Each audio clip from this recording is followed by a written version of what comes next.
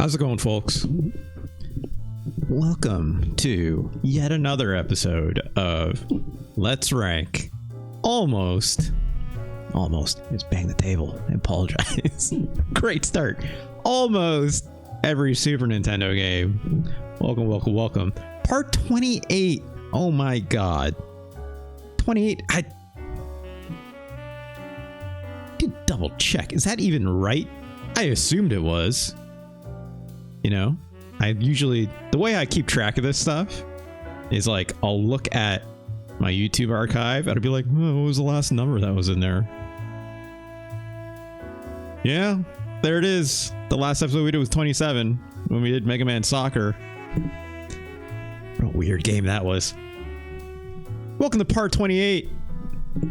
Hey, Fonk, how's it going? Did Rise of the Machine? You mean Rise of the Robots? Please.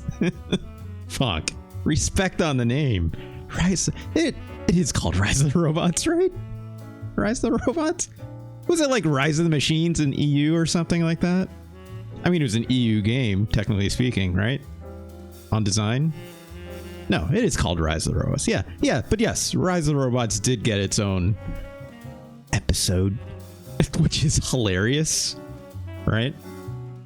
Even though technically speaking, I did that at the end of another thing, right? I think I did that at the end of a Armored Core 6 stream, right? Because I, again, don't have any sense of time management. I apologize. Speaking of bad time management, it's like I already had a late start today because I spilled the coffee. It's like I like having, like making myself a fine cup before every show.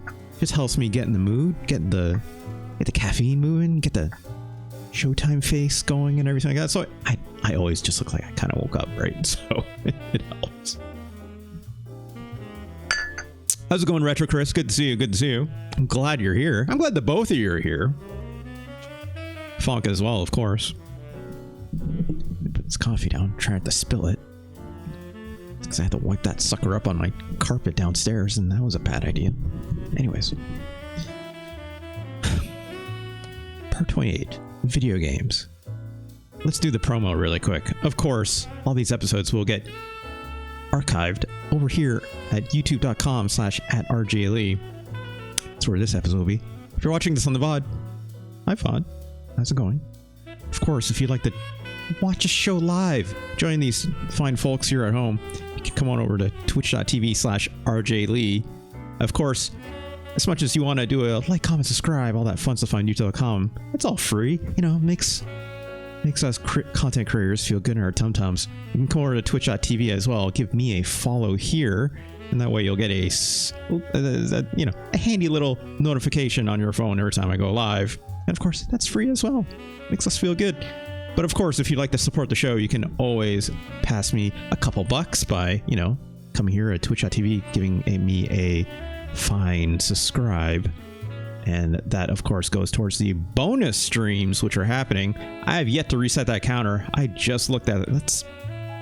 I'll do that later. I totally forgot to do that. Which I have bonus streams set up for our fine users. Currently, we have met the bonus goal stream. Thanks to Fonk over here, who donated a whopping 10 subs. Thank you so much. Bottom of my heart, as always, Fonk. And of course, Retro Chris giving me a fine donation, which entitles him to a fine game request. Of course, with our tips and donations goal currently going towards a 5-string bass so I can play Rocksmith to the fine folks at home with, more different kinds of music than my current bass here, which is only a 4-string, which I can only do so much with. I can do fine stuff with, but not as much as I'd like, of course. And all of these things go towards, for you fine folks at home, being able to suggest a SNES game to me, and I have to play it right away. Of course, it's also not playing someone else's request, right? Where I'll play any SNES game you request of me, for at least 30 minutes or upwards to an hour or so, or maybe even more, because if I find something interesting about it, I'll just keep playing. That's just how it goes, right? Of course, I will do so for at least a $20 tip or 8 gift subs or 2,000 bits. So thank you to everyone, especially Fonk and Retro Chris today, for giving us the fine recommendations that we'll be looking at, which we'll keep for secret for now until we get around to it. But I think, of course, if you want to see what games we've looked at so far, you can go over here to tinyurl.com/SNES ranking. And with that, you can look at this fine curated list of video games, you know, some of which are mostly ones that I've picked out, some of which are obviously fan community requests as well, much like Mario is Missing, which we did way back in part 18. It was requested by a lucky hyena. Thank you to them. Of course, we have games like Spider-Man and X-Men and Arcade's Revenge. That game had cool music at the very least, but that's about it. And of course, at the bottom of our list, we have Pac-Man 2, The New Adventures.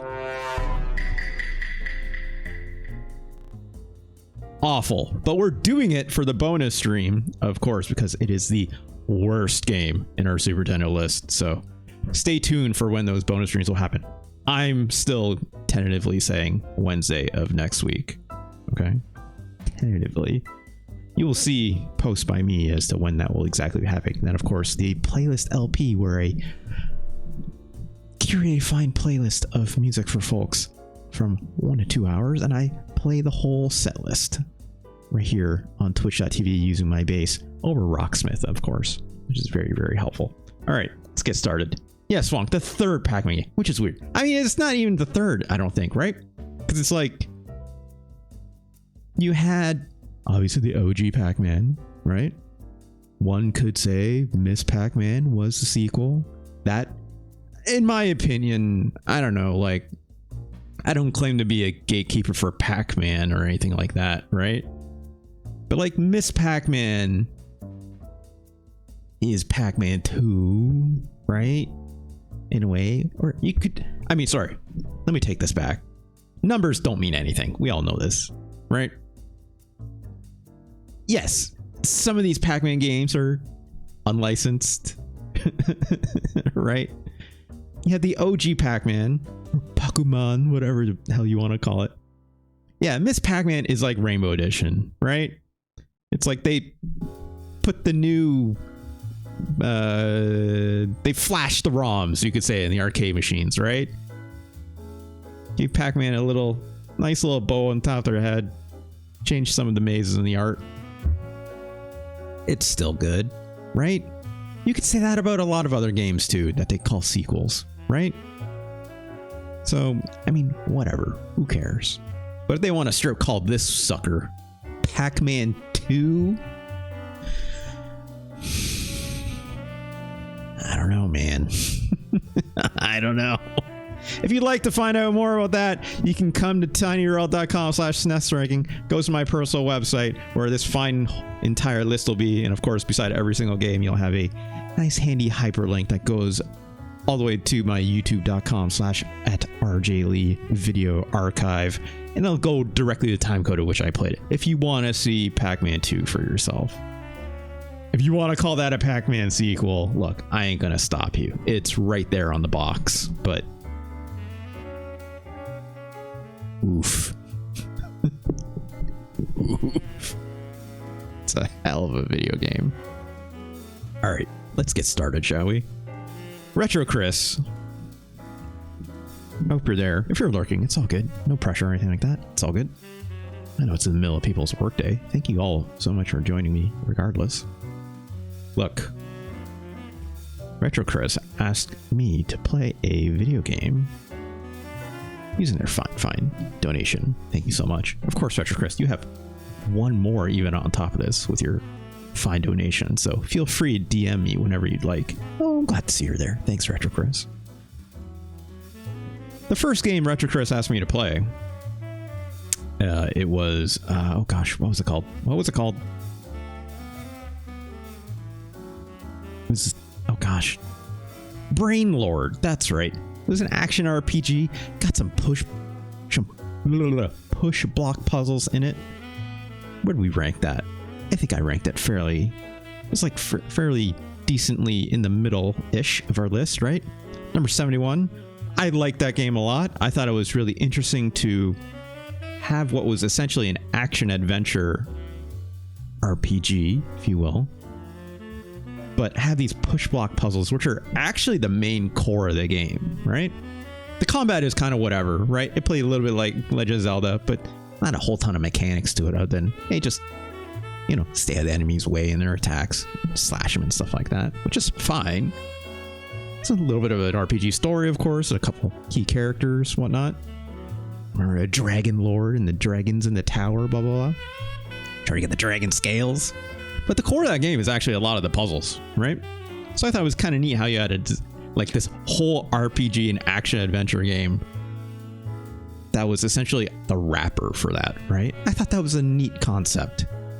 You know, I wish it did more with the wrapper part of it, but I think at its key, it's a very solid game by all stretches. So 71, very decent for that. This next game we're going to check out. Let's bring it up, shall we? I got it here. Check out the controller. This is, let me bring up the small amount of research I did for this game.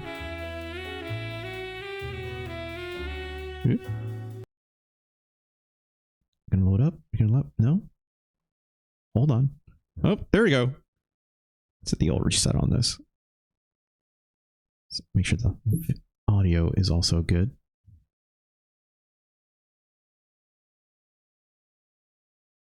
There is no sound. What is happening?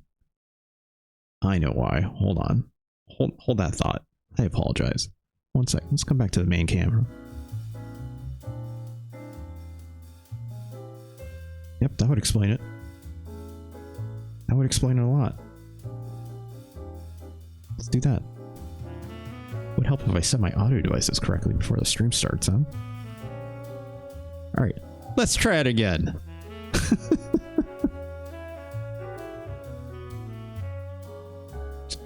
So, this is... Oh, there you go. Hopefully he's heard that. There we go. Great. Just keep my eye on the audio here. Long ago, the seas were ruled by greedy pirates. The most famous of these is the legendary Captain Maverick. Ooh. His treasure, known as Marvelous. That's a very funny... That's a funny adjective to give a noun, right? To be guarded by unsolvable puzzles and bizarre creatures. Those who go searching for it are never seen again. Look, the cursive... the cursive font was a choice font, not Pebbles. Present day. Everything just went all caps all of a sudden. I will note. I mean, I'll just say it right now. This game is called... Oh gosh, where is it? Marvelous Mōhitotsu no Takarajima. Which, if my translation stuff is correct, means marvelous. Another treasure island. Yeah, it was marvelous right there in the text. The name of the treasure, right? I will note, I do have a fine translation patch applied over this, as this is a Japan-only release game. Oh no, not another one. Another treasure. No, it's like it's not the first treasure island, unfortunately. Which, I don't know, that's a fun movie, right? People didn't like that movie. I think for the most part, right? It's like, what was it? Matthew Modine and Gina Davis, I think, right?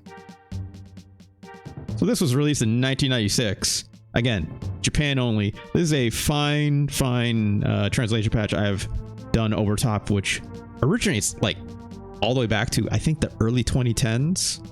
Was originally made by a user named Tashi, who kind of like, I think, only got halfway through the project or partially the way through it.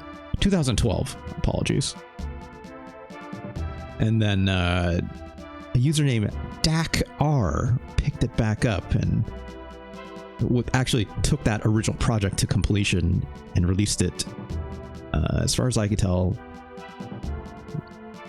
their final release was, or their last release was put out in 2018. So shout out to those users. Of course, this is all provided by romhacking.net, a very good website, which hopefully they can. I've not kept up on the scene, I guess you could say, but hopefully they've been able to somewhat resolve some of the issues that they've been having recently. It's a great community. So, all right. It's such an odd film. It aired continually on UK TV. It's not bad. It's just, that's unfortunate. It looked like, I remember the poster for it was very much like your very prototypical, like very 70s style, like original Star Wars looking kind of even poster. Very like big swashbuckly energy, which is what it was supposed to be. And it just kind of was meh. That's unfortunate. How's it going? Oh, okay. Do not acknowledge Ganj. I'll wait till they come back. And then we'll be nice to Ganj. It's not Friday, but hey. All right. Let's check out Marvelous Another Island. Again, I have a translation patch on top, so we'll see how this goes. It would have done great around Indiana Jones films. Was it just like kind of cut rate pirate movie, unfortunately? Yeah, Star Wars. Thanks, Fox. Is a pirate film. Yeah. It's very swashbuckly, right? It just happens to be in space. Let's do a new game. Oops. My name does not start with a M. Right. It's like A button is the confirm button because this is a Japanese game. Here we go. Came out post Hook. Wow. I mean, Hook is great. I have not watched Hook in a very long time. So I know very little about this game. I tested it out just to make sure obviously it looked okay and obviously the English patch was applied correctly, blah, blah, blah. But I know very little of this. So again, thank you to Retro Chris for this awesome request. I'm just a monkey right now. So give me a little ooh. I like this little animated arrow for the text box. That's fun. His thumb is just like going wah, wah, wah, wah. Ooh, TL. I'm glad you came. Who's TL? I'm sorry, what? Oh, is TL this old man up here? And my name is Winky, apparently? Even though I put in my name at the beginning. What's up with that? Wow, 16th birthday. Are monkey ears kind of like dog ears? Is there like a commonality here?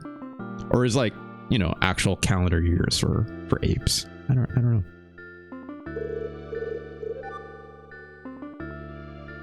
Okay, sure.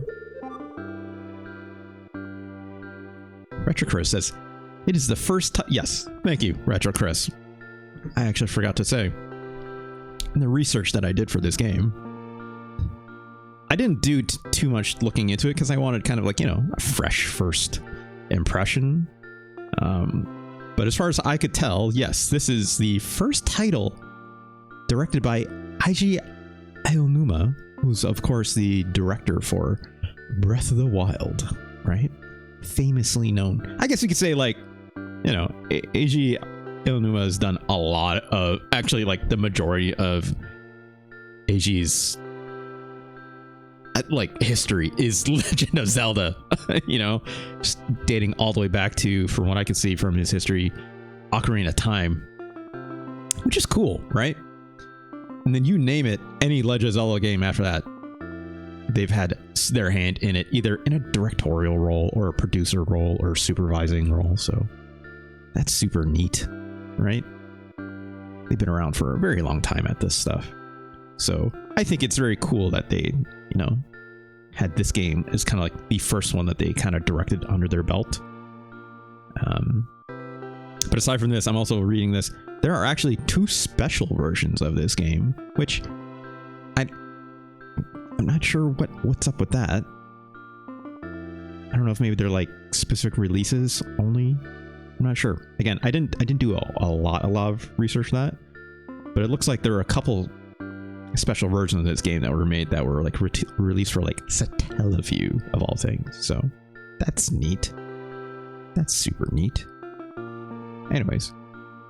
And the only other thing I know about it is that this game is also an action-adventure game in a similar kind of way. Let's keep talking to this monkey. Or I guess we are the monkey. Listen up, Winky! Okay. I find it's very interesting. This like text box goes like down and up like this. It's got like, you know, the game's logo right behind it. I don't know if that was maybe added by the fan translation or not, but okay. So special about this island. Wow, they're stripped doing the adventure like the Link thing where it's like this old man is holding these items up over his head, huh?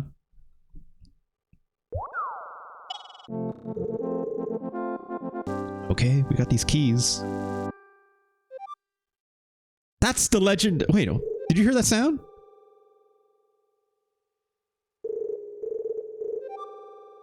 That sound. That's the Link to the Past sound. Or not. Yeah, that's the Link to the Past sound, right? It's like when you like thumb through dialogue, right? That's literally the exact same. I don't know. I can't remember if Legends also does that when like when the text scroll is happening. Someone please correct me if I'm wrong. That sound, right? What's going on here? These keys unlock the secret of this island, but more than that, they have the power to change the lives of those who hold them. It's very similar font, yeah. It's just not on that like half transparent background and like on the game, right? It's just in whatever the text box below. Yeah, it's the goddamn ocarina note. You're right. That's like, as soon as I heard that, I'm just like, wait a second. It's all starting to come together now.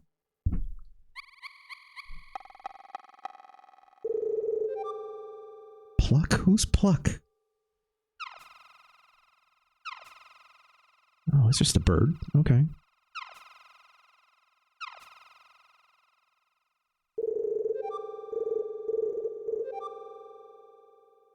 How's it going, Gonch? I didn't acknowledge you earlier like you told me to. Sort of. Kind of. Do I know what day it is? What? What day is it, Gonch? It's Thursday. I'm not sure. It's not Friday. I know that much. But Gonch, I would like you to tell me. It's Friday Eve. Yeah. Yeah, you're not wrong. It's be nice. It's, hey, Gonch. Happy, be nice to Gonch Eve. Okay? Yeah. Yeah. Is it fucking Talk Like a Pirate Day or like Men's Day? Oh gosh, I hope not. Because every day is Friday, which means tomorrow is Friday. Oh. I mean, if it is oh, no, we're not doing that.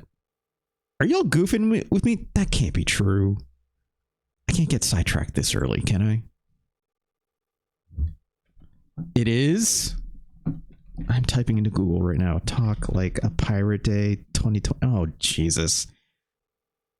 I'm sorry. Hold on. Okay, so I typed this into my Google Chrome browser, right?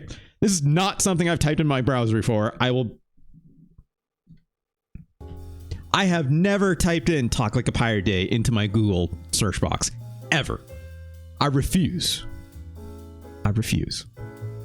This is the first time I'm doing it. And the autocomplete that came up when I typed in Talk Like a Pirate Day 2024, which I got an autocomplete for, it says Talk Like a Pirate Day 2024, which is obviously what we got.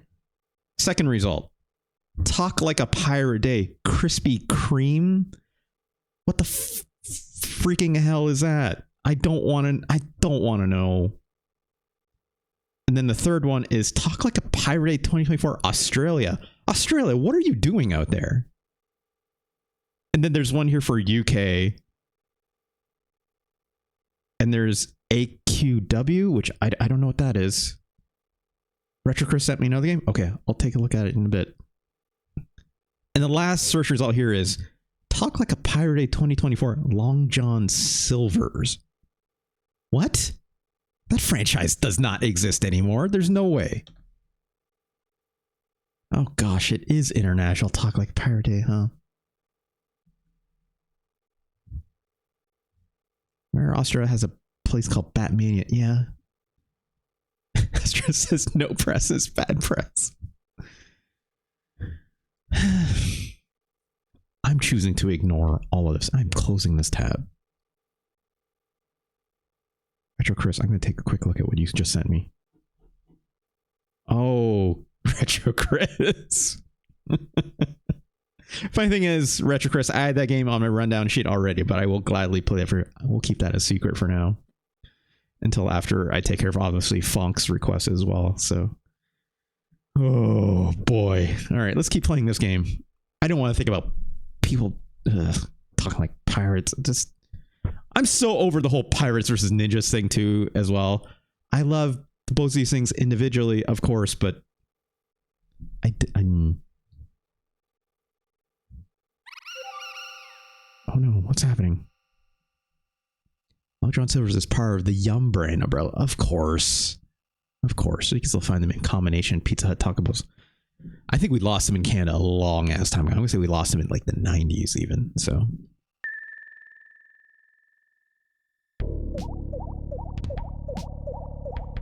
The monkey is upset. Ookie, ookie, ookie. Oh, I see what the TL means now. The TL means translation. Hey, Myers, how's it going? Yeah, I was trying to read it. I'm like, these monkeys say ookie ookie, but like, can they actually speak? Or is it just the elder, like, speaking back to them? Is the elder named TL? But it's like, the dialogue wasn't making sense. So I don't know if maybe that's just like, you know, something that translation is obviously struggling with, but this is the TL is the translation of this monkey speaking back to the elder. Okay, I got it now. I got it. Bad news, elder. Humans have come to capture us. Of course. You must escape. Okay. Yuki Yuki. Translation. They come for the keys! Of course. Conch says there are the most Long John Silvers in Texas with 70? What? What? Why Texas? I mean, it's deep fried fish. How can you go wrong? I guess. Fox is the place I buy my Raspberry Pis and microcomputer parts. Go P. Maroney. I don't know. What are we talking about that for? Number 2 is Ohio. Ganj, what you're telling me is like a lot of these places are places without ocean. A lot of landlocked states in the US is what we're saying, right? Also, can we take note of these scared monkeys? These 3 standing in a row? It just kind of looks like they're twerking, right? It kind of just looks like they're twerking. Texas is my luck? Texas touches ocean? Does it touch like a little bit of the south part of it?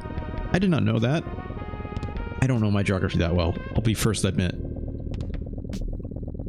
Oh, you're right. Yeah. Sorry, I didn't realize. Wow. Okay. Oh, you're right. Holy crap. I didn't. Wow. Houston is literally a coastal town, I guess. I did not know that. I mean, of course it is. It's the very bottom. I should have known that. I thought my brain, I don't know why.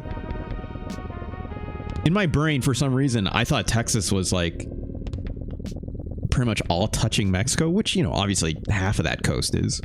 Wow, I should have known that. That's wild.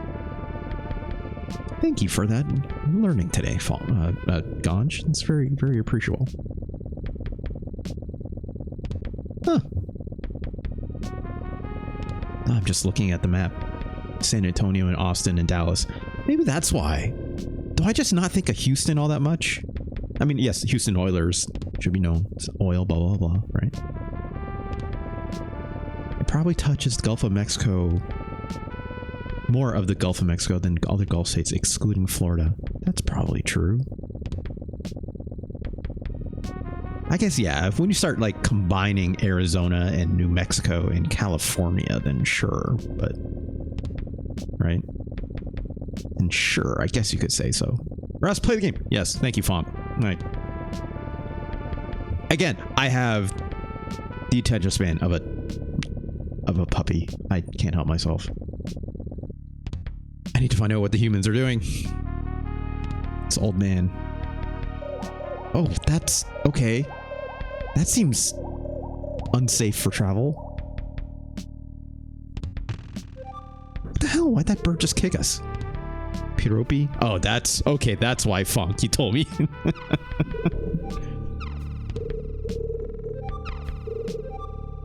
Gosh, what a dunce. Okay. Didn't have to be that mean.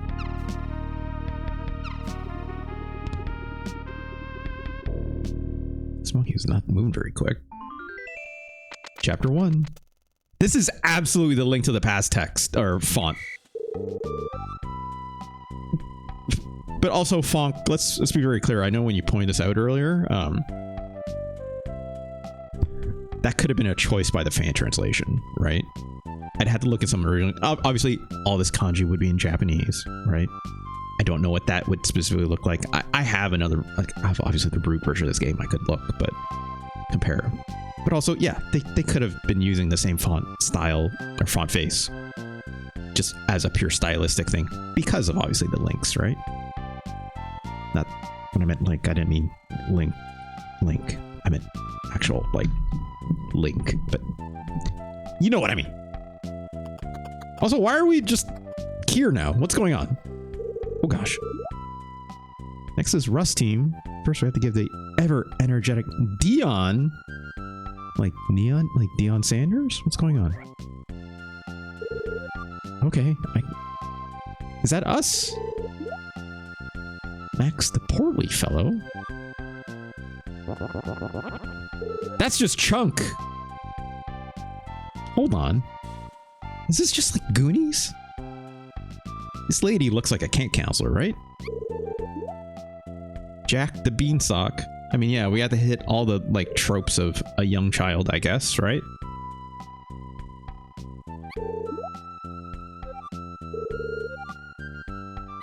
Okay.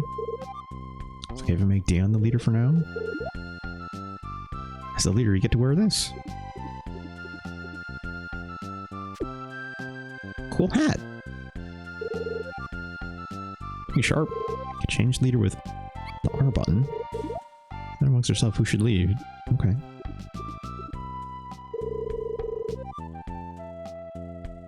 Fonk says, Marvelous was the first game directed by IGN and Will, yeah.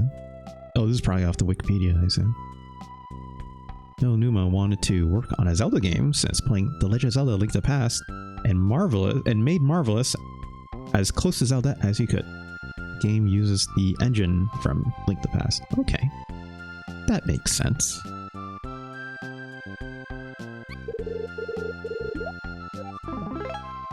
Oh! They're just straight up anime in here. Okay. Also, every time this lady speaks, she does like a monkey, like ookie kind of sound. Or every time, oh, I see, every time I thumped it. It's not, yeah, it's not doing the other sound anymore. What the, hold on. So I need 6 fire logs so she can make lunch. Okay. Okay, there's the sound. I guess that's weird. Luck rocks. And I like them a lot. Okay.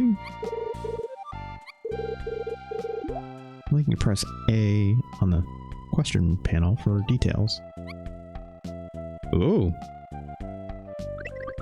Whoa, okay, this is... Good eye there. Oh, this is weird.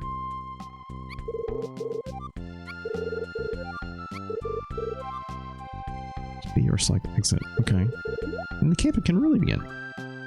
The fact that this cursor follows... Oh, I don't like that! Did you all see that? Did you all see this? Oh, I don't like that 1 minute. Look. Some people have issues with their eyes. I get it. That's totally fine and normal, right? Obviously. It's the fact she can do it like on command like this.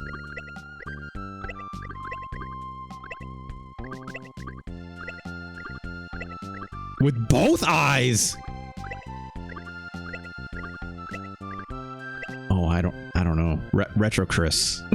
What are we doing here?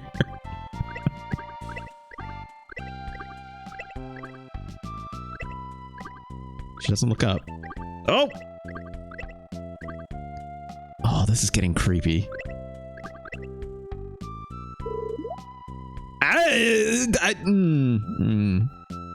Retro says, just wait. It gets better. Better might. Your sense of better compared to mine. I hope they are not so misaligned. Oh gosh, is this gonna do something creepy? No. What? No. No. Retro Chris, no. Oh, yeah, okay. Look. We have to move on. We have to move on. I do not condone consensuality, okay? Okay?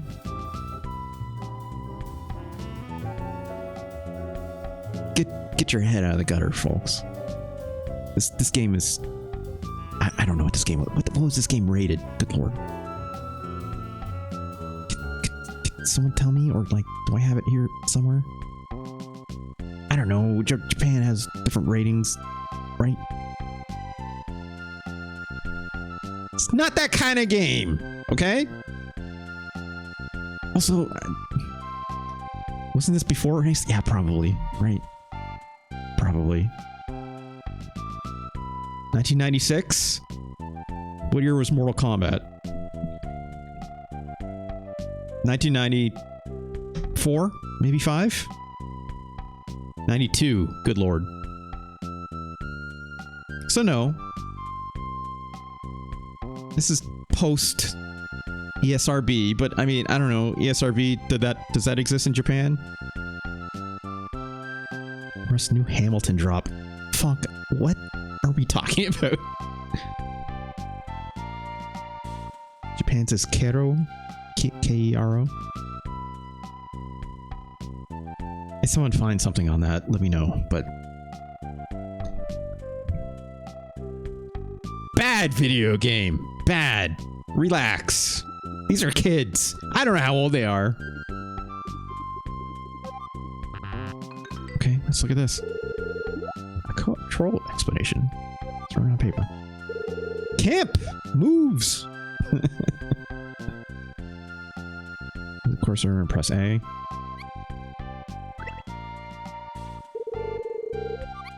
Okay. Great. Is it teamwork an item? Let's do anything right now. Founded in 2002 for Sero. Okay. Thanks, my hero Zero.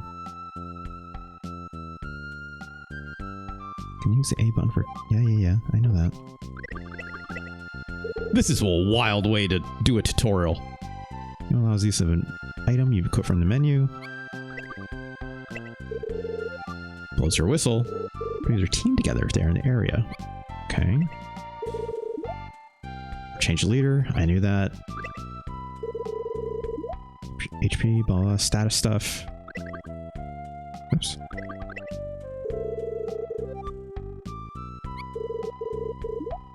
Sure.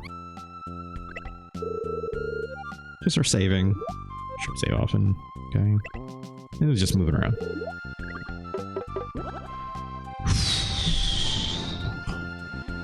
Can I talk to my buddies? No. That's neat. Oh, well. Chunk friend is... I press this again? Do I... Okay, so yeah. So I see that... It switches them around. Ooh, logs. There's a hole in the side of the tent. Why is there a hole? Okay. I don't know. We're like... leave with your friends. Mayor Zero says ESRB was from the U.S. congressional hearing. Yep, the Joseph Lieberman and blah blah blah. When Howard goes through the rest of the industry on a bus, it's true. Which, yes, now he is head of NOAA. There's a hole in the side of the tent. Oh no, is this...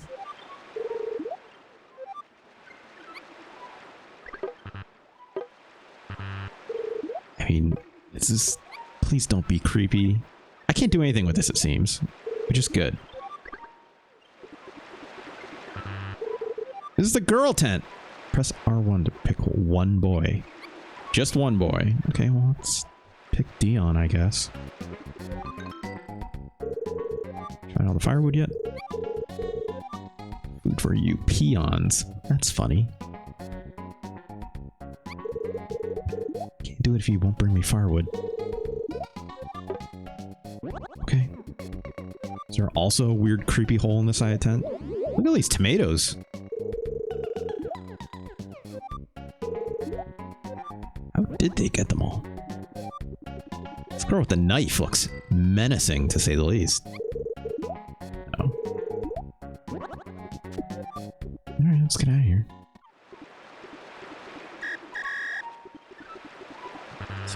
It's like a limbo line? What's going on?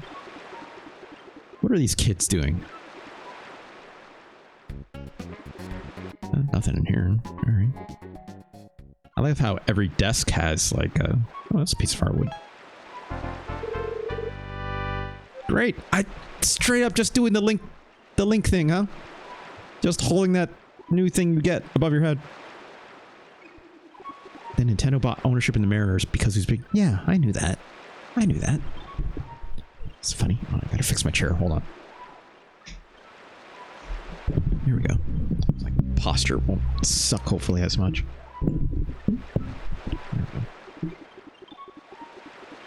What's going on over here? No run button. What's that? It's a luck rock. Okay. Just kind of looks like a... kind of looks like a crystal from like DuckTales or something for the NES. What's happening down here? Oh, okay. Whew.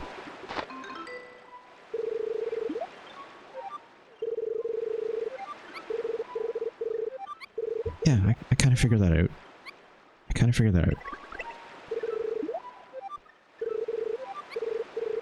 Fishing freak.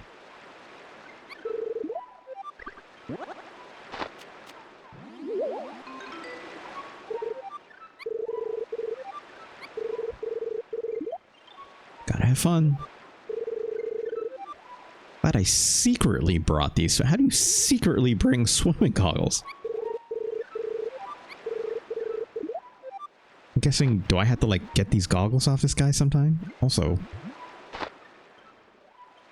Oh, you lost them.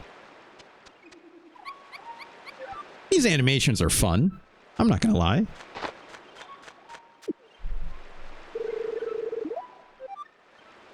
Can I, like, find the goggles myself? I mean, I have to, like, see them. What's going on here?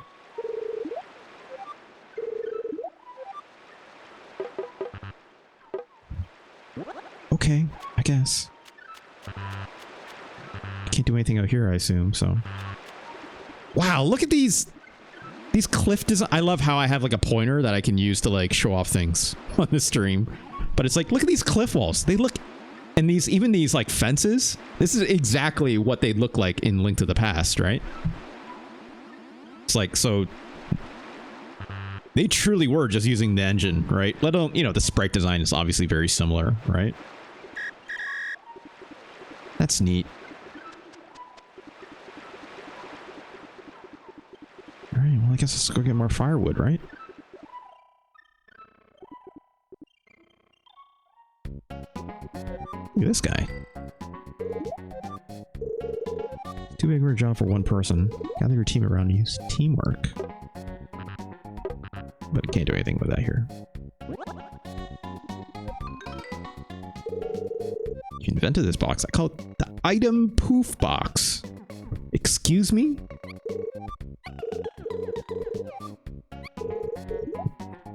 Okay, I guess. Okay, well that's good. As long as the item isn't disappearing, then sure, right?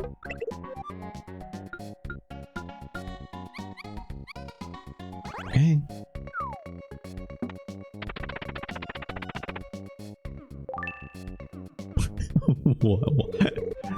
Okay, sure. Why not?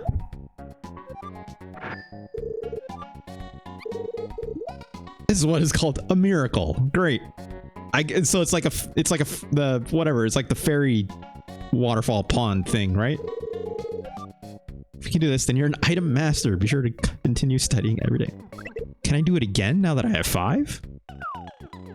Will I get another 5 out of it?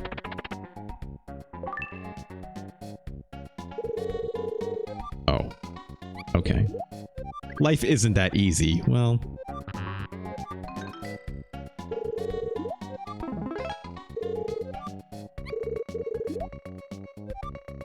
I know all this. This is fine.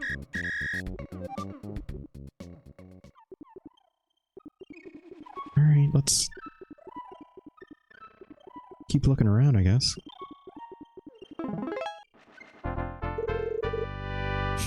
It's the sound I want things to make anytime I find something cool. Hot dang, that is a dorky hat. Look. I get it. Look, fedoras are extremely uncool, right? Like, we all know this. You suck up to the teacher for it. Look, she just gave it to me, alright? Look, there's some... just... don't be weird with the teacher, okay? Wow, this kid really doesn't like camping. Is there anyone who's on my level? This poor kid.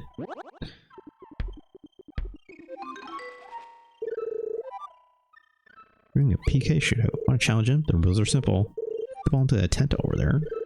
We'll give you a prize. How about it? Okay. Oh, nice. I have to be wearing soccer shoes? Jeez. Jeez! And don't take it that hard, friend. What the?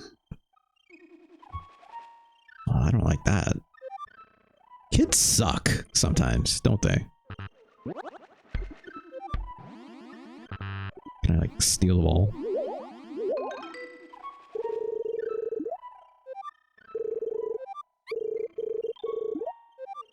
Okay, fine.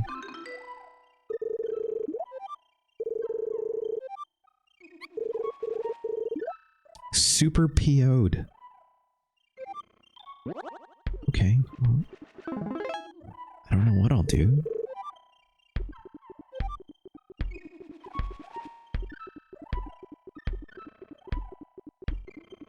Keep looking around, I guess, right? Oh, there's a fish.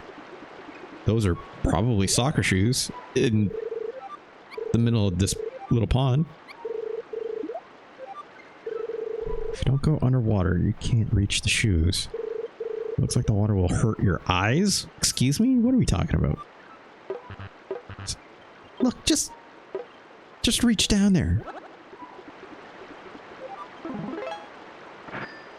Did I just see a prompt come up with the fish so I can, like, talk to the fish?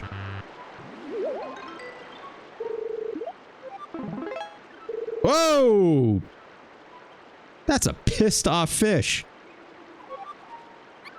What is this game?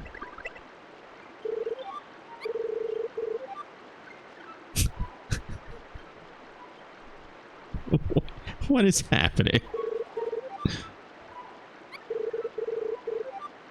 This is what happens whenever I go fishing too, right? It's like I have these conversations with all the fish I run into, and it's like, oh, you're thinking about catching me, huh?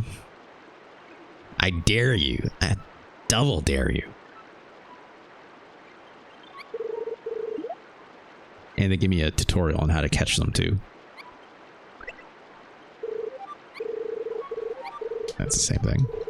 It's not like the weird camp counselor thing where it's like going different parts of her body, which is extremely creepy.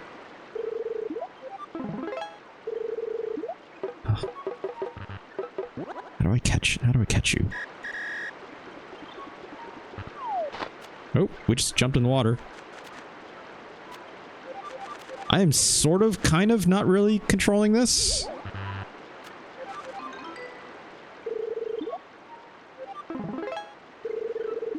I can't. Okay, can I take the shoes? I'm right over top of them. Just. I'm literally. Okay. Also, I just realized the big kid didn't. I see. So I am controlling this. It's just got a lot of momentum. Even more so than, like, swimming in Link to the Past. Oh my gosh. Can I go up here? Is there anything up here? Where'd the big kid go? How come the big kid didn't go in the water? This is as fast as I can swim, by the way.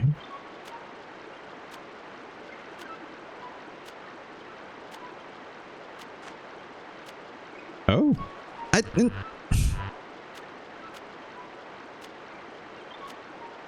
Oh my god. Ugh.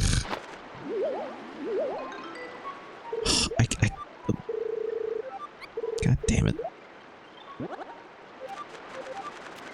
Let's get out of here. I cannot handle this swimming anymore.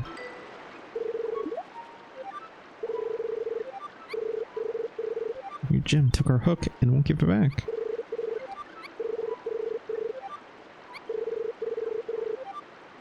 I'm pretty weak against forceful women. Or what was I saying? What is it? Okay. Does everyone just have a crush on her then? Can't jump. Where'd the... I lost one of my kids. What happened? Where'd he go?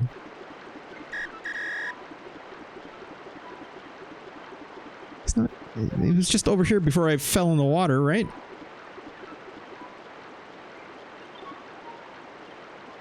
Nothing back here? No.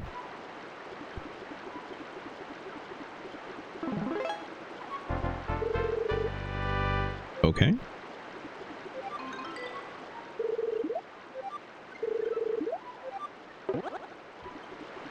Is he at least like back at camp?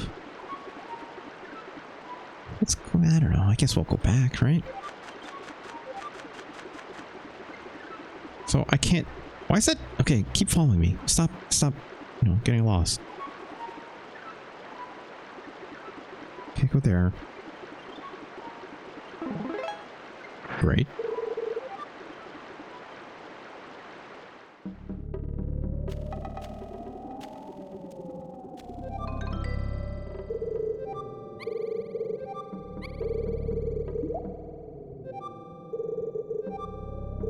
Okay, but I like, oh.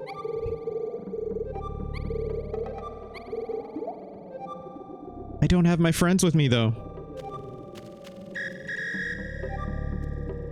Oh, god damn it. I have to go. Okay, let's go see if we can find our third friend back. Because it's like, it seems very key to this whole experience. I guess he just, maybe he's afraid of water or something like that. So maybe he ran back, right? That's my guess. So the tall guy just keeps getting lost, it seems. Wait, where'd our friend go? Where?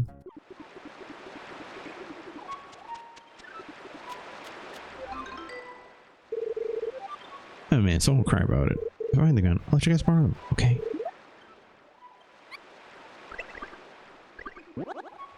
Where'd my friend go? Is he just dead? Did he didn't like drown or something? Did I just I literally just lost sight of him.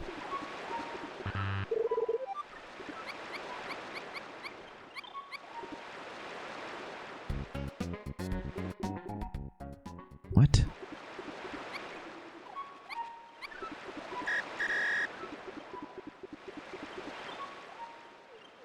What is happening? Retro Chris, do you have any idea what's happening? Did I straight up just lose my friend completely? Oh, there he is. Why is he way back here?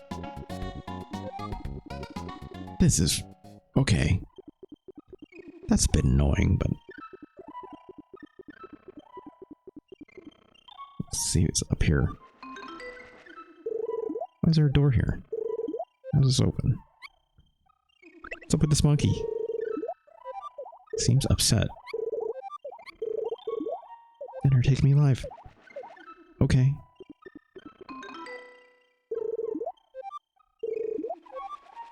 I guess I can only, like, see that far. I can't look at what the heck's going on up there. Alright. Sometimes they get lost, so you gotta go pick them up again. Okay, well... hopefully that doesn't happen again. Let's go move that giant pot of water. Before we go up further, I guess, right? Alright, get out of the way.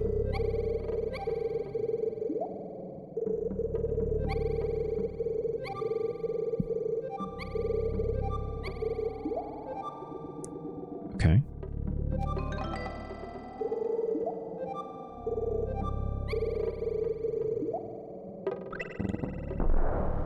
Oh.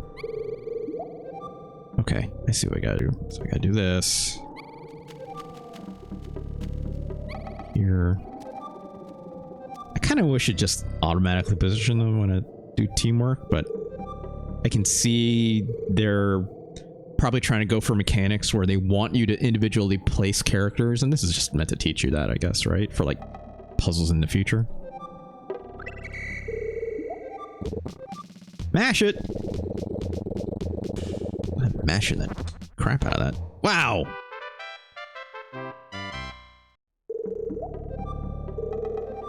Half the water splashed out.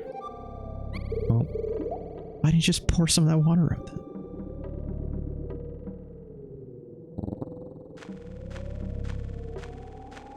Okay, well, that's taken care of. Let's get that. I think I'm still short one log after this, right? I need 6, if I'm not mistaken.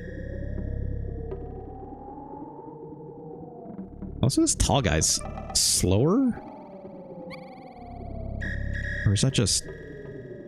is that just me?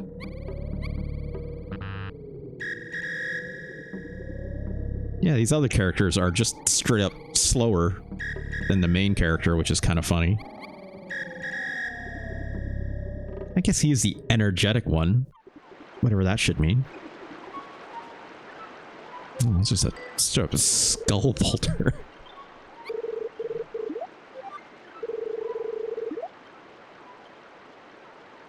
How am I supposed to get around?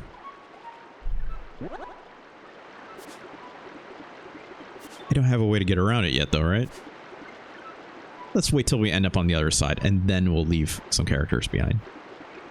Can I go in here? Okay, so now they're all with me now. That's weird. Okay. I thought it was like sort of like, hey, that one character cannot go in the water or something like that, right?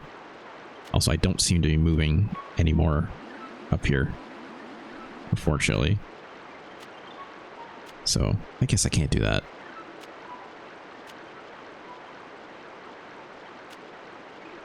Alright, so I clearly need the goggles, right? Can I catch a fish without the goggles? I doubt it, right?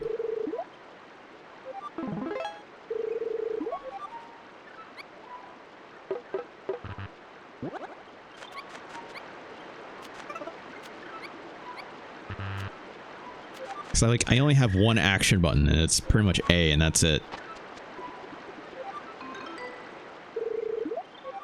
This guy wanted a fish, right? I wanted the hook. Okay. What did the other kid want here? I'm trying to remember. Soccer shoes to do the soccer thing. This kid is pissed.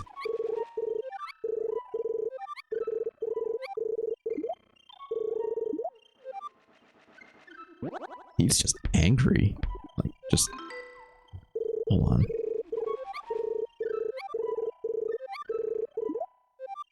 So he's in charge of fishing. But so is the other kids, apparently. Okay, he's just making fun of my hat constantly. Let's... I guess look elsewhere, right?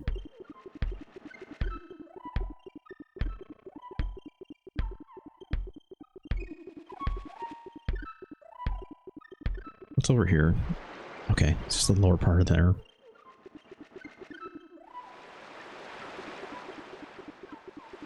What am I missing?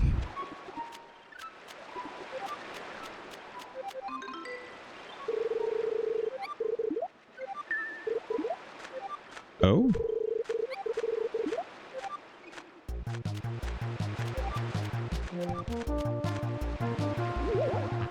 Oop. I mean, he just hooked his friend, right? Is that what we're getting at?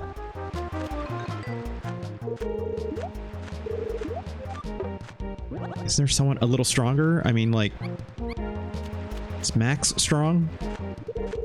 Okay, great. On 3, push the button.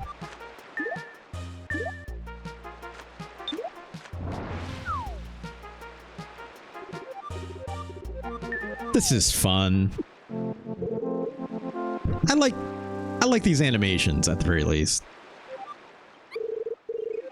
In terms of my impression so far, this is the pacing of this is very slow, obviously. Like, obviously it's very slice of lifey, right? And when it's like doing this slice of life thing, it's like very much, if I had to guess, the intro to obviously something much grander in terms of the adventure, right? Whatever the things with the monkeys is, and Elder and the keys.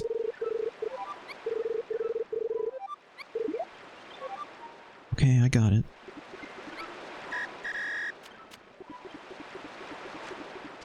Wait, what's he got now?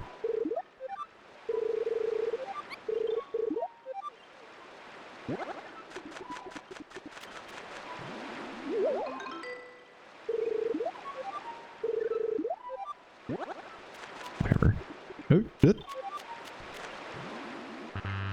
Oh, it just sank to the bottom. Wait, hold on. Let's back that up. Can I still get that?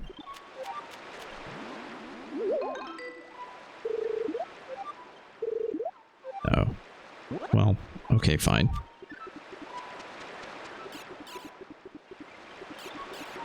Oh, I see. That's what this is for.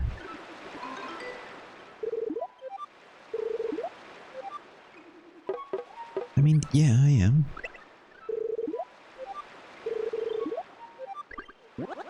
Just gonna keep moving. Got the goggles. Let's get in that water. So I gotta equip it, right? So Max has them.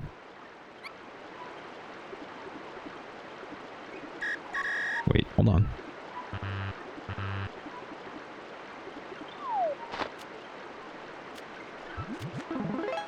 Great, we got the shoes. It's dry mode. Good call. Can I also get a fish? Corner these suckers? Nope.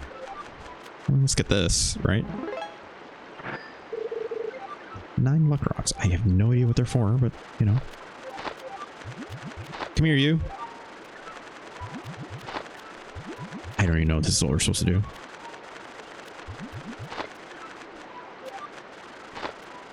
Nope. Come here, you. Nope.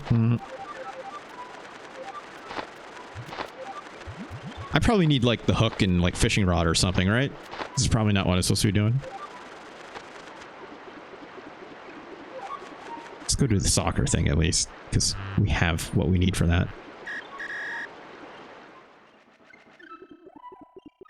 Oh no, I lost one of my kids. Come here, come on.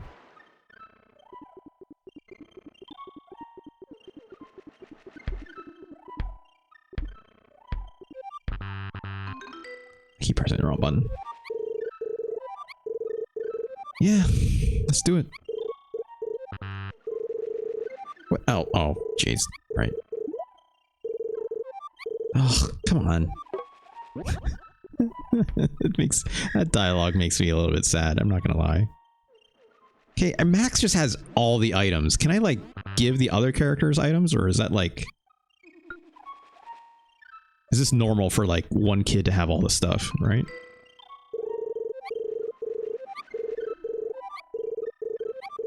Because it's like, you need items to go get the other items, so it's like...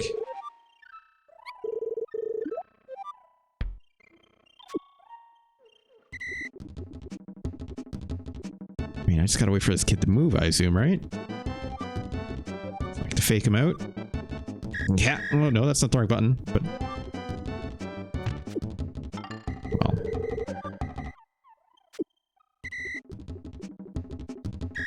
Can I, like... No, he doesn't have actually even the soccer shoes, so I can, like, fake him out here, right? Fake out here. Okay, he's only following. But if I did this, right? And then did a quick swap, and then boom! That kid should not play goalie. He's very easily confused.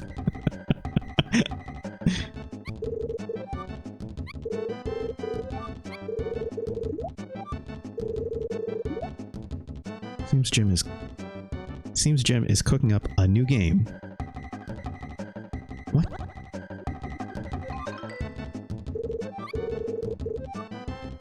I wouldn't say it's very Iron Guard, my friend. Want a prize? Idiots and their promises. That's all I have, but alright, I'll give it to that lanky friend Jack. Take it.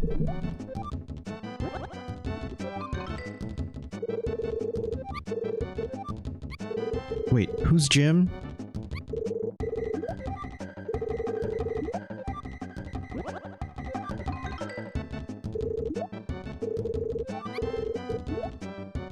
Who's Miss Gina? Is that the camp counselor teacher?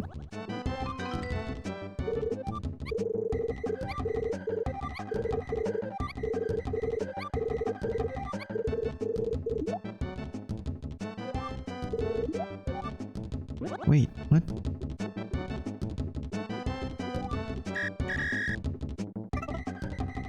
Oh, I see. Gave it to Jack. I see. So I forgot, like, all the character names for a moment, so... How do I... Oh, what's the button for this again? Hey, Burmick, how's it going? This is... Marvelous! Another Treasure Island for the Super Nintendo. Which, as far as I can tell, is a Japanese-only release. Originally named Marvelous Mōhitotsu no Takarajima. It's interesting. As far as I can tell, it's very slice-of-lifey so far. But there is a grander adventure.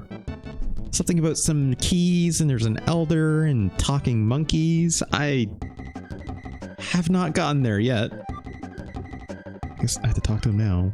Jack. No TED Talk about Pasade? Marwan? Not yet. Not yet. Actually playing video games. What is this, right? Thank you for joining me today, Burmick and Marwan.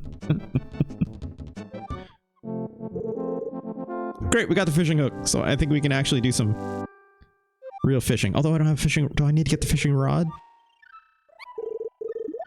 Yeah, of course. Of course. Do I have to go in here now? Oh, it's a shop. Jim's Don't Be Unlucky game. Hold on a minute. This is just the game from Link to the Past. Yet again.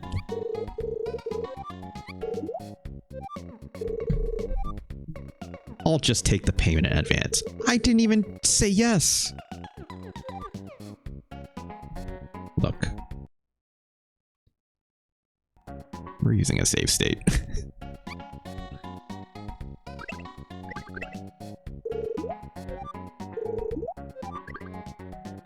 Yeah, I said I'd play. Come on, let's go.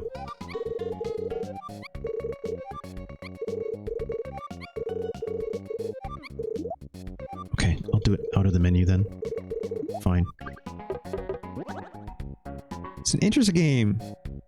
It's a first-party late SNES game in the Link to the Past engine by future Zelda man Aonuma, but it feels like it hasn't revved up. Yeah, like I'm still like, I feel like I'm still in the intro, but it's throwing all these like very typical Zelda like quest structure at me out the gate. Also, how do I open this? That's pick a different character or something? Like, what's going on? Hold on. No, come here.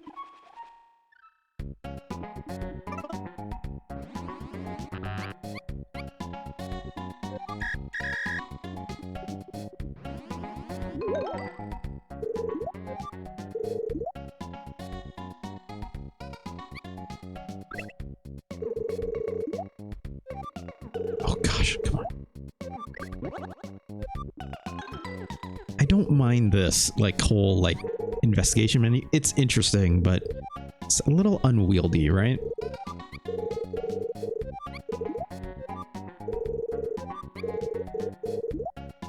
Oh, sorry. I should be reading this. Choose luck rocks from item and then press the A button.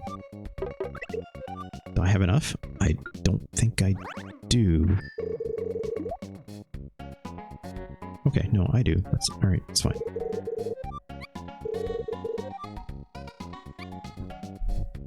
Let's put a save state here, shall we? We were wrong. So let's back that up. Whoop. Is this game gonna try and con me? Nope, it won't.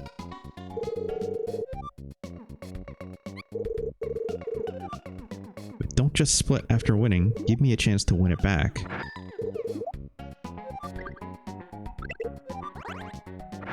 What are we saying here? It's like double or nothing? Oh, interesting. Wow, I think we found a way to kind of grind these lucky rocks, huh? Sure. Oh, I see. So maybe the 14 is how many he has on the whiteboard behind him. No, huh? Choosing this one? We're taking the house down. That's all I'm gonna say. Look, you open a casino. I'm going to exploit it, right? Didn't need to redo that one.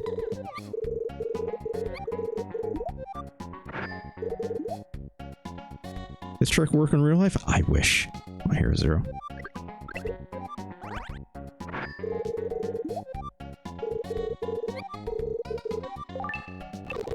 Okay, the right one.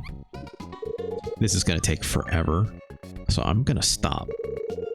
As much as my brain is like, just take everything for what this guy has. It's a few more. What's a few more? Come on.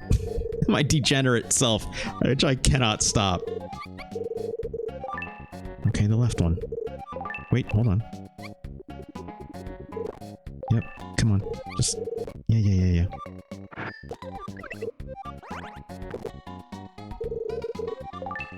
Great.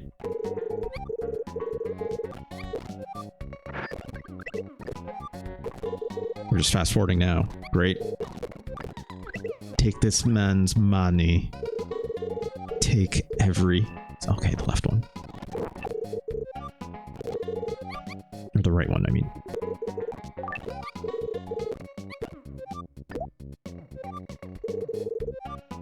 Yeah, you should have opened a casino, friend. Not with someone that has, technically speaking, rewind functionality. This poor kid. First, we trash his dreams of being a goalie in the first soccer, and now he's like, I got a great idea. I'm going to open a casino. Then we took every dollar from him, and he's like, my store is ruined. Get out of here. It's like, okay, well, sorry, friend. I'll see you in your next business venture, I guess. All right. I guess we need a fishing rod, which I guess these kids have, right? I guess we also have enough logs. Oh no, we aren't. We have a short one. Okay. Okay. Hey, guy. Can I borrow this?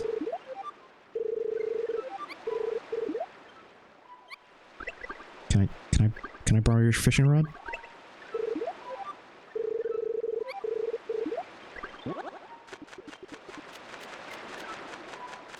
Is he just gonna pull up junk again? It's just to straight up a boot.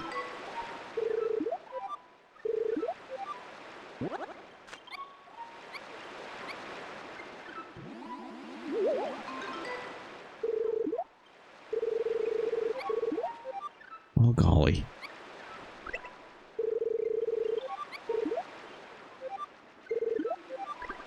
I mean, I have the goggles now, but I mean...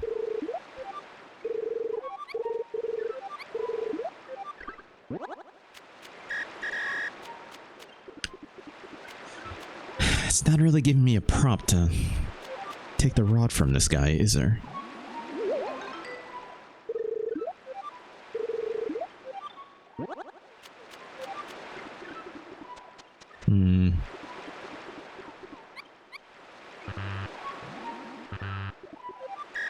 Come on, let's go.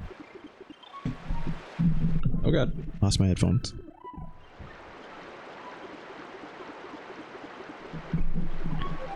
These guys I need to give the fish before I get that, right? Oh, no, hold on.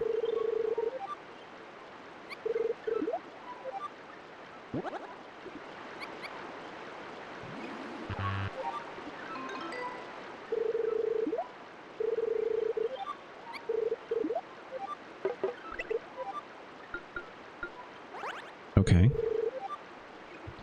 We combine this with this rod. Oh, they have a rod. Okay, great. Great. All right.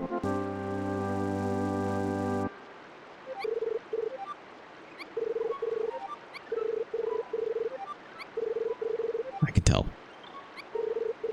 God, we gotta do everything around here.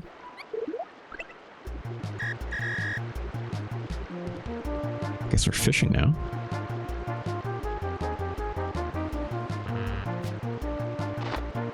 Nope, that's not how you fish. I'm not sure this is how fishing works. Wait, do I have to press and hold? Is that... Okay, yeah. Nope, that doesn't... Okay.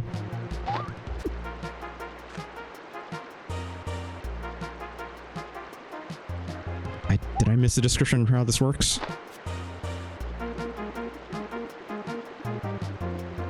I like this music just changed all of a sudden. That's fun.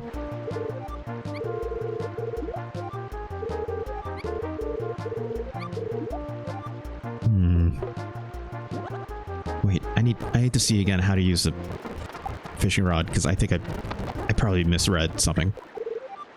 Press already equipped. Press B to use it. That's all you're gonna give me?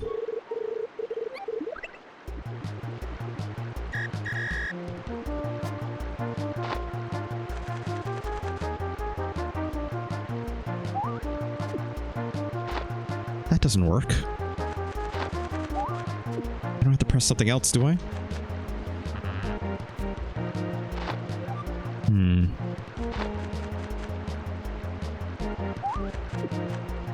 Okay, I see. It's just on the D-pad. I wish it was a little more clear. You just kind of let go, huh?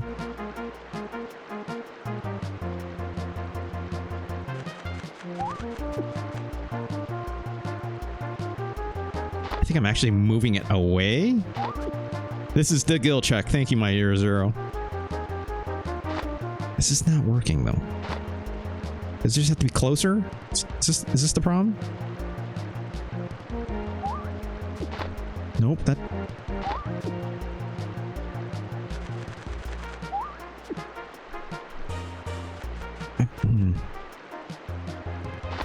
Nope, that's not...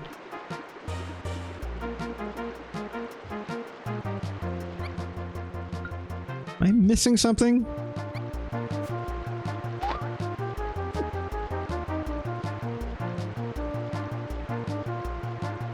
Do I need... Oh, okay. Sure. I guess it finally worked.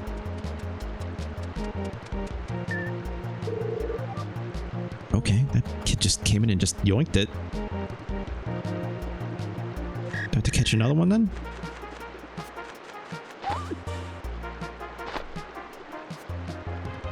Do I just have to get it closer?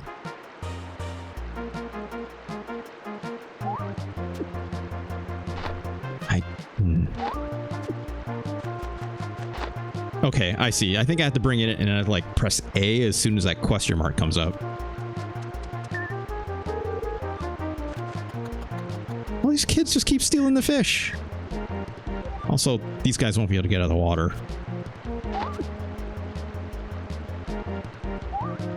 Oh, god damn it.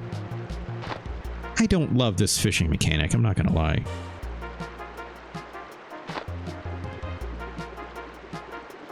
Not exactly my favorite, but I just wish it was a little clearer. Well done. Do I need to catch more? I don't have to catch all the fish, do I? Also, I can't move right now. Nope. I...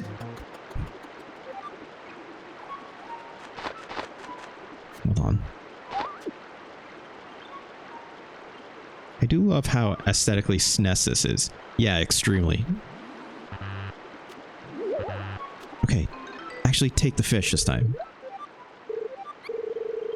I can get back on the lake on my own. Okay, that's fun. This game's like, no overfishing! Very ecologically minded. I can appreciate that. Also, let's get these guys out of the water, shall we? Come on. Oh, this kid is just gonna be stuck in the water, won't he? Until I get him out of there himself. There we go.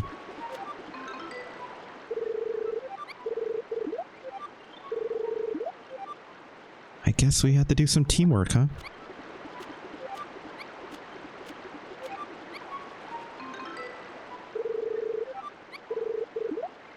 Mm-hmm.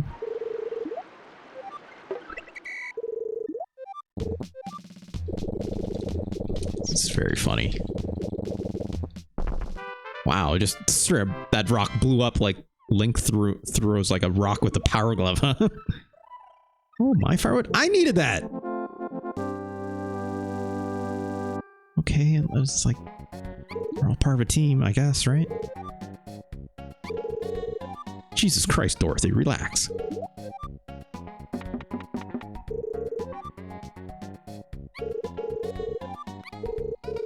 Why is she being so mean to us? Look, I get it. You're busy. Everyone's busy.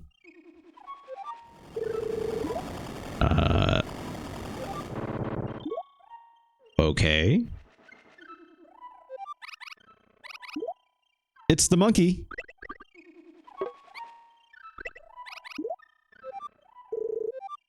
Ookie. Hide. Go to a tree shadow. They're coming. Ooh, what? Who are you talking about?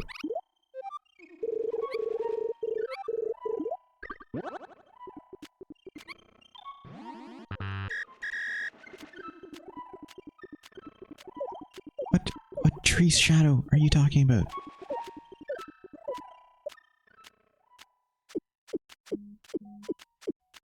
Also, my phone is blowing up for some reason. Hold on.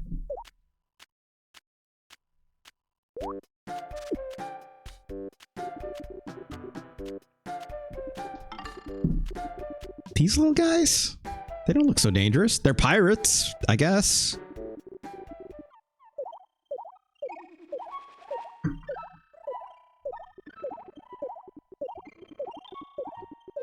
Oh my god.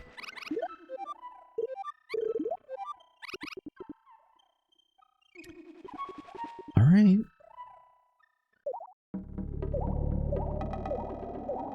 Is that just a rope? Kind of looks like a coil of poop.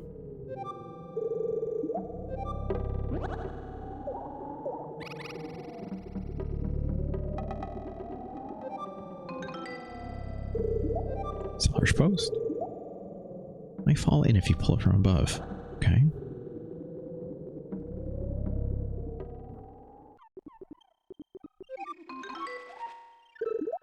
It is a sign.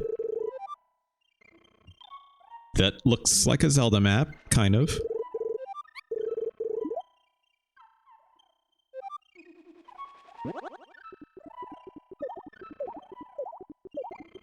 Oh, we're here now. Let's see if we can open this. I did see him get sort of into position.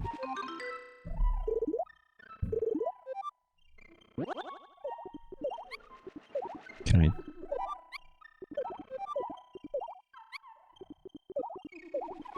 Can I teamwork this somehow?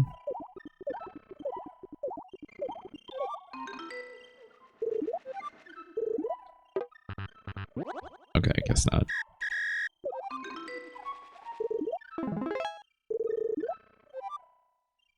It's a key. It's a key puzzle. Obviously, this monkey is just waiting for us, though, very kindly.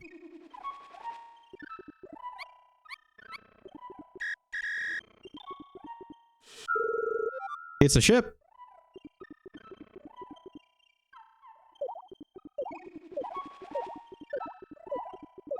Very clear, you're not supposed to go there yet.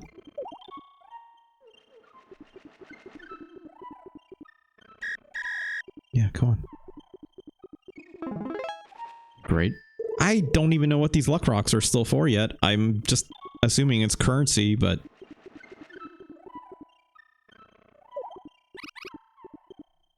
I guess we'll see. Hold on. Is there anything up here?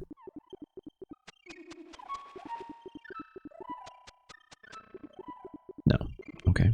Just checking, right? I'm also assuming there's nothing over here. Oh, I was wrong.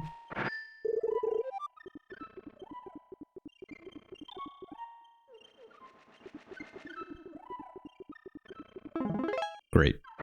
Again, no idea what these are for. There's obviously a lot of exploration to be had, right? Like, I mean... But otherwise, this game is fairly straightforward, like most of these kinds of action-adventure games are, but I mean, like... I'm still waiting for the point where the game, like, really just opens up, right?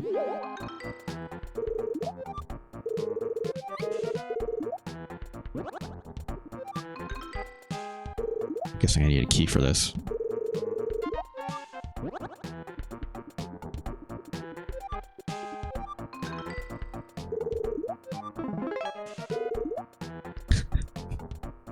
What could it mean?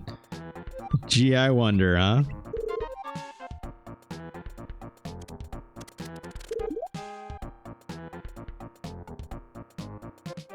Sucker? What?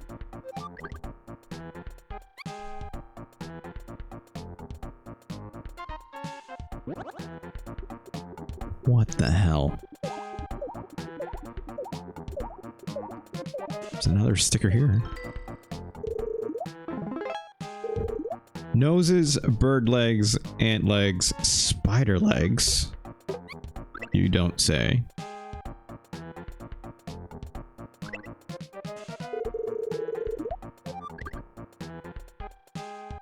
Maybe... what?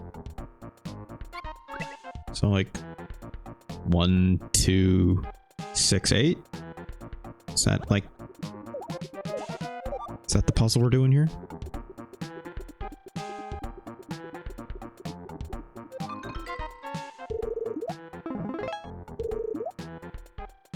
I mean, that's a 1, 4, 3, 6 underneath, right?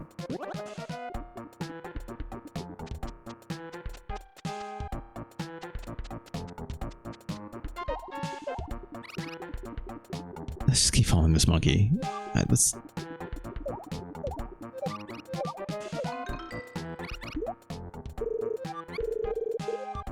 Batman locked them in. Three of you must work together. Move it, please. Okay.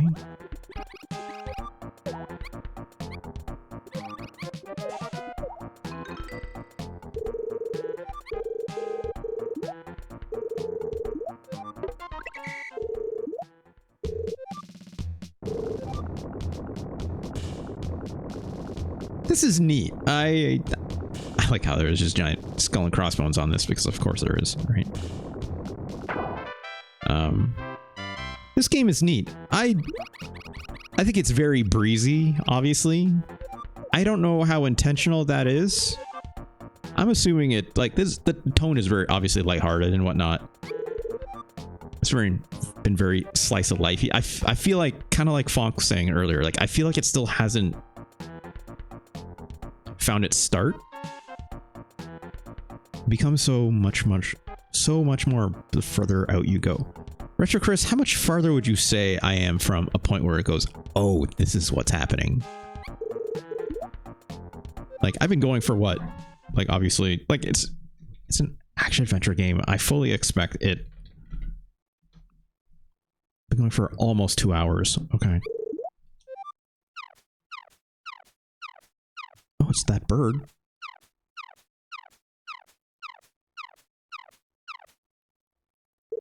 He just landed on our head.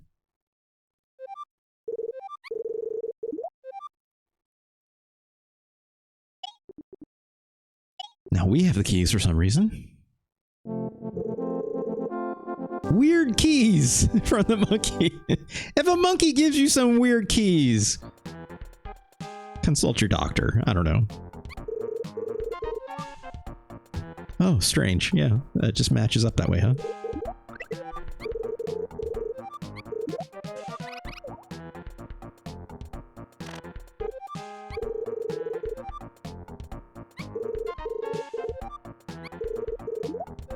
Hint for a price? What the hell? That bird wants to fleece us for money? Do I have to, like, change this guy to open this chest?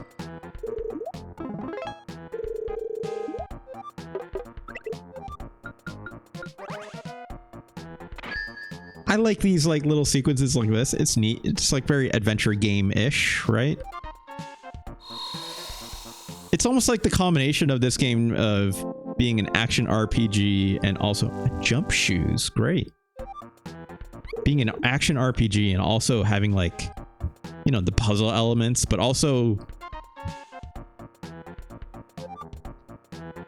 like it doesn't have verbs in the same way like obviously a point and click game has, right?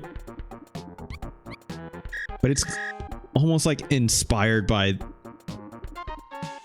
old action adventure games that are not action adventure games, like old adventure games that, you know, have that first person perspective. No, I didn't choose the right item, I don't think, right? Jump boots? Does that let me? Great. Wow, you can jump pretty far, surprisingly.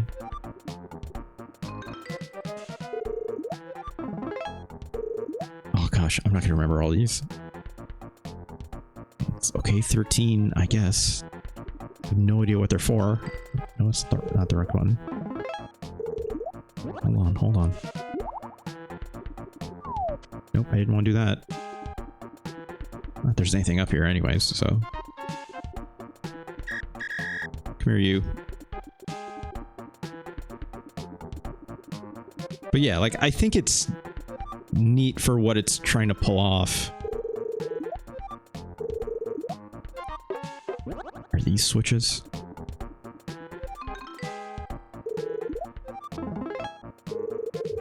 Oh gosh.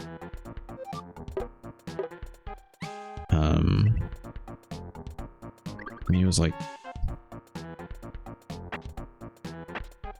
that's not gonna be it, is it? Oh, okay. That did something. I'm gonna stop here though. We've been playing this game for quite a while. I have to keep going. Let's go back here. I think this game is neat. It's the pacing of it is very slow, obviously, right? But I think that's intentional. It feels intentional. Richard says, I mean, it's probably just nostalgia that's hitting me with this game, since I see a lot of people saying it hasn't aged well. I don't know if that's true. In terms of the latter of what you of saying that, like, I think this game has aged okay so far to me. So I see a lot of people saying it hasn't aged well. So yeah, probably just me thinking from when I was little, having my buddy over from Japan, who always brought with him exclusive games. I think we got that's neat. Yeah, Retro Chris. Like, I don't know if I don't know why people would say this hasn't aged well. Is there something specific? Also, thank you for sharing that anecdote with me. It's like I don't see how this has aged necessarily. It's just like, obviously, like, long and short, it's very slow paced, but like I've been saying, like, it feels very deliberate with that to be very slice of life-ish, which I'm sure, again, like, I'm still waiting for the shoe to drop in terms of like this grander adventure that's supposed to happen. Absolutely. But that's not a confluence of things for how I feel about the game. That's more of a confluence just as obviously the format of this show, right? Like, I spent maybe like an hour and a half on it so far, which I'm getting a sense for obviously like how the mechanics are working, blah, blah, blah. And it's obviously still throwing a lot of newer puzzles to me.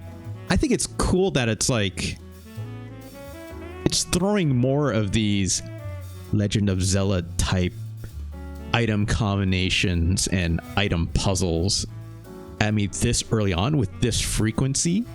Because most Legend of Zelda games, you don't get items this quickly, right? Like, you get that lamp in Link to the Past out the gate. You don't even get the sword for like quite a while, right? And then even from there, it's like, what, you get like the boomerang in like the first dungeon, maybe even before that. It's been a while since I've obviously looked at Link to the Past, but the way that throws items at you is, or even in most Zelda games, it's like very, very much slower paced, and there's more action in between them, right? Whereas this game is taking a different approach where it's like throwing these things at you almost like very quickly off the clip to like get other items to solve different puzzles. It's very linear. It's not, it's like, I wasn't expecting going into this like, let me rephrase that.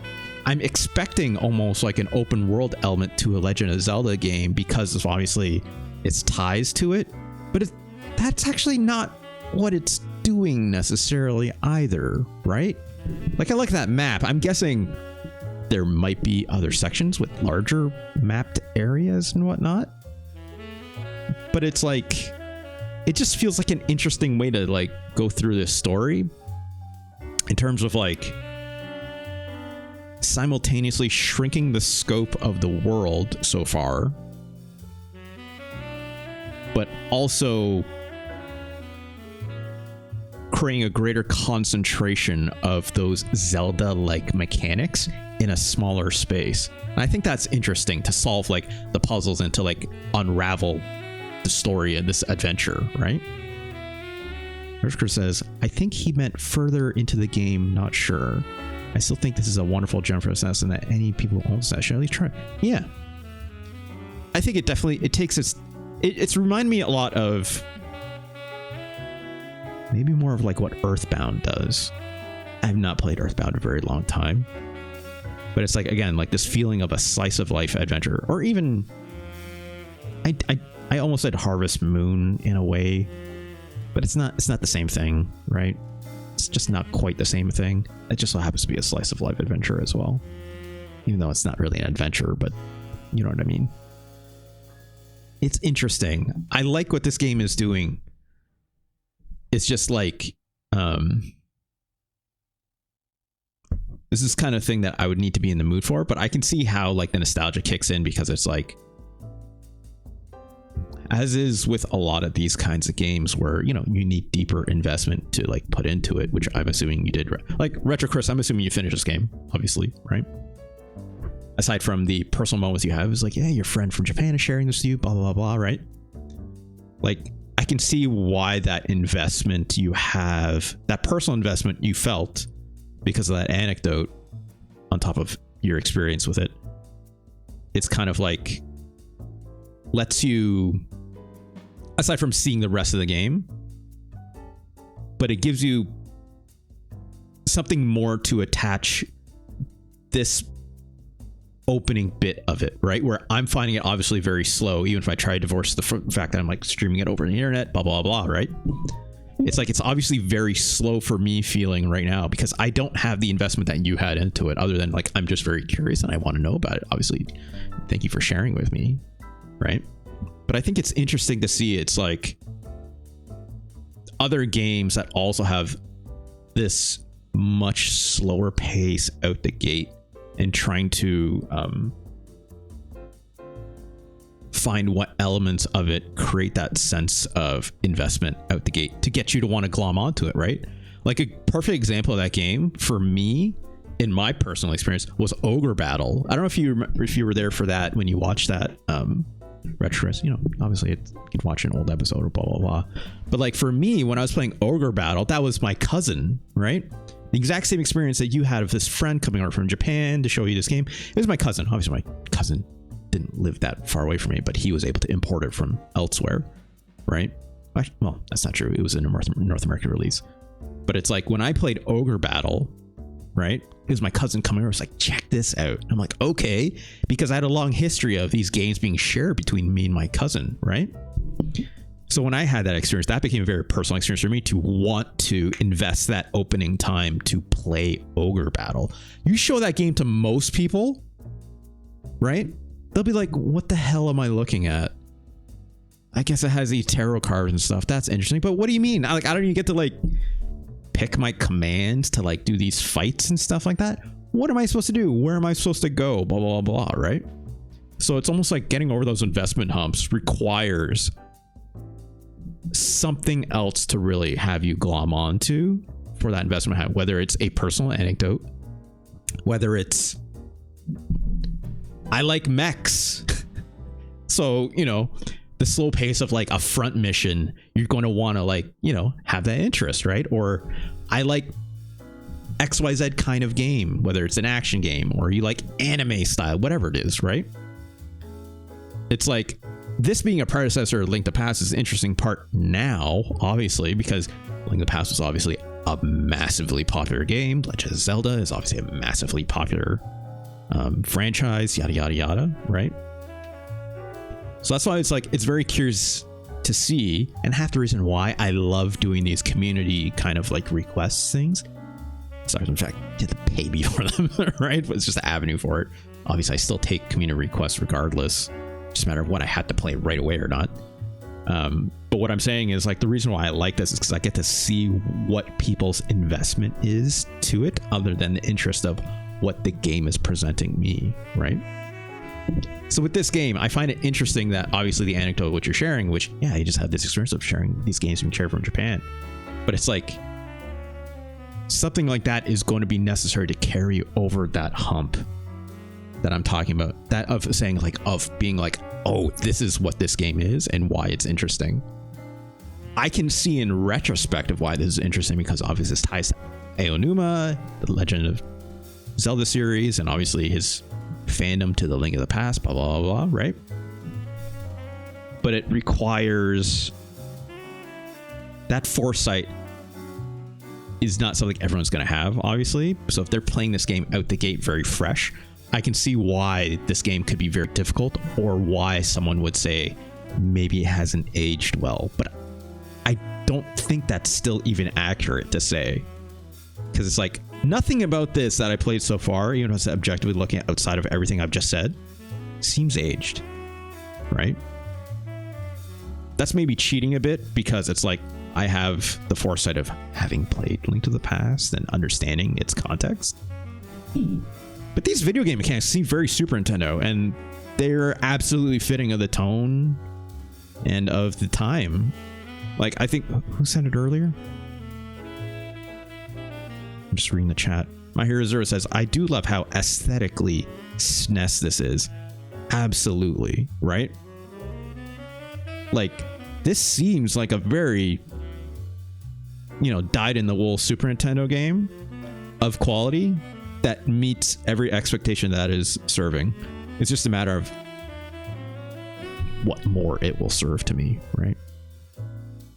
Fox says, oh, apparently that other game ends up with a big twist at the beginning of the game, and it's a cyber... Wait, what? I'm sorry, Fox. I might have lost the plot on what you're referring to, but you're talking about this cyberpunk post-apocalyptic game, GOD, which we'll look at someday. Burrick says, I wonder how many hours to complete. And Myers says, about 11 to 14 hours. That's not very long. That's interesting. That's interesting. I guess so like maybe not even a tenth of the way there, obviously. But, okay, so you're just talking about the GOD game. Okay, I see, fine. Yeah, I don't feel ill-equipped to rank this, though. I think it's, I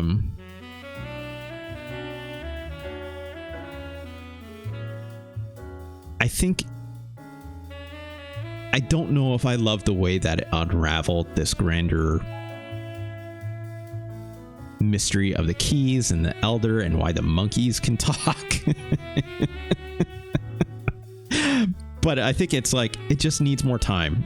But I obviously don't know what else the game has and how soon it starts to do that. But Retro Chris, if you're telling me it, like, you know, I probably need to sink at least a couple more hours into it to see that, I think that's fine, right?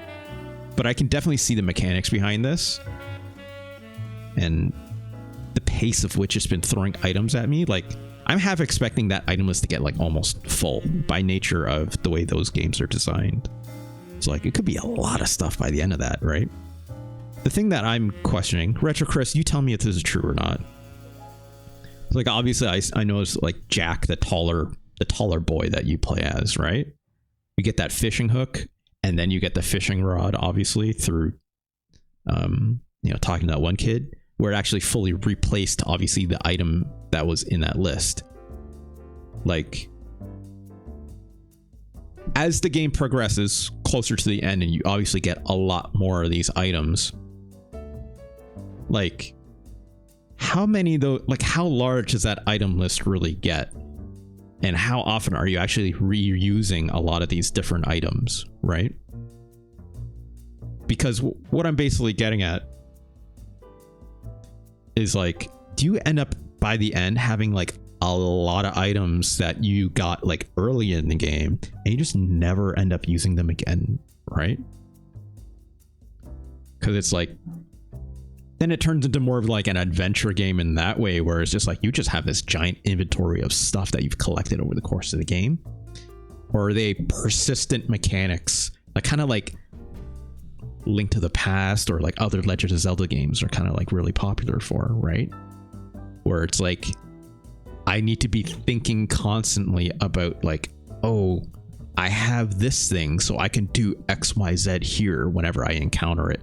Or keeping in mind, it's like I remember a play, again, these are more open worldy kind of aspects of the Legend of Zelda that it tends to afford, where it's like you run into things in the world. So it's like, oh, if only I could do something XYZ about this, because this item is out of reach. And then much later you run to things where it's like, oh right, I have this item that will help me reach that later on, right? There's quite a few items you pick up through the game. Yeah, I assumed as much. It's just kind of one of those things where it's like adventure games, like point and click, I'll say, right? Which again, this is doing like that interface where it's like, it feels very much like a point and click game. Like I felt like for a moment I was playing, what's that adventure game where it's like not first person, but it like has like these sprite painted scenes and you say like, you choose like move, like there's like a bunch of verbs on the right side of the screen, and then you're choosing them to like progress through, like, you know, like you choose move and then you move like the cursor over to like a door and then it moves over to the door. There's a very particular adventure game, Shadowgate. Yes, that's exactly it. Thank you, Fonk. Shadowgate. There's elements of this that's reminding me of that, right? It's like, let me show the class. One moment.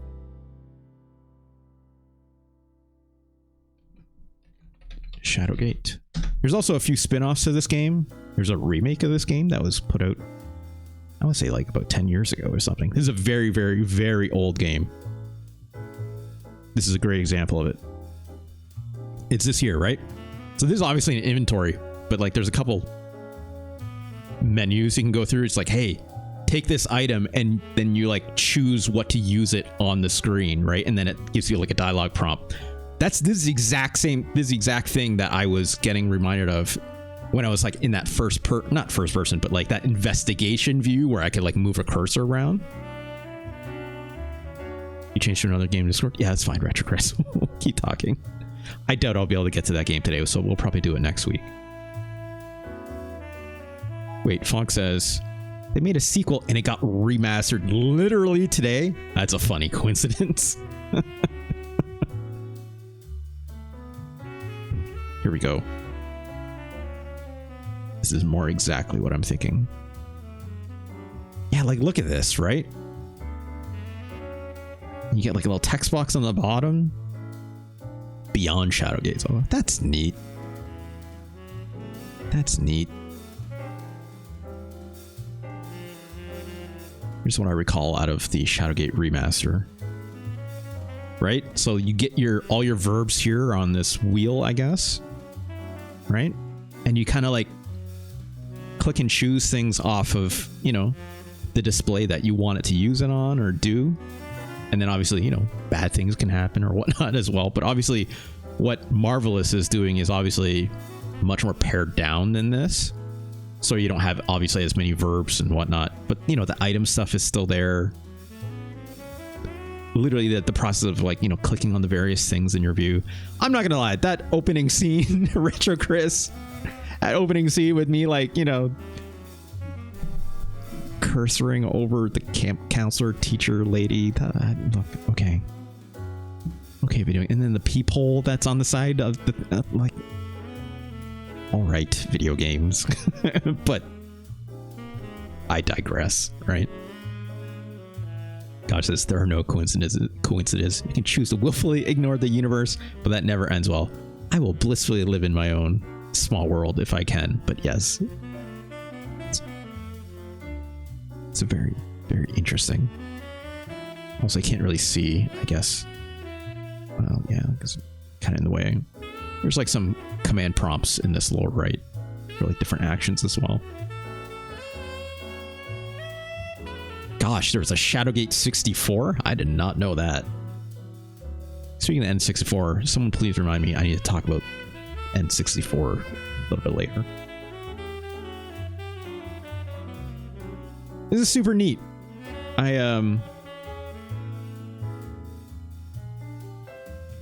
It's interesting to see this because I'm guessing, you know, like AJ Aonuma probably, you know, I'm just taking a wild guess here, right? But seeing where the influences come from, maybe Aonuma was a huge Shadowgate fan or Mac Adventures fan, as Fonk was saying, right? Maybe. I don't know.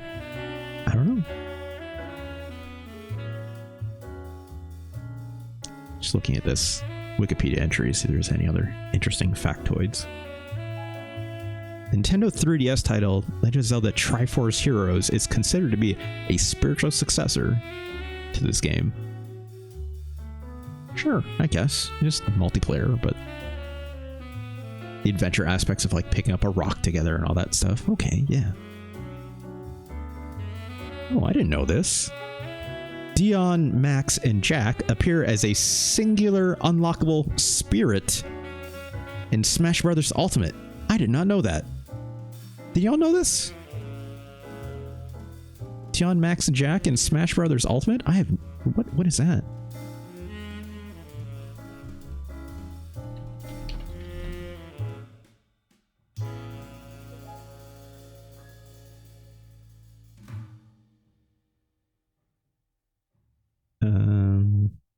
I guess I'll click on this. So hopefully it's not too loud.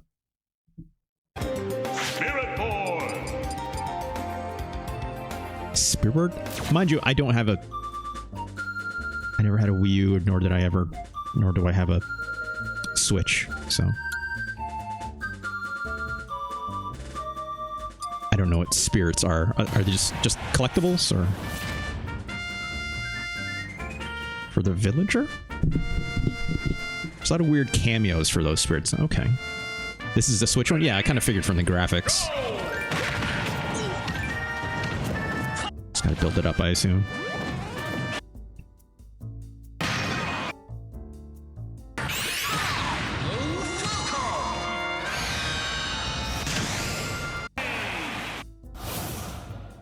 Did I miss something? Oh, that villager kid just got effed up. I don't really know what these spirits do. Mira says, yeah, they are collectible. They add them to your fighter for some reason. I don't know if they were like part of like a super move or something like that I was just missing.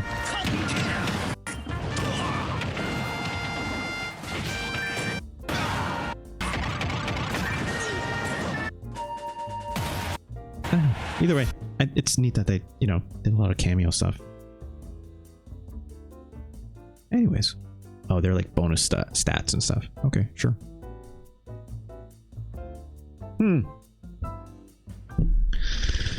Marvelous.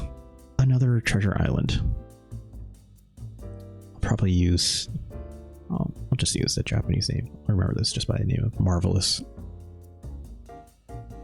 Where's this go on our list?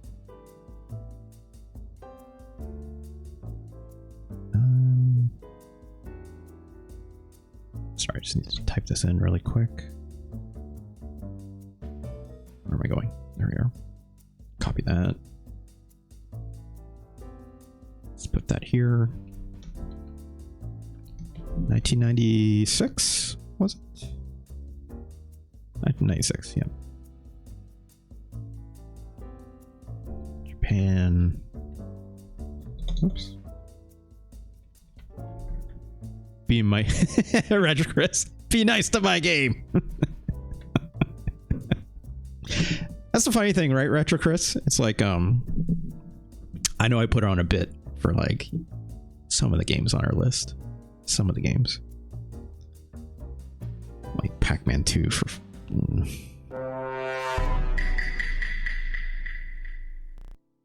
I will see you later, Pac-Man 2. But like, you know, the ranking is the ranking, right? Do I inject some personal bias? Absolutely. Right? Absolutely. The game that gives me still an existential crisis, right? However, where I rank the game is often not the representative of where it exists in my heart, right? As we all know.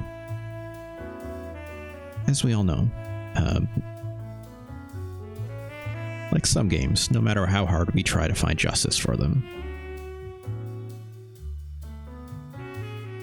I know where they exist on a list. Even if my heart may sometimes say otherwise. You know, especially with some very extreme cases. Extreme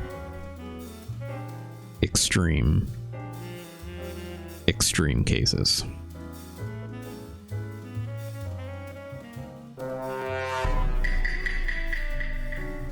Anyways,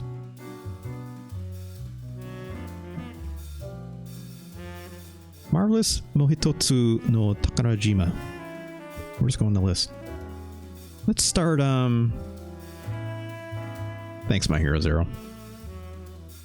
Funko says, see, the game I've requested can't possibly be the worst game because it's a sequel to a much worse game. By that logic, Funk, who knows? Who knows? Let's start with look, I'm sorry, My Hero Zero. I think this game is a lot better than Super Godzilla. All right. Spoiler alert. Let's find another RPG to compare this game with. I think it's better than Uncharted Waters. I can tell you that much.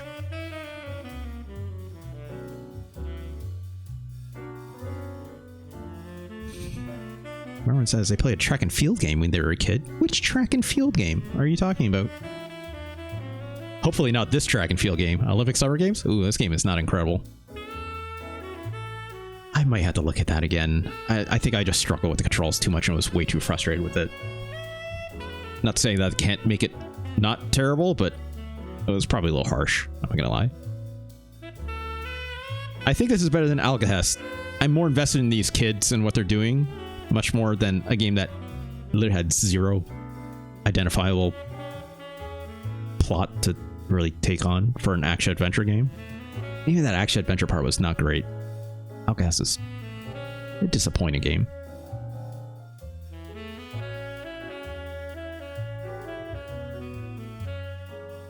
I think Marvelous is better than Mario is Missing. The NES track. I love the NES track and field Marwan. It's like all the competitors look kind of like skinny Mario with the mustaches and everything, but they all have like the lanky bodies. Like, yeah, it's not bad.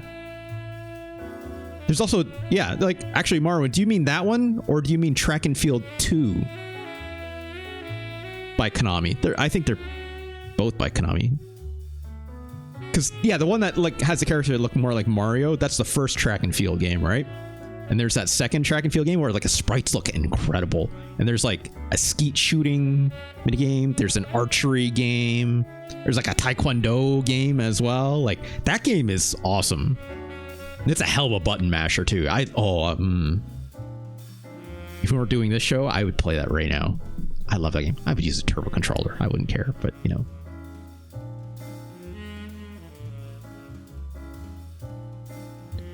Here's a question. Do I like what this game is doing more than Brainlord? Another action-adventure game, obviously, right? This game, obviously, I have a translation patch on top, right? But, so like, there can be regional differences or whatnot. I'm not entirely sold on, you know, the writing all the time, even on the understanding that they're kids, you know, using words like sissy and stuff like that. Not a huge fan personally, but look,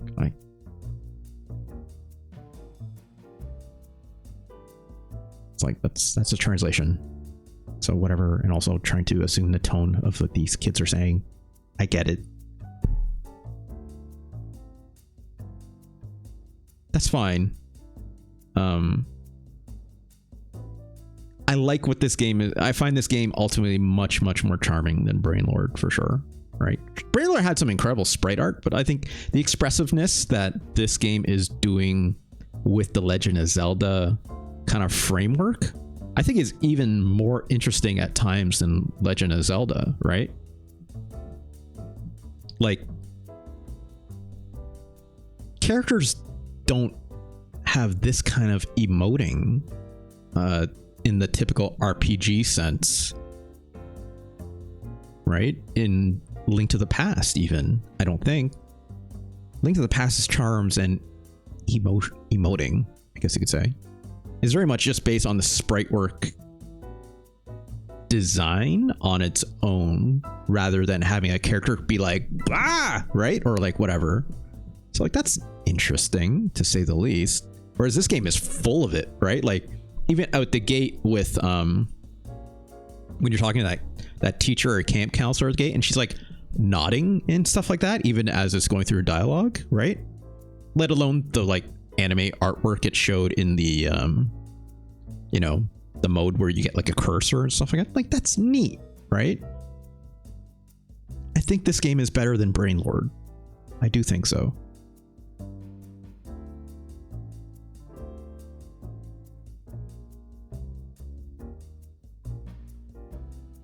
Is this game better than Arcana?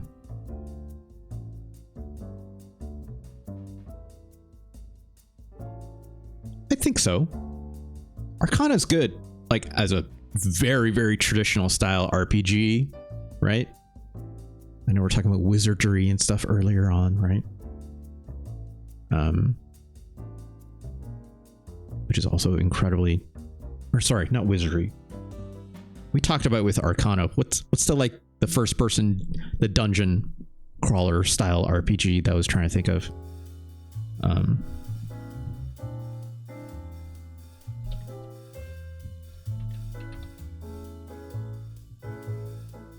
dungeon crawler RPG games.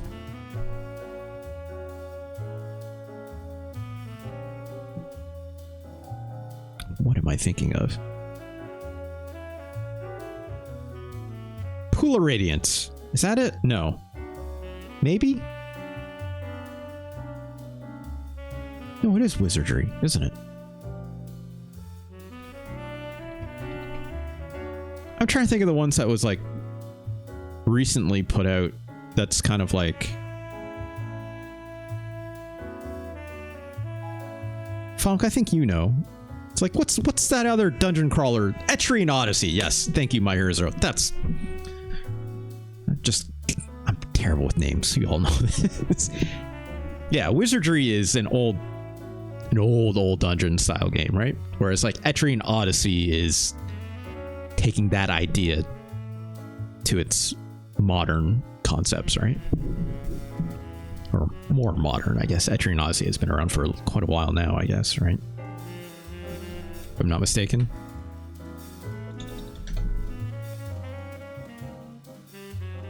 Yeah, the first Etrian Odyssey was 2007. Yeah. Yeah, I guess 2007 is a long time ago, but you could call that a modern video game still, I guess, right? Right, yeah, and the remakes and stuff. Yeah. Anyways, I think Marvelous is better than Arcana, but I think we're obviously getting much closer.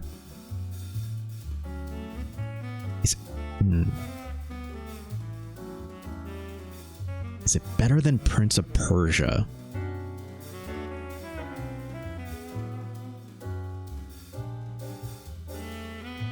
I don't know.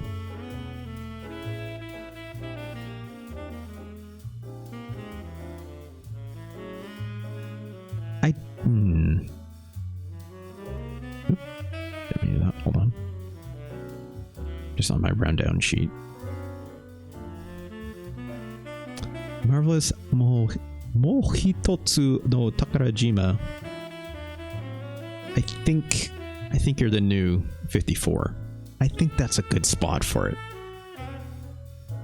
There is a possibility if I played maybe like another 2 or 3 hours of this game, it could go higher if it revealed more to me. But here's the struggle that I have with this game. Actually, let me read what Marwin said here first. Marwin says, there's this brand called the King of Golden Tigers device with a cartridge all-in-one NES games. The device is basically a keyboard, the cartridge slot, two controllers port, and a pistol. Holy crap. Of course, every father removed the pistol because of damage to TV. Oh, what? What do you mean the pistol would damage the TV? It wasn't just like a light gun? It would actually shoot something at the screen? That's not how that stuff worked back then. I'm curious about that, but let me rank this game first, Marwin, if you care to expand on that. Here's the thing about Marvelous. I think it's obviously very solid for all the reasons that I talked about already. The problem that I have with Marvelous reminds me a lot of, like, I like how it's trying to do the separation of these 3 different characters, right? Did I get frustrated when I lost one of those kids? Yeah, that's just, you know, sometimes there's only so much you can do with the pathing. But the problem that I have with it is that, like, I don't love games that make you forcibly switch to a different ability when it should be something that's like fairly linearly assumed, right? Like, for instance, when it was that case of picking up that giant pot to move it with teamwork, right? Very explicitly wanted me to move all those characters to, like, you know, the different size of the pot to move it, or like with the boulder, the same thing. I get why it's doing that, because it's trying to make up for the fact it's not a multiplayer game, right? But if I'm doing teamwork and I'm standing right next to the rock, right? Just give me a prompt that says like, move everyone here to move the rock, and say yes, right? Having to manually do that in that case kind of sucks. That's not taking agency away from you when something is so obvious, right? If it was like a tutorial prompt to do something, then sure.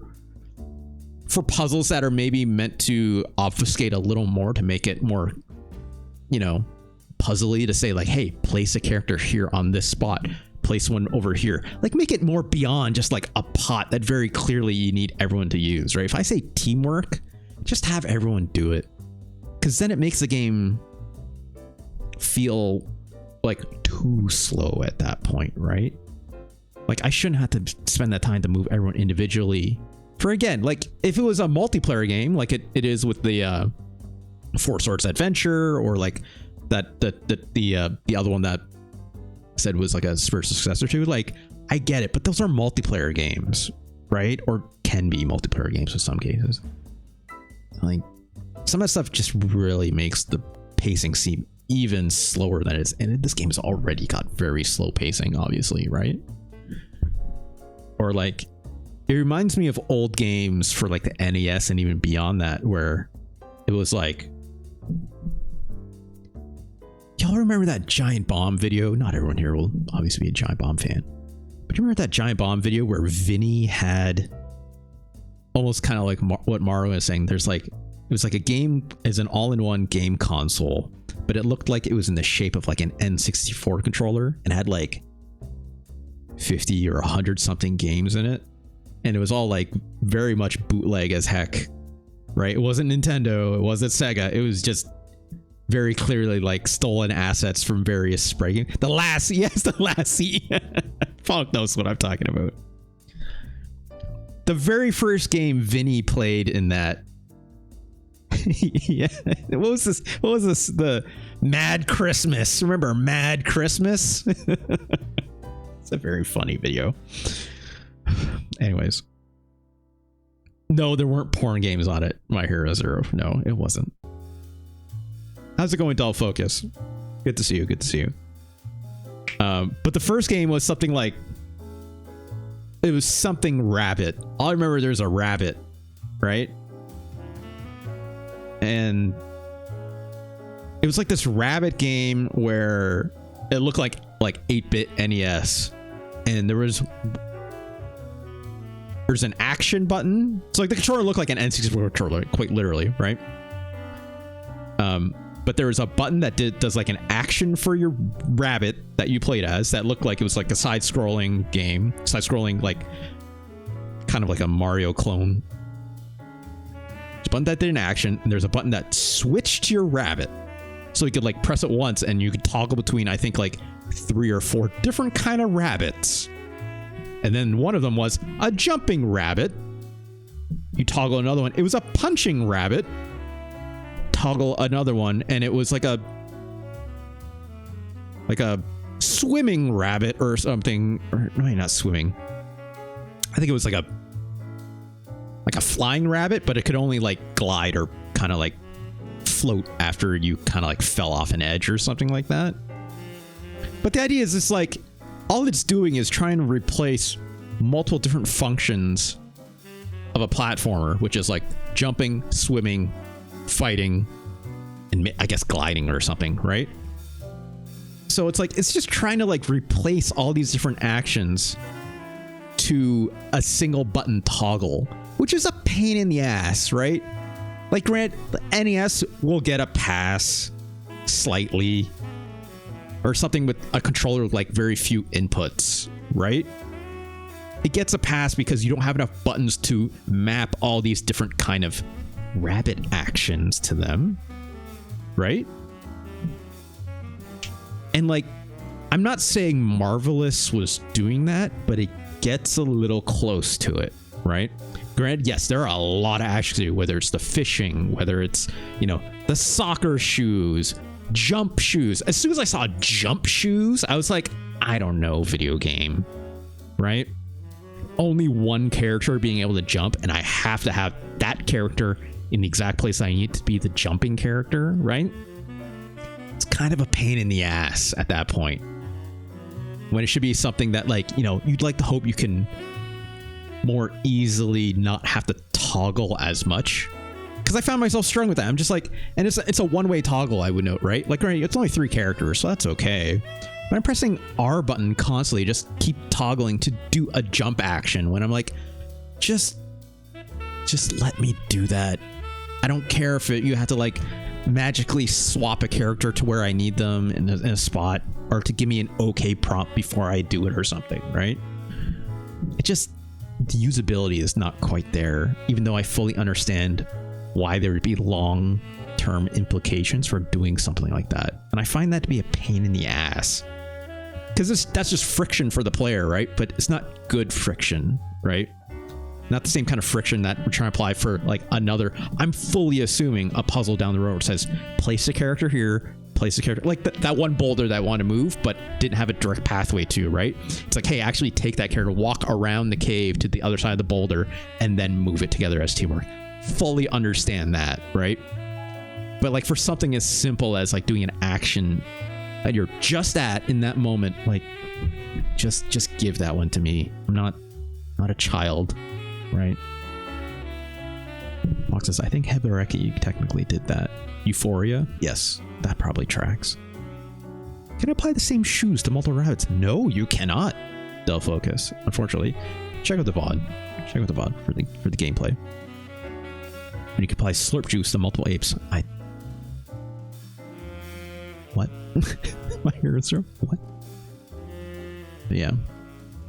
Retro Chris, I can definitely see why you enjoy this game for sure, right? Especially when you have the nostalgia attached. I don't like calling it nostalgia necessarily. It's like, I know what you mean, right? But I think a lot of people use nostalgia as a pejorative at times, right?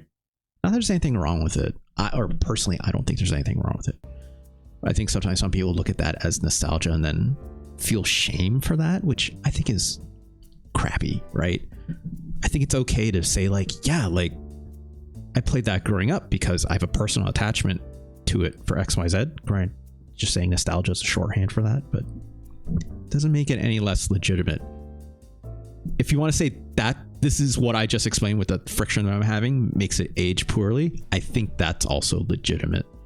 But I think off the cuff, you know, it's still early, even though I sunk an hour and a half into it. I don't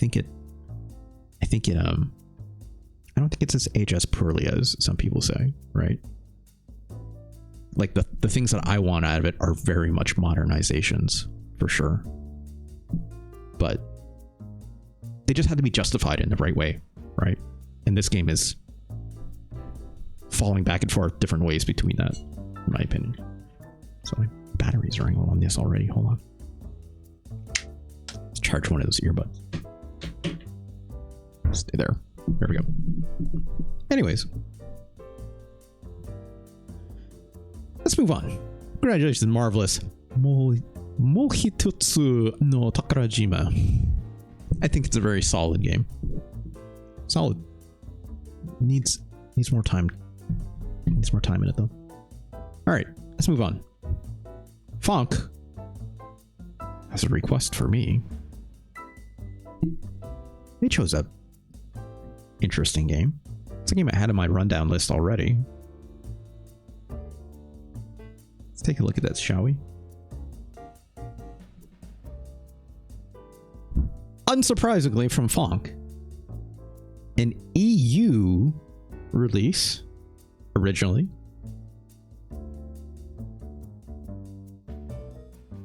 Let's take a look at James Pond 3, made by US Gold. A game developer that has not favored that well. Look at this guy. Look at this. Oh boy.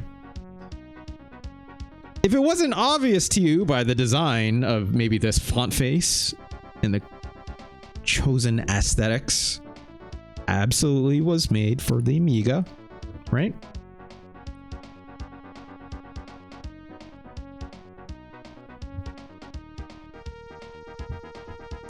Very much trying to take on another James's identity. Vermin Today, Blah Rats is a very good headline and name for a newspaper.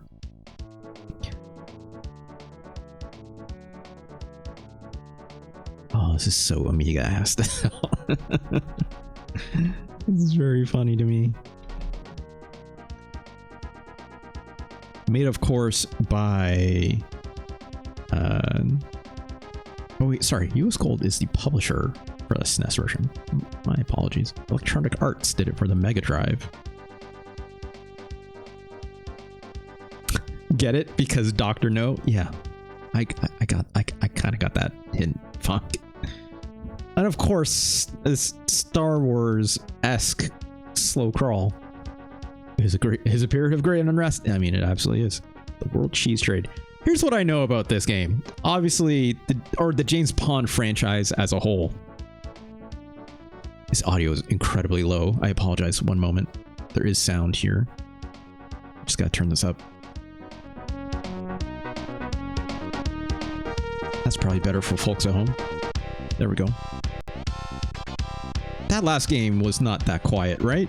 I don't think it was. I'm pretty sure I did do the audio balancing on it before, so hopefully it's okay. I don't know why I just forgot that. Yeah, Splash Gordon was the original name for this game because you go to space, Starfish, right?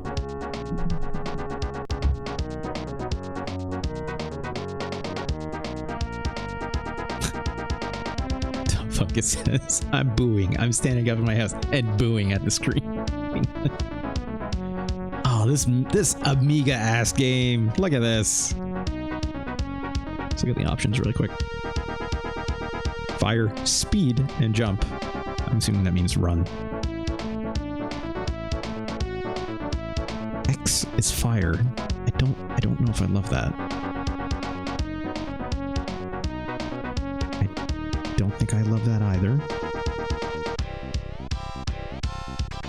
I don't love any of these control schemes, but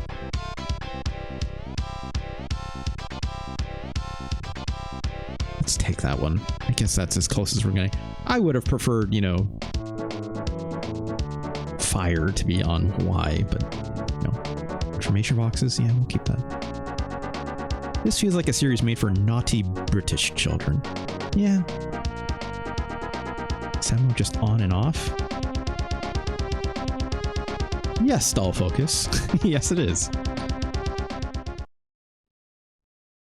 So these James Pond developers love parody, very clearly, right? The last game, James Pond 2, if I'm not mistaken, was a RoboCop parody. I think it was called RoboPond? Funk probably knows. Let me look here. I'm trying to find the page for RoboCod. There it is. James Pond 2, codename RoboCod, which then was renamed to Super James Pond on the Super NES and Super James Pond in Europe. Or not renamed, just also named, also known as, I guess. Did the first game also have a silly thing? No, it's just called Underwater Agent. Okay. Also James Pond themed, or James Bond themed, I guess. They did go on to make Hard Space Shipbreaker. That's cool. Alright, let's heard enough of this fake James Bond theme. Good luck, Pond. Oh, there's voice acting. There's also a fourth game? Excuse me? I did not see that. James Pond in the Deathly Shallows. Released in 2011 for the iPhone and iPod and iPad iOS service. The title is a pun based on Harry Potter and Deathly Hallows. Whatever. Oh. Jim Sterling of Destructoid scored Deathly Shallows 1 out of 10. It is clear that those behind the game know what a useless waste of time it is and awkwardly glued the James Pond name to it in order to con fans. They placed it second in their list of worst games of 2011. You know, hey, look. Shocking. Yes, that looks shocking. All right. A little bit of momentum on James Pond here. Do not have a gun yet, but he does this little fist pump action in place of that, which is fun. Can indeed run.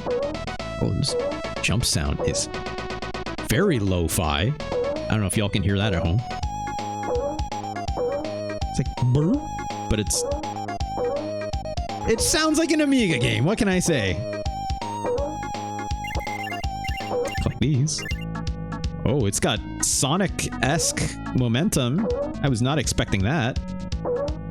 That's interesting. His base run is not that quick, all told. Well, the grog rations. Keep an arm lock on that cup. Got a feeling in my wooden leg it'll bring you plain sailing in. What are you talking about? Who is this man? This jump sounds like a sick seal. Yeah. Also, it's the start button. I cannot pick these up because I'm not a rat, I guess. Oh. I've just got dynamite now. Oh, well.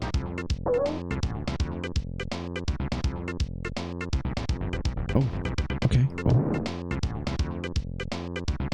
I don't know why I'm picking any of these things up, but... Oh, apparently there's... You can just... Okay, so James Pond has Spider-Man feet, so he can just run up things. Okay, sure. It's an info block. Oh. Okay. Well, shit. Oh, I can punch. I see. Well, that cheese is gone now, but so... I was doing this before, right? You hold the button. And then on the D-pad.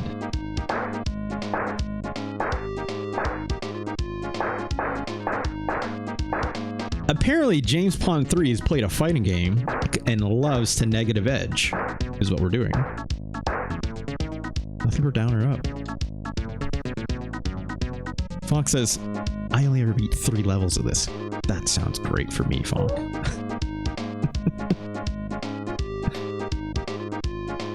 This is a Doki Doki-like, says Fonk as well. Gosh, this... I just want to be at the top of... Oh my god. Come on, get up this stupid hill, please. Fuck this game. Fuck this. Okay, there we go.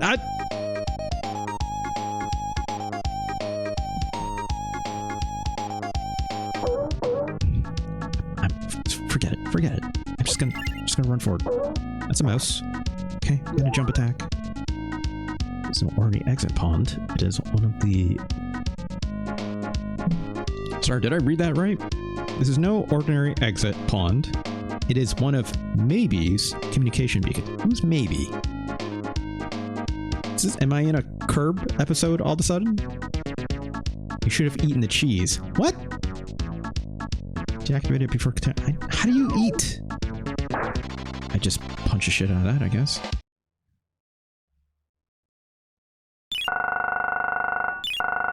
There's a teacup right after that.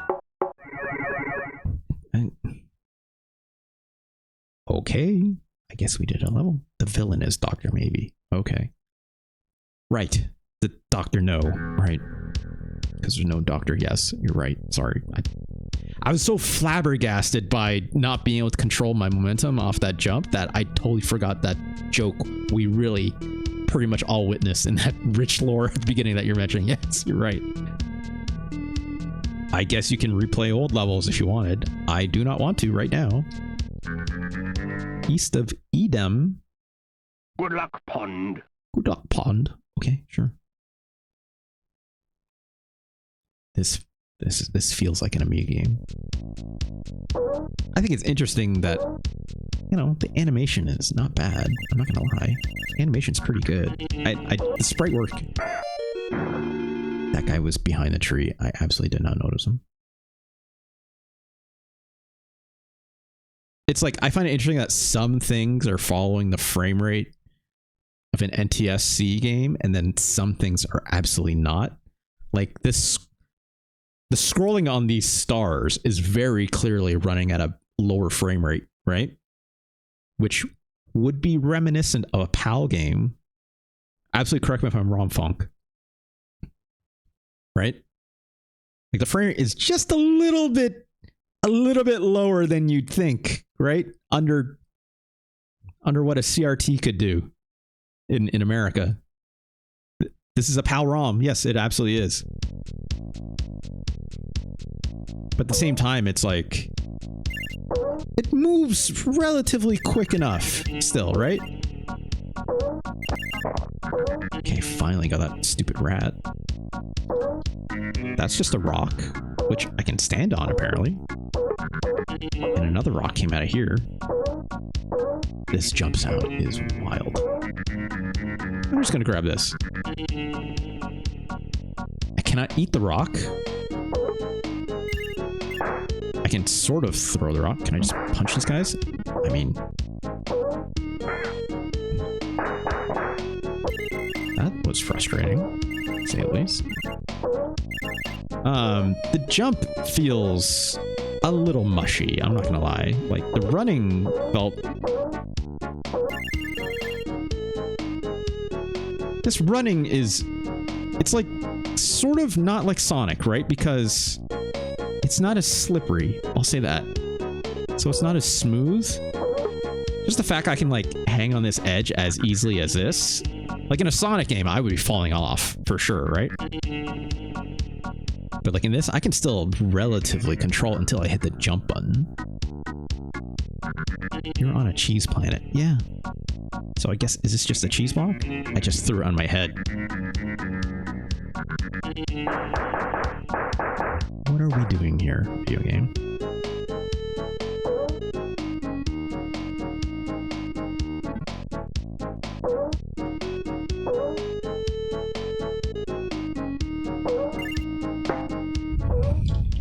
Okay, it's got physics. It's got... what? Am I playing Uniracers all of a sudden? What's happening? Also, I just let go of all the controls. I'm not holding anything. James Pond is Spider-Man, apparently? Let's keep moving. Just keep moving. I'm gonna play this like a Sonic game. Oh, okay. Yeah, no, yeah, perfect. It is like a Sonic game. You run into enemies that are just barely off screen and couldn't see until the last second. So, success on that front, at least. I shouldn't be playing this like a Mario game. That'd be silly. Ooh, a little bit of slowdown there. That's all right. I don't know what this rock is for. Gonna get it. How did I throw it? Okay, well.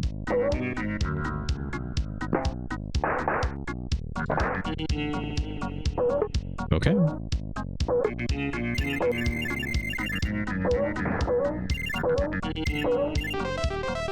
Gotta one up. Just gonna keep throwing this rock at these enemies, I guess.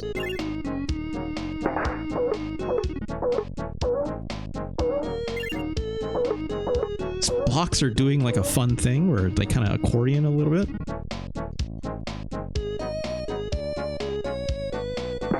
These enemies are a pain in the ass, I'm not gonna lie. Alright, what that button? I don't love how when you hit the enemies, they don't... like... they get iframes, essentially. But they keep moving. So it's a pain in the ass. Also, what these rats ever do to you? Oh my god.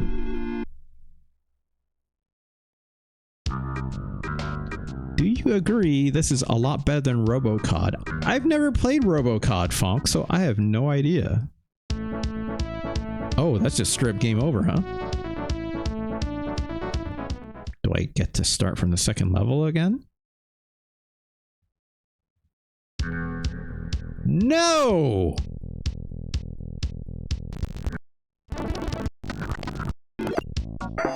Shit.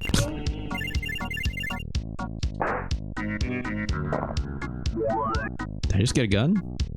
That fruit gun's fully loaded with apple ammo. And the flashing fruit for better bullets. Roger and out.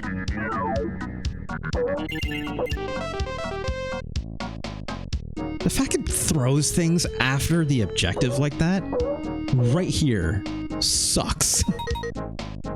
Yeah, that's just straight up shooting an apple, huh?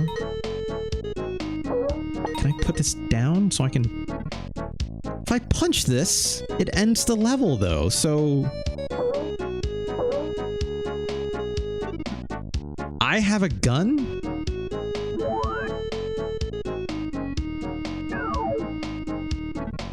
No, I don't. Funk, do you know if there's a button for that? I mean, I certainly didn't get a prompt for it. I had to pick this up. Also, apparently this is just unlimited. I had been using my gun the whole time because I just picked it up though, Funk. So like, I don't know, sorry, I apologize. I don't know if you meant like, I had one before? Also, I can't get through this objective. It's apparently on every level. That's great. That's great when they throw it right at the end, where I can't pick it back up, so... That's good design, I guess. These sound effects. These Amiga-ass sound effects. I love it. Parmesan Plains. Parmesan Plains, even. Good luck, Pond. Do I get a whole bunch of new fresh lives, or no? Answer is no.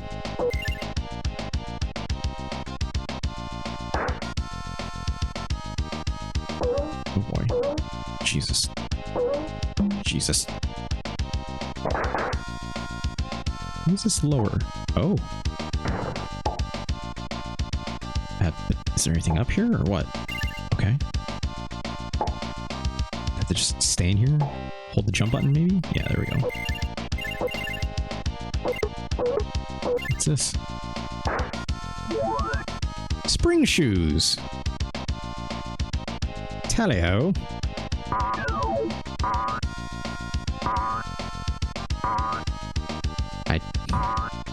Oh.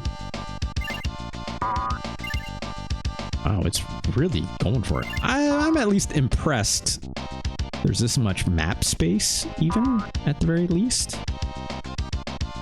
Although this sucks to control, I'm not gonna lie, because I can't get this one fucking block, even though it's perfectly straight.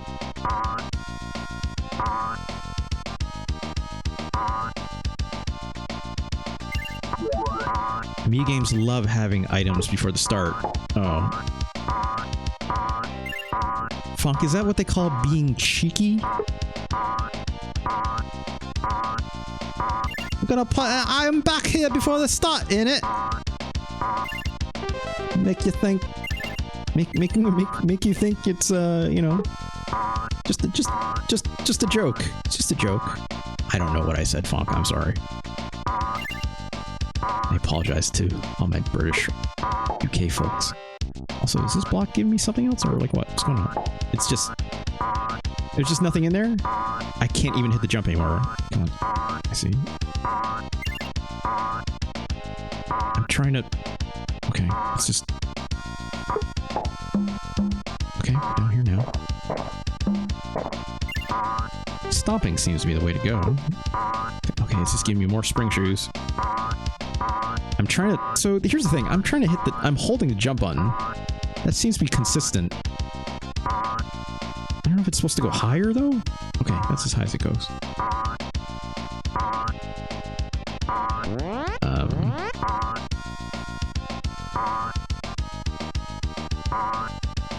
Really?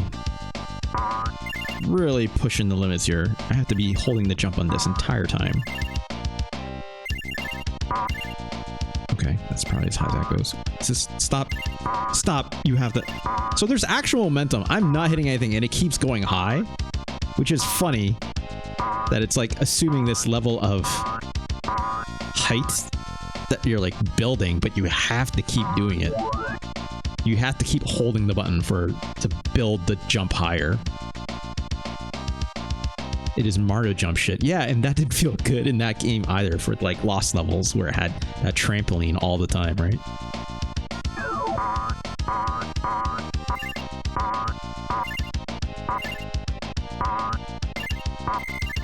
I think it's neat. You can really get going, but like, boy, is it ever a pain in the ass to stop. Also, I need to like, I need you to stop jumping, friend.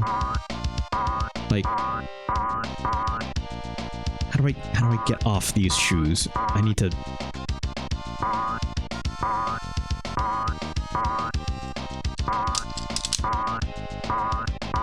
Can I? Is there another pickup?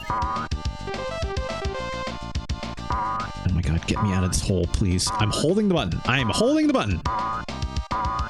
Select. I'm holding select. Nothing's happening. Can I cannot punch, so I'm holding like the fire button. I'm doing like the left, right, and up thing, and it's not doing nothing. Oh, there. I don't know what I pressed. I don't know what I did.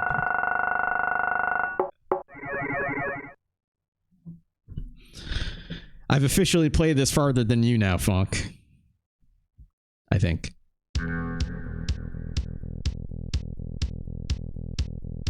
Gosh, even so...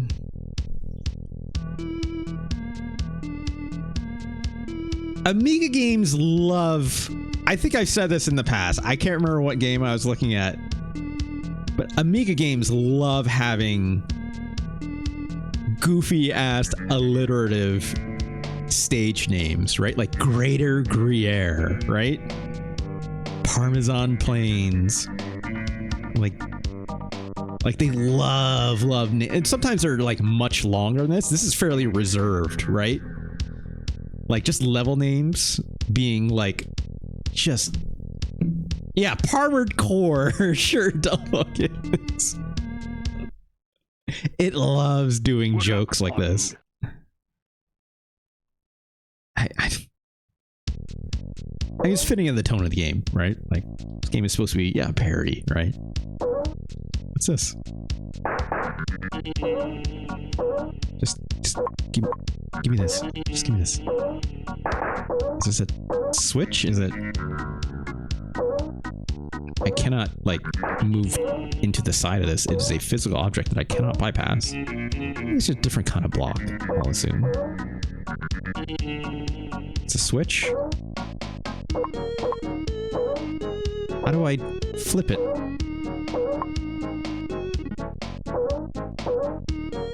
I can't. I think you have to doki it. I can't pick it up though, Funk. That's the problem. Can't hit the bottom of this. Is there like an item I need? Or I can just do this.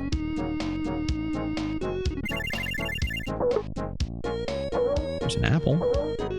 Just this jump. I've also thrown the apple on top of my head. Maybe there's an orange.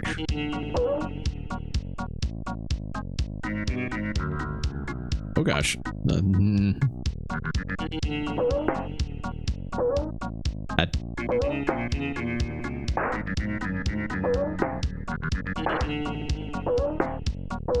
Oh gosh. I cannot do an attack in the air, I would note, right? Like, jumping and pressing the action button does nothing. Oh my gosh, I get up there again, don't I? Oh no. Do I just like...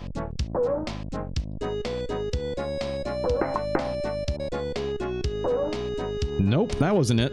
Well, let's just keep moving on. Hit it from below, which is above.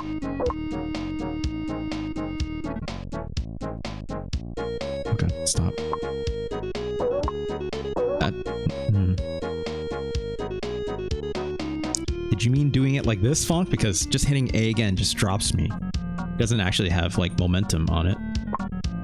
Unless I was to like... Oh great, that orange is gone. Well... Oh god, is that apple gone? Is that going to be a problem? Do I have to like restart the level? Yeah, Greer. Funny. Ah.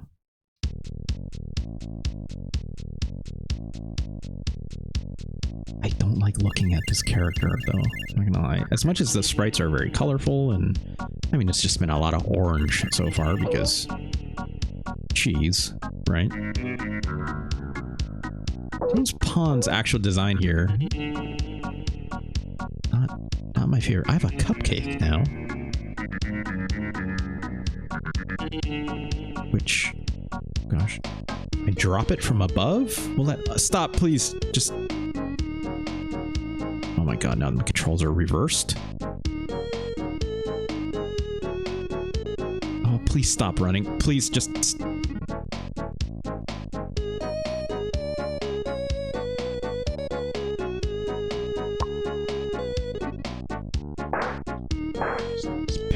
Pick up the cupcake!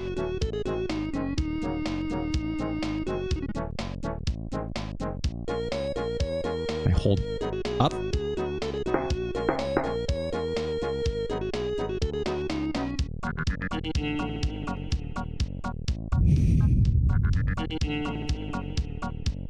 Let's move on. Let's keep running forward, shall we? Oh, a hidden block! Great. Yeah. Any more? There's something up here. That was an actual switch. I think I flipped. I saw it change color. I love how it's like in my UI. I don't know if that changed anything. Let's just keep running. That didn't even kill. Oh, that's so funny. So there's definitely a hidden block. See how like I have collision up against it, but until I actually hit it on the bottom, it doesn't reveal itself? That's funny. They just don't draw the sprite for it, but you can still run into it, even though it's not visible, technically speaking. I definitely flipped that switch. Double focus. Oh, sure. Kaizo rules, yeah. Here we go. That's a rock. That's heavier than an apple, right? Let's get the rock. Oh gosh, but these controls suck, so... Or I can just blow this up. Let's give it the benefit of the doubt. Oh my gosh. I don't love that it does the Resident Evil thing, where it's like, if you're like going one way and holding left, right? So I'm pressing left. You'll run left, but you keep going to the right. Oh gosh. Okay, sure. I guess hitting that other switch turned off the other blocks to be able to hit these. But it didn't. So there must be one other hidden block somewhere, I'm guessing. Because I need these power-ups. I need these pickups. I need them.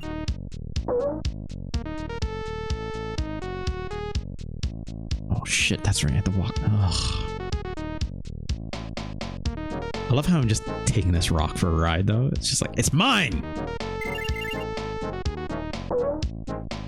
I guess we have to find the other hidden block. Suspicious little divot down here. What's going on with that? Oh, there it is. I hate this. That's how we have to find the hidden blocks. You run around and you just hopefully run into it by jumping randomly and then be like, oh, I think I felt something there. Great. Look at all these awesome power-ups we're getting. Getting a good grade in James Bond 3 is normal to want and possible to achieve. Why am I doing this? I should have just... Why do we do anything, folks? Why do we do anything?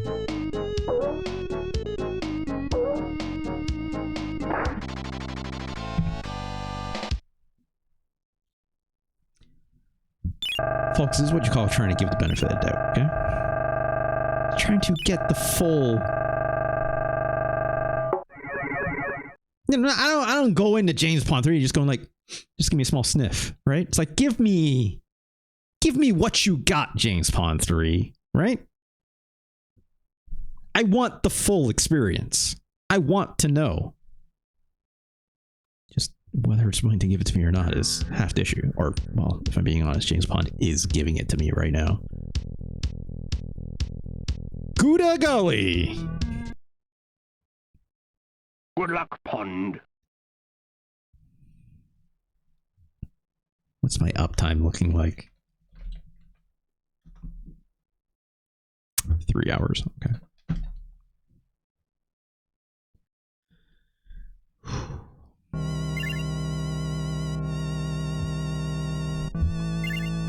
Just like Fogg said, those Brits, they love throwing the items to the left rather than going right because they're so cheeky. Oh gosh.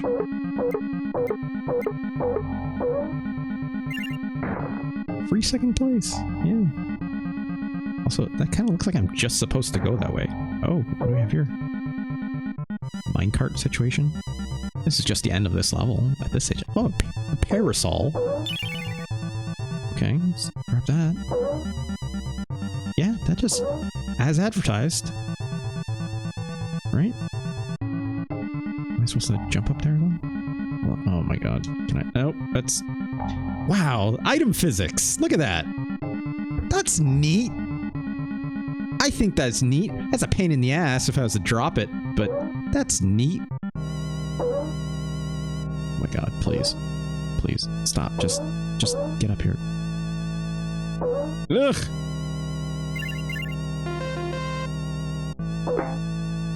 Uh-huh. Don't hit the middle one yet. Oh, you son of a...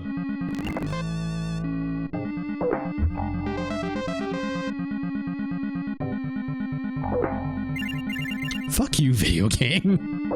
That's all I have to say to that. Oh gosh, I just made my jump so much slower because of this thing. I see what's going on in my chat, and I'm not entertaining any of this, by the way. I refuse. I'm not even going to read any of it. Folks at home, you can read it yourself. I am not. I am choosing to ignore. Okay, good. I can hold down. Thank God. I was wondering about that. That's just a TNT box, I guess, right? Any bullshit hidden blocks up here anywhere I should be aware of?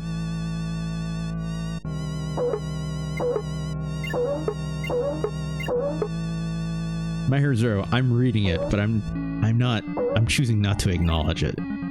Why is there just a TV here? What's going on?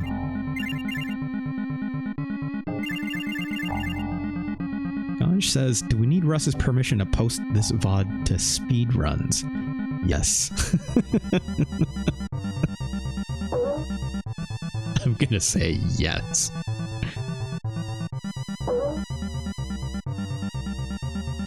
I'm guessing I gotta blow this up somehow, right?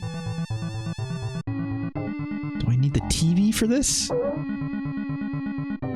Oh, that's fun. Wait, no, what am I doing? You can run up walls. Oh gosh, or not.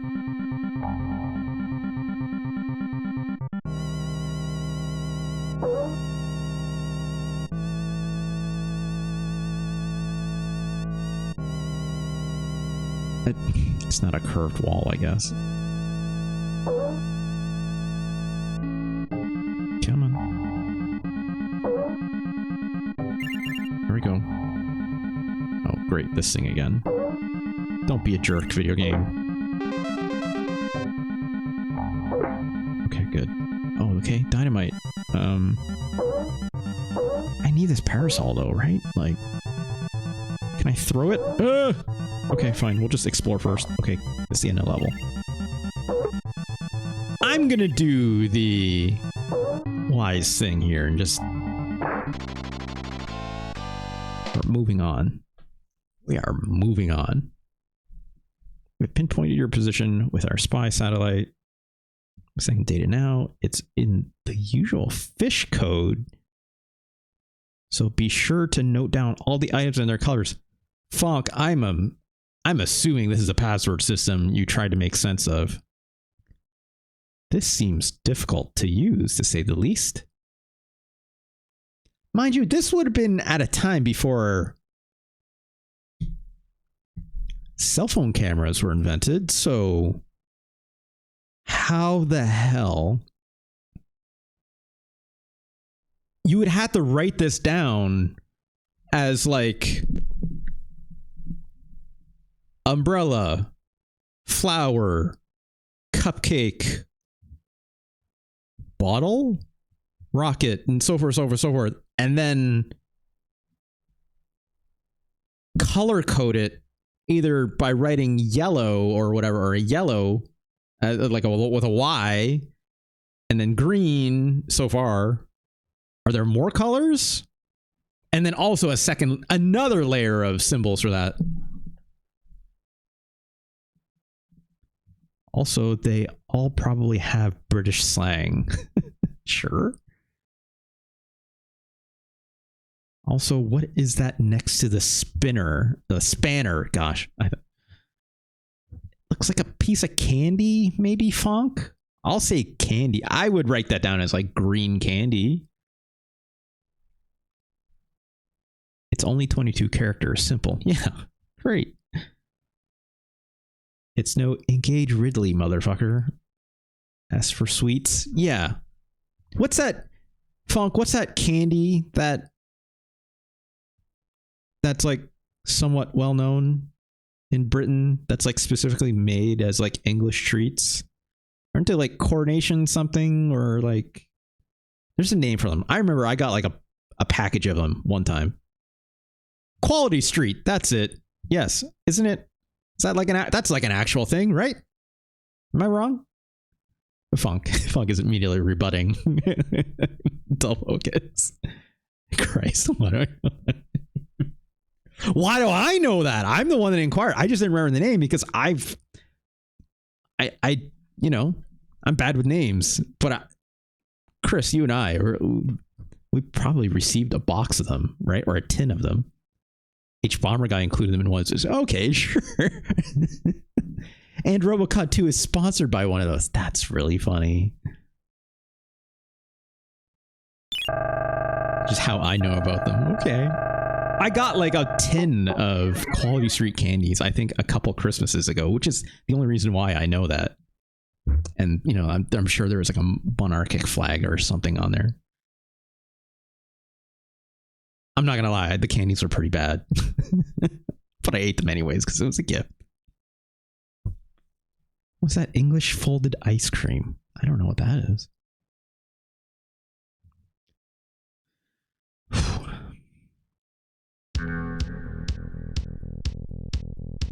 Hot Custard Springs. It seems the biome has changed. Let's look at one more, shall we? I'm sure my mission would be much easier with the help of my froggy friend, Phineas Frog. Where can he have got to, I wonder? I don't know, but I'm hitting... I'm sorry? I'm trying to hit start to enter this level, and it's not letting me. Is it because I didn't find Phineas Frog?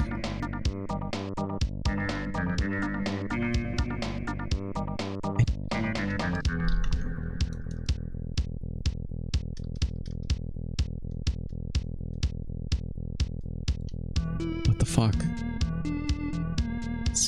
I think it's because you're in a boat. What? I can't do anything else though, Fonk. Like, I press the select button and it's giving me this. Stilton machines. Proximity alert. Lemon. I think you need to find for... Oh, fuck. Are you kidding me?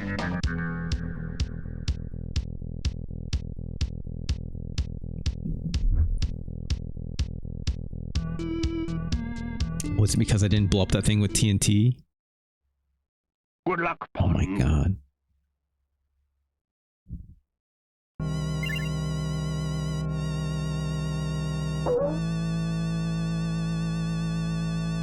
I mean...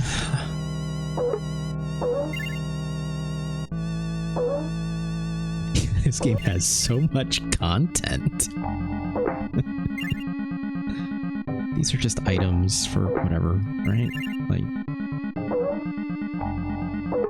I'm pretty sure I bonked all these and just gave me money. I bonked this one already, right? Yeah, I remember that. Oh, please, please just stop umbrella-ing.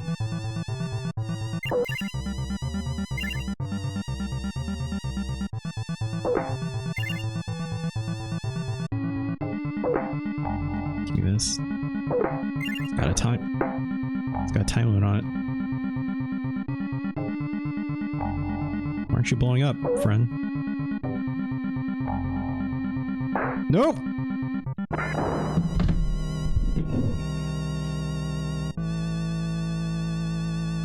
I have to rewind before the... I have to rewind. I can't sit and have a crisis of what I'm doing with my life. I have to... Jesus.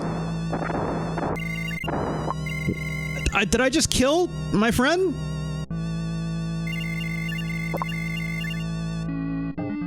Sputter, cough. Agent, okay, he's fine. He's fine. I swear to God, if it killed him and it was like, nope, do it again, I'd be like, I would have quit this game immediately. Croak, croak. Oh no, he is dying.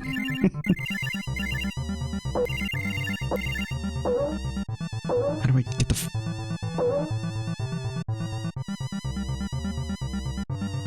Why can I walk up some edges at 90-degree angles and sometimes I can't? Like, I think in this case I couldn't. But I could back there.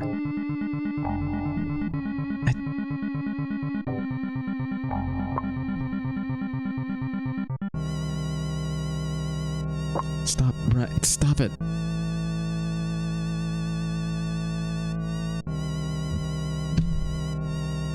What the fuck?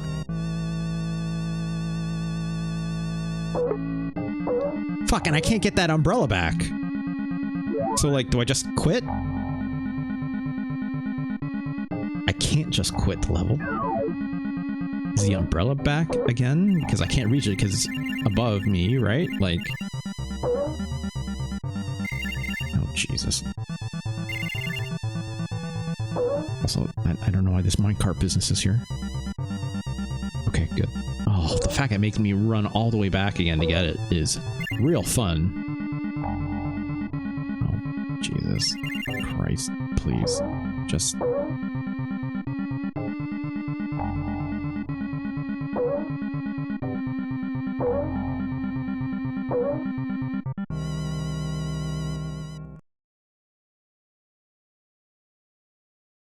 Fox says, I'm embarrassed that this game seems to be having so much going for it. You say so.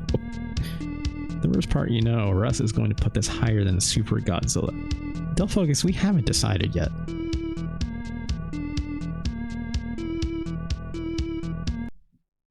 Let's see the hot custard springs. And then let's call it. This looks gross. Why does everything have to be yellow? Like, I get it. It's hot custard. Oh, Jesus Christ. Did they come back? That's grim. Look at these. That's grim. Oh, just everything in this stage looks gross. I get it. They're trying to be funny, but...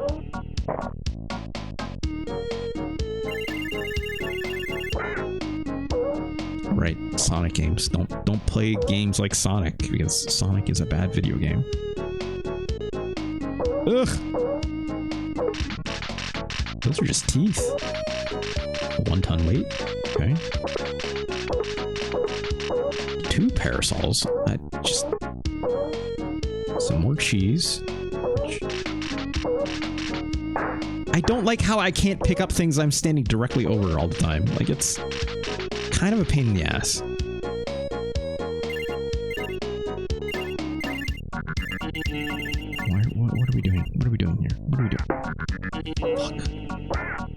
Fuck!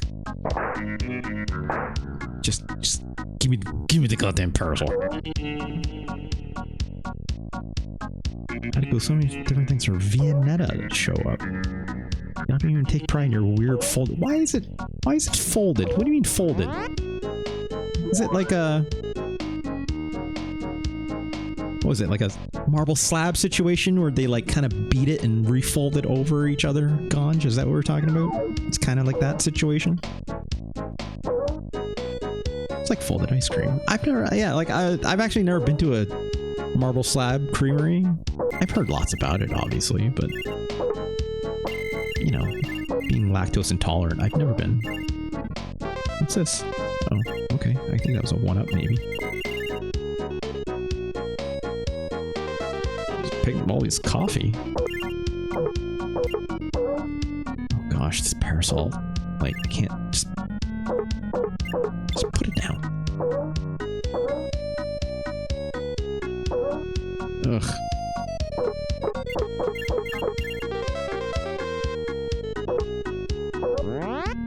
I don't know what that did, but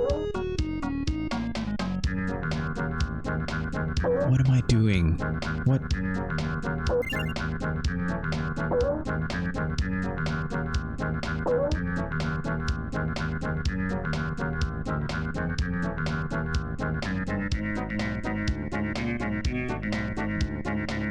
Please just get me out of here.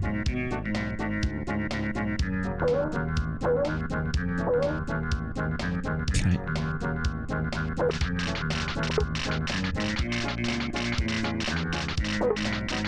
Is he wearing booty shorts?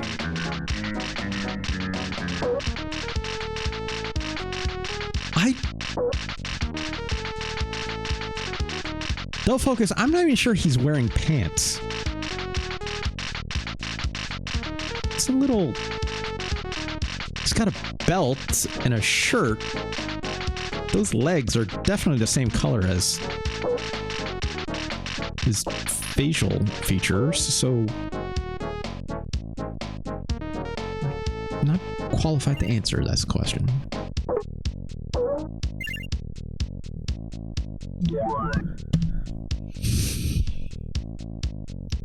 We need to move on.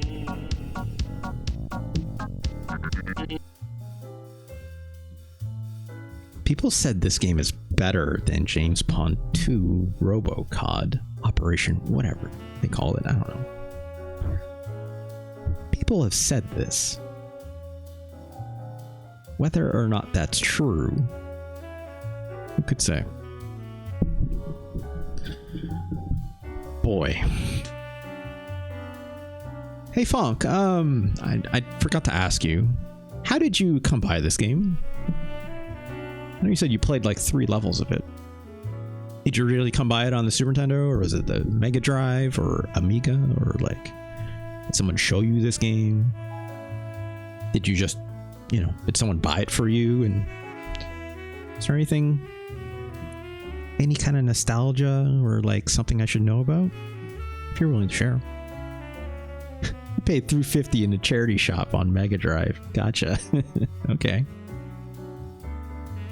Hey, that's a good price for a game. But like, you said you only played 3 levels of it?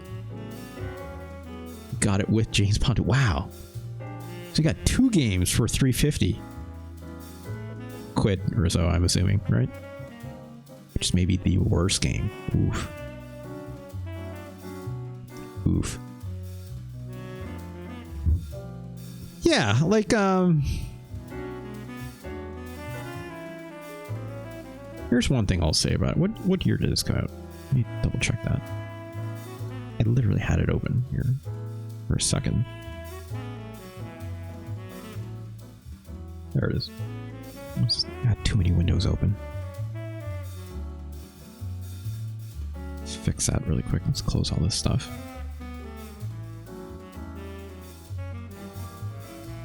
Nope, not James Pond Deathly Shallows. James Pond 1, Amiga, Genesis, and a couple other. 1990 for that. RoboCod 2, 1991. Interesting. Green Starfish in 1993. So, you know, a couple years after Mario World. So, unless did the other games have like an overworld like this too? I find that neat, but it's not doing a lot with the overworld, right? It's not like it doesn't have like branching paths or anything like that. I guess you could say it tried to do something with the fact it hid, what's his name? That little frog friend, right? There is a lot going on in this game comparatively to James Pond 2. But generally speaking, I'm just seeing a lot of hodgepodge, right?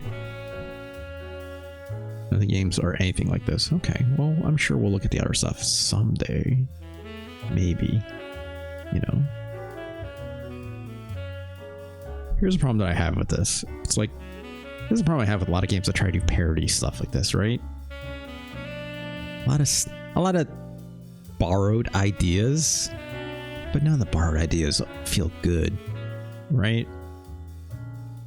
Context-wise, I'm sure this is much better than James Pond 2, VectorDean, and Millennium Interactive, which Millennium Interactive apparently has links to SE Studio Cambridge, which is Gorilla Cambridge. Gorilla Games. I mean, sorry, was what they used to be known as.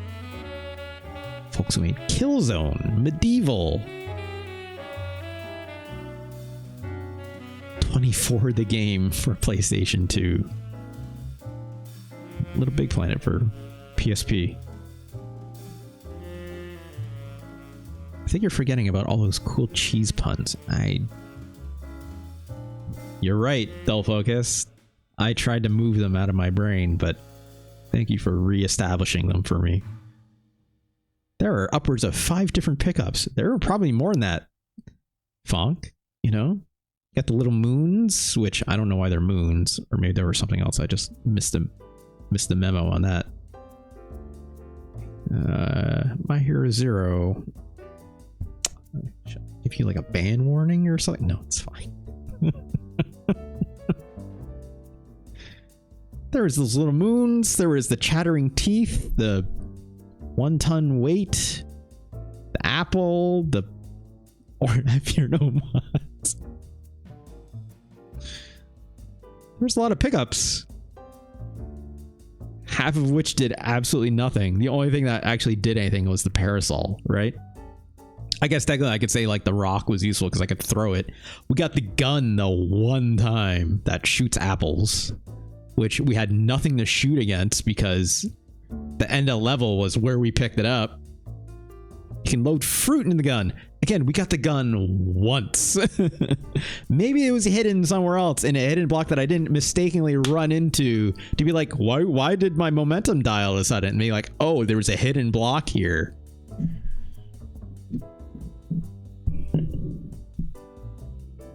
Look.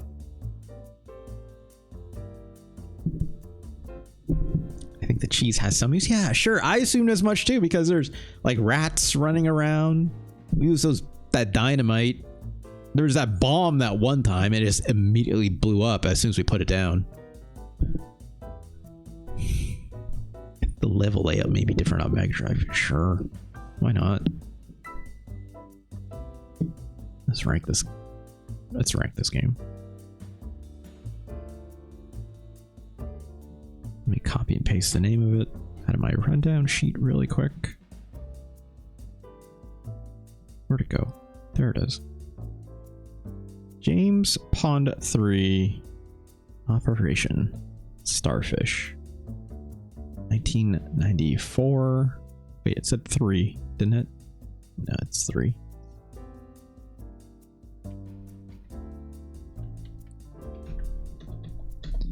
Look, let's get this out of the way, shall we?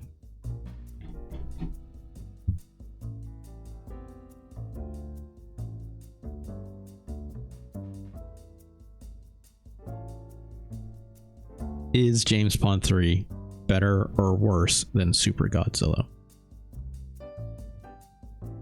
There's a long play, 100% completion of the Mega Drive. It's 8 hours long. and published by EA? What the fuck? This game is 8 hours long.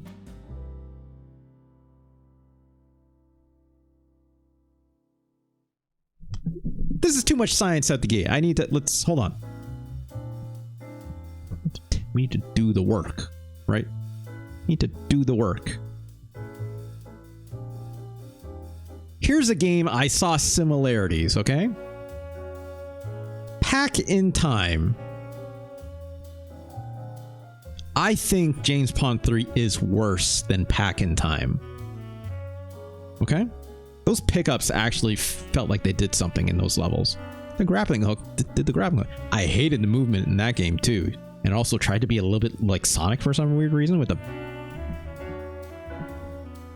momentum. No, don't focus. Relax. This is Pack in Time. This is not Pac-Man 2. Okay? Ugh. Pack in Time. This is also worse than Joe and Mac 2, another game I did not care for.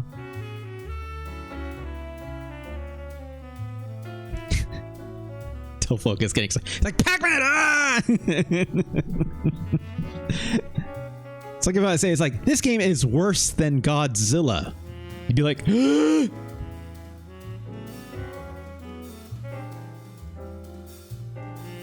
then I have to say, like, you know, hold your horses. Because I meant the fighting game Godzilla or something, right? Which I can't even find the list. Where the hell did I put it?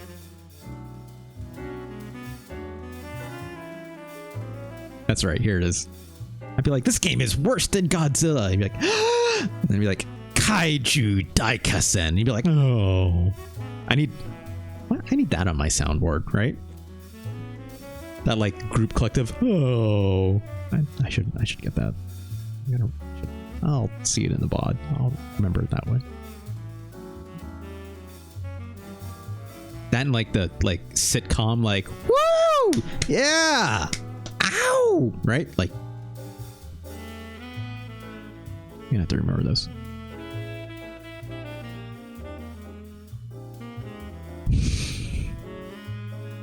This game is worse, Mighty Morphin Power Rangers, the movie.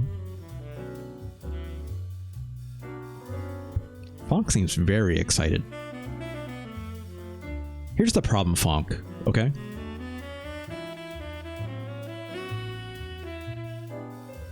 Each level actively has skips. I mean, okay. Here's the thing, right? That last game of Retro Curses that we played, the Marvelous game,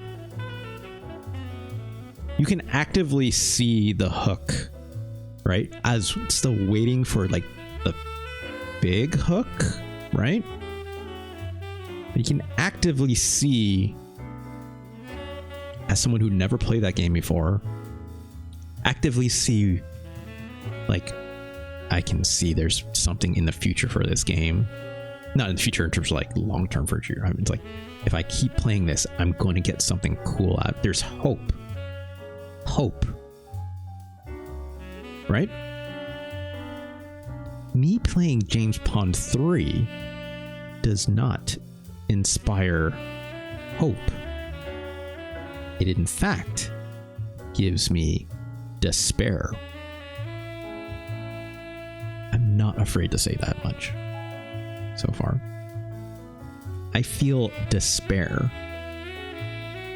at the idea that even if there is something interesting beyond what I've played. Fox says, Russ, you don't know how bad Robocod is. I know, I understand that. I'm looking this as a sole product, right? Like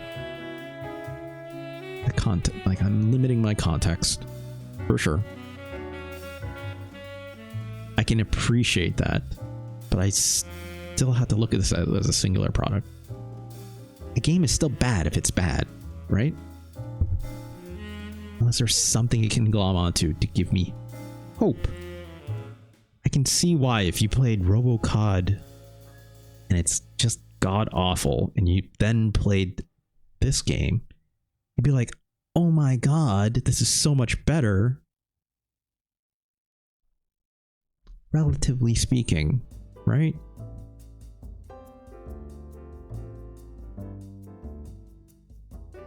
there are elements of this game that I think it's interesting. I was very taken by, like, they're okay. I see what they're going for, but I'm using retrospective because I don't have the nostalgia attachment. We went over this when we talked about Marvelous, right? But like, there's no hook here, quite literally, figuratively speaking, for me. Just a lot of jokes that are landing in the moment, but they're not enough to make me want to keep playing it by any stretch, right? I don't even think this is somehow not even as good as Tom and Jerry. Here's another US Gold game, I think. Maybe not. Winter Gold. There's a secret second world in the first level. This tracks for like what I know about a lot of Amiga games and platformers, right? Like, I know you mentioned earlier, like, it's like they threw like they threw like a lot of items behind the start, right?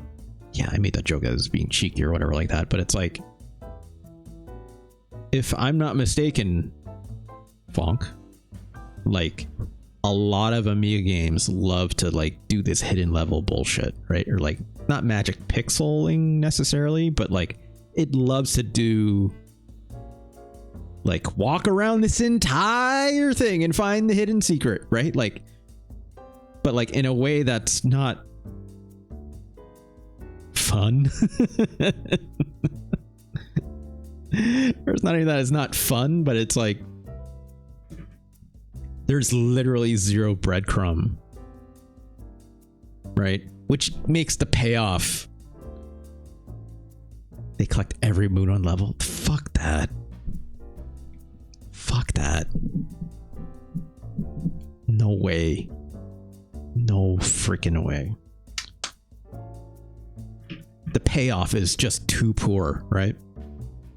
Like, it doesn't feel good to play the game as a platformer. I don't love the mechanics of any of the enemies being in your way. You sonic run into them immediately as they come into frame, right? Like, what part of that would be redeeming enough to say, go pick up every moon in the state? Like, get out of here.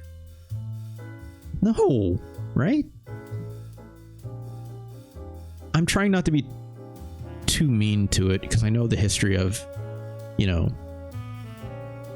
games made in England or in Great Britain or the EU in general, right? Like, I know people will joke that it's like, maybe you're being a little mean to the Amiga. I'm like, I get where that comes from, but I recognize I had the privilege to get a Nintendo even, right? Like, I again, and I'm trying not to be mean because of that, just in terms of like when things became available for me and blah blah blah, right? But they didn't have to make things this way. Right? But it's also like, then how do you build those inspirations and stuff, right? The Gianna sisters would not exist without Mario, right? I get it. Just gotta look at some Gianna sisters sometime. But it's I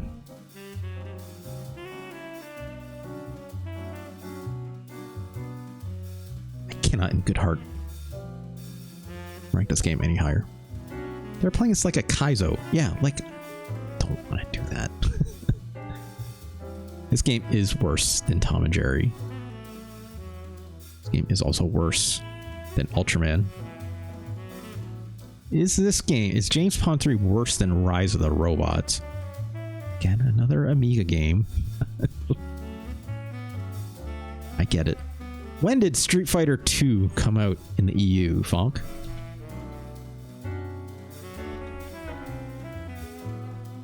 In the arcades or on consoles otherwise.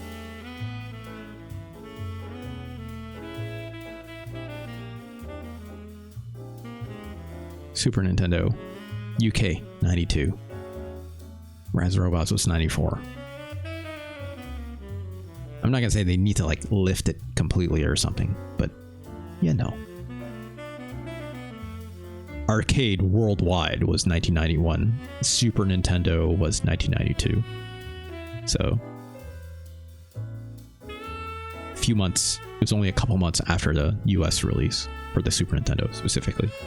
But if you didn't have a Super Nintendo, well, you know, Rise is a port. That is true. That is true. It was originally Amiga, right? So what year did that come out again? Rise of the Robots.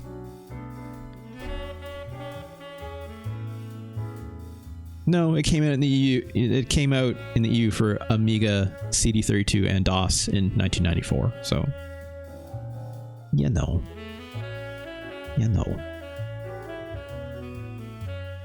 Didn't come out before that. Yeah, but Brian May did the music. Yeah, I guess. Look, I get that. Obviously, I'm comparing apples and oranges here, but I think this game is... I almost said worse. But man, Rise of the Robots is rough. Rise of the Robots has aspirations, though, right? Didn't feel good, but like, those visuals are unmistakable. I'm not gonna lie. They don't move good in practice. That big blue man, cyborg man, look great on a magazine cover. They tried to get Brian May. This game, it's pulling a sense of James Pond 3 is pulling a sense of humor, and it's tried obviously across the whole series. Not my kind of sense of humor necessarily, but you know, it's going for something too. Is it good? Well, it's subjective.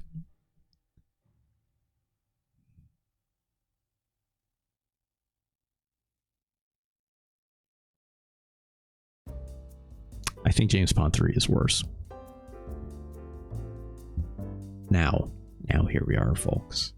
Here we are.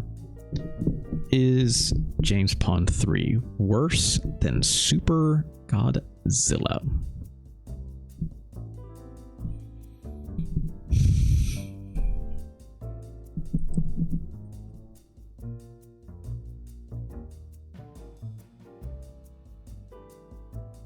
I'll tell you this much, okay? James Pond 3 is not worse than Pac-Man 2. I don't think so.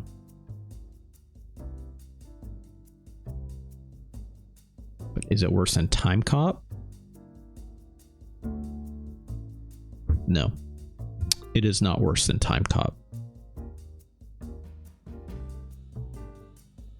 Is it worse than Batman Forever or Captain Novolin?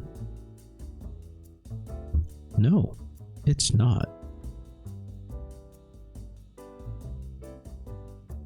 Is James Pond 3 worse than that really boggling Kunio-kun River City Ransom sequel? No, it's not. Is it worse than King Arthur's World?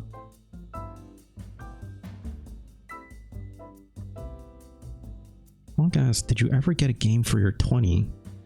Or did you seriously request UN Squadron? Are you asking My Hero Zero? My Hero Zero originally requested UN Squadron. I ranked that, right? Wink wink, James Pond 2. Excuse me? Oh, you're asking Chris. That's right. My Hero Zero requested UN Squadron. Said, oh, but I'm playing it anyways. It's literally the top show. So he asked for something else, and then Dull Focus did ask for UN Squadron. Yeah. Yeah, why would you do that? I don't know. I could have played anything, Chris. I could have played anything.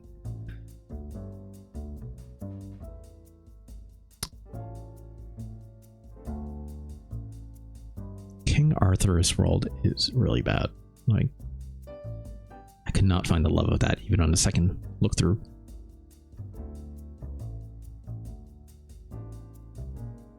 I think James Pond 3 is better than King Arthur's World.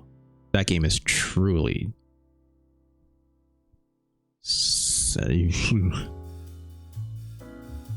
Is James Pond 3 worse than Earthworm Jim? Maybe the most problematic game on my list for obvious reasons. And cancelable reasons. James Pond 3 does not play as bad as Earthworm Jim.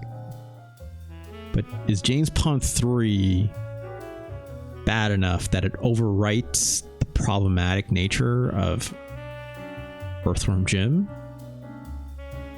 No, it does not. Is James Pond 3 worse than Super Godzilla, though?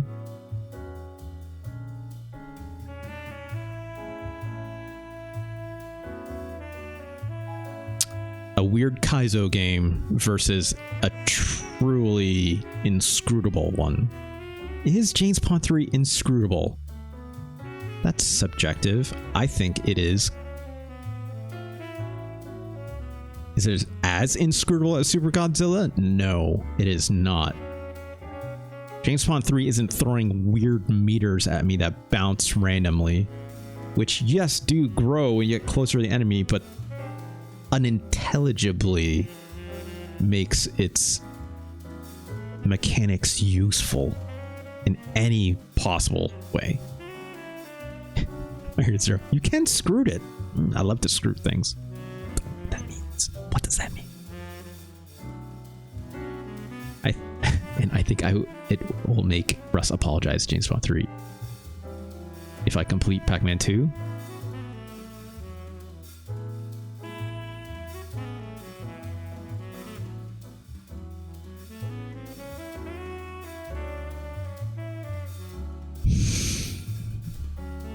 I think Super Godzilla is a better game than James Pond 3. Congratulations to James Pond 3. You are worse than Super Godzilla. Just by a hair's breadth, though. Just by a hair's breadth. Fox says, like, I think it's at least 20 games worse than Pac-Man 2. Yeah, probably. Probably. You know? How many is Super Godzilla away from the bottom now? One.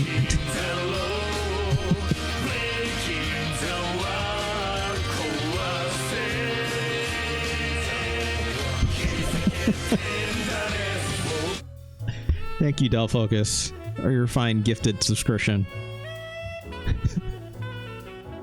The fact that Del Focus gets so excited that I find a game worse than Super Godzilla, thanks to Fonk. Obviously, Fonk, thank you so much for your 10 gifted subs earlier, obviously, to make this happen. But the fact that, like, Del Focus gets so excited for that he, like, decides to give me money for that, it's the funniest thing in the world to me. It's just... Thank you, Chris. Much appreciated. Here's what I'll say, okay? So what? We got 1, 2, 3, 4, 5, 6, 7, 8, 9 games that are worse than Super Godzilla from the bottom, right? Or you could say 8 from Pac-Man 2 to Super Godzilla. I think, no, technically 9. 1, 2, 3, 4, 5, 6, 7. No, it is 8. I can't count. I think the span between these 8 games is very wide still in potential, right? I think, Fonk, you are absolutely correct. There are a lot of games that can be worse than James Pond 3. Obviously. Like you're saying, RoboCop 2 would be one for you, for sure, right? And, like, I don't even know if Olympic Summer Games truly belongs in here, but, I mean, definitely on first impression, right? But, like, I think there's definitely a lot more slop that can be entered in between here, so I'm very aware of that. Have we played a lot of that stuff? Obviously not, right? Obviously not. Some stuff comes close, Real close. Real close. Some of this stuff. God, I hate Weapon Lord so much. That's... Fuck that game. But, yeah. Thanks to Fonk. Thank you, Fonk, for the fine donation of 10 gifted sub the other day. Much appreciated. Thank you to Chris for this one. On the heels of it. How long have I been going so far? Good lord. How have I gone for 3.5 hours already? Playing these two games. How is that even possible?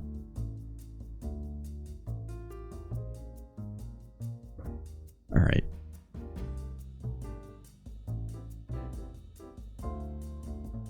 Should I play Retro Chris's game? I think Retro Chris probably had the piece out. Yeah, that's fine. I didn't play any fighting games today. Jeez, just Fightember getting away from me, huh? I'll play Retro Chris's game next week. For sure. For sure. Let's do one fighting game today, shall we? Should I handpick one or should I wheel one?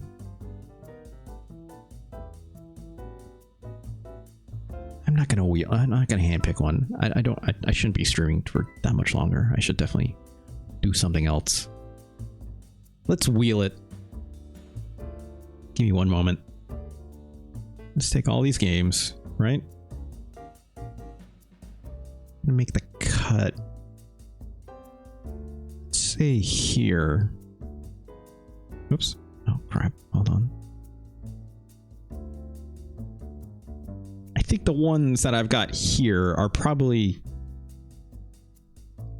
good wheel games. They're not extras. They're not games that I would want to like make a full episode about, right? In terms of its like notoriety or popularity, if you prefer, right? So let's look at this one together, or this set of them together, and see where we end up. Let's bring up the wheel.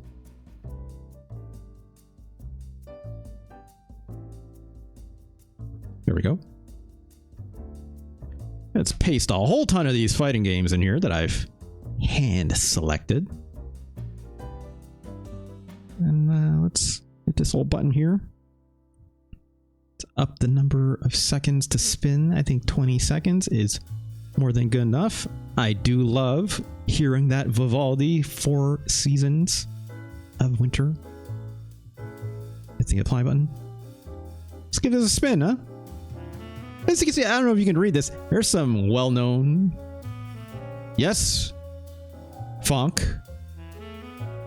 Fonk, what if I told you? Yes. So shout-outs to Jason A. Striker, right? I almost said Ostriker. So gotta get the A sound in there, right? So yeah, let's look at this list. What's this? It's probably a little hard to read. Let's zoom this in. Oh, that's fun. I love the way sometimes how websites scale, right? I mean, this is the way to do it. This is the way to do it if I was doing an AOTA friendly or accessible version. Got some Neo Geo favorites, right? We got Art of Fighting, Fatal Fury, King of the Monsters, World Heroes, Fighters History, Battle Blaze. What's Battle Blaze? Y'all remember? I believe they did play Battle Blaze on Ranking of Fighters and Giant Bomb. This is the one that had like the it was very like dark fantasy like Conan the Barbarian looking guy. There's like a Valkyrie style one. There's like a lizard man with a big sword and stuff like that. Battle Tycoon, Flash Hiders, SFX. Oh, there's some interesting JP stuff here, friends. Sifuku Densetsu Pretty Fighter. Y'all remember we played that Sailor Moon game and there was like a sailor in there? I'm like, who the hell is this? And it was named Pretty Fighter. Okay. Which also had a sequel called Makaruna Makendo to Kamero. No, wait, no, sorry. I'm sorry. This is something else. This game, Makaruna Makendo 2, this is the sequel to Kendo Rage. Okay. Super Variable Geo. I kind of hope we get this one. This is actually a very, very neat game. Also, it's in other territories, it's an H game. There may be some corn in here, but not in this version, not in the Super Nintendo version. I got it completely edited out. But I think it was PC Engine. Maybe it wasn't PC Engine, but whatever. But yes, Fonk. This is the good Ranma game, right? These two are the bad Ranma game, especially Street Combat, which is obviously not even Ranma and a half branded, which, you know, they redid all the sprites and stuff for that, which is technically this game, Ranma and a half Shogi Ranbu Hen JP94, which I had on my disc copier growing up. A very good, I like this Ranma game. I know Street Combat, not incredible, but like, I think this game has merit. I'm not saying that because I had it growing up. Ranma and a half Shonai Geketohen. This one, I think, sorry, Shonai. I said that. Yeah, Shonai Geketohen. I know the joke was that this is the good Ranma, but then maybe Jason had second feelings about whether it was a good one or not. There should be a 1 in here, actually. Let me double check my rundown just to make sure that 1 is there, because I don't want to forget that, because I absolutely will. This Ranma game may surprise you. Maybe this is the good Ranma, Funk. Maybe.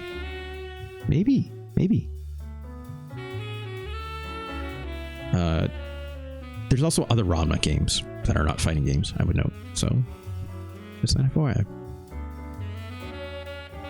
Fox says, I've never seen Super Variable Geo. My sister likes it. Really? There's some corny kind of stuff in there. In the original version, Super Variable Geo being a port of that original version. Anyways, there's a whole lot of stuff here. Power moves. Very well known, right? Power moves. Y'all remember Warren, right?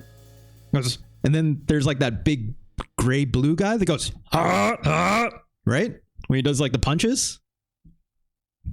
That's the only thing I remember out of power moves. That, and there's like, you know, your main character kind of is a not Ryu, right? What if I told you there is a sequel to Power Moves? Did y'all know this? A sequel to Power Moves, or Deadly Moves if you prefer. Right? Called Battle Master. Only came in Japan. Kyokyo no Senshitachi. Sure. Right? This game is broken as fuck, I'll tell you that much. Bishoujo Wrestler Retsuden Blizzard Yuki Aranyu. A female fighting game, or female wrestling game. Joshi for her. Natsuki Crisis Battle. I don't remember what this is. A little Yu Hakusho for you. Osu Karate Bu. I don't remember what this is. Ultra 7, however. What if I told you there's another Ultraman game? Because it's a series called Ultra 7. Are there 7 of them? I don't know. I'm not that familiar. Maybe more Catholicism for you. I don't know. Well, guys, do you have the game with Guile, but they are called Car? I have no idea what you're talking about. Sorry, fuck. More Yu Hakusho. I have no clue what... Oh, I know what this is. I'm not even going to describe that. I'll let that show up when it shows up. And of course, some Shaq Fu and Pit Fighter and Saturday Night Slam Masters for you, right? Let's spin!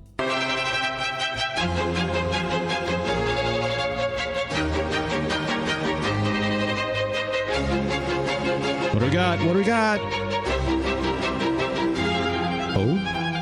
Oh, is it going to be Dragon, the Bruce Lee story? I think it is.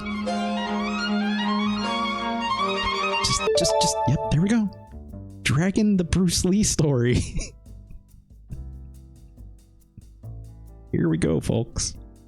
The wheel has spoken.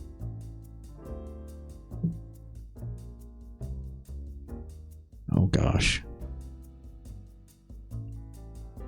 You ever seen this before? Dragon, the Bruce Lee story, 9-5. It's a good movie. I didn't mind it. I think it's totally fine. You know? I think Jason Scott Lee, is that his name? Or is that the name of someone else? It is Jason Scott, right? Jason Scott Lee. Yeah. Did a fine job in this movie, I think, as portraying. Why am I not doing this in the web browser? I literally have up already. In the Bruce Lee story. Yeah. Bits and Crafts. Thank you so much for the fine follow. Good to see you. Good to see you. Thank you. Thank you so much. Much appreciated. Yeah, this movie, you know, 1993, right? At the game. Yeah, Lauren Holly as Linda Lee. She was all right. I think she did a fine job, right?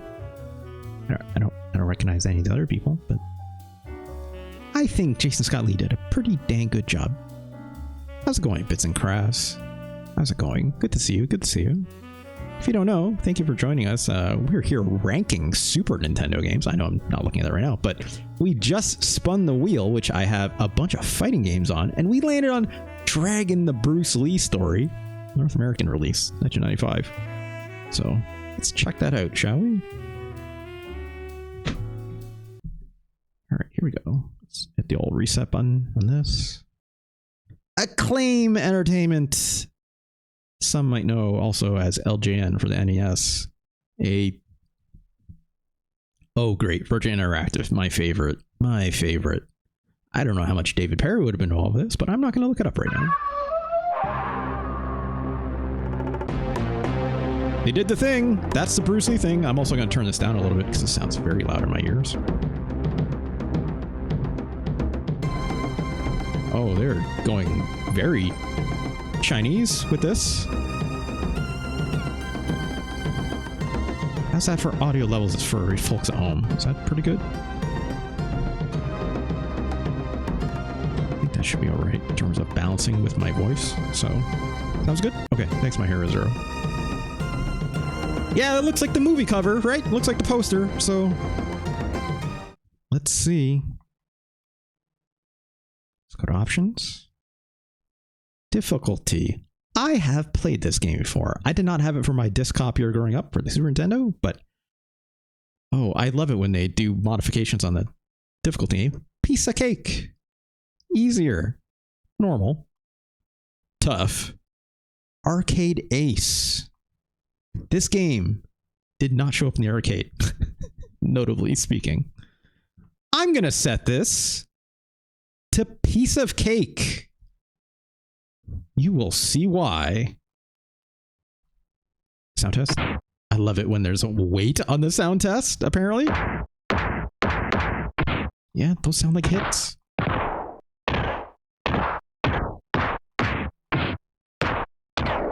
Look, y'all know what I'm looking for. Just give me it.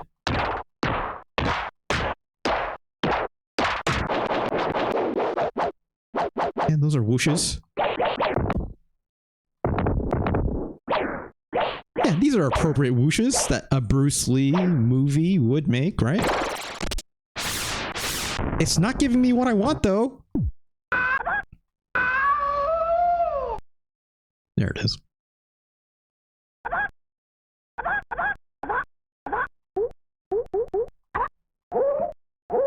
Yeah. Sure. Ooh, a crunch. Ooh, good Foley. Movie sequences. Yes. Okay, sure. Let's do that. Cool samples. Yeah, like those sound like digitizations of the, you know, samples they probably took from some movies and stuff like that. I'm okay with that. I'm okay with that. I wish when games had sound. I miss when sound games. I miss when video games had sound tests. Yeah. You know, sound tests are good. Let's do the story. Let's just do a story mode. I don't know why there's 2-player story. That's weird. Oh my god, look at this CG asked Jason Scott Lee.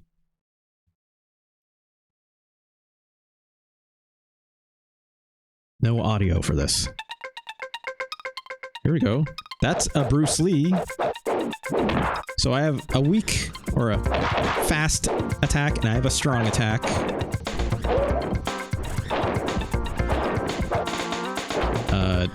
It's funny because when I press down, back, and crouch, he just does like backflips. Just fun. Gonna do a sliding attack like this. Punches, not a lot of range, but that's fine, right? Oh!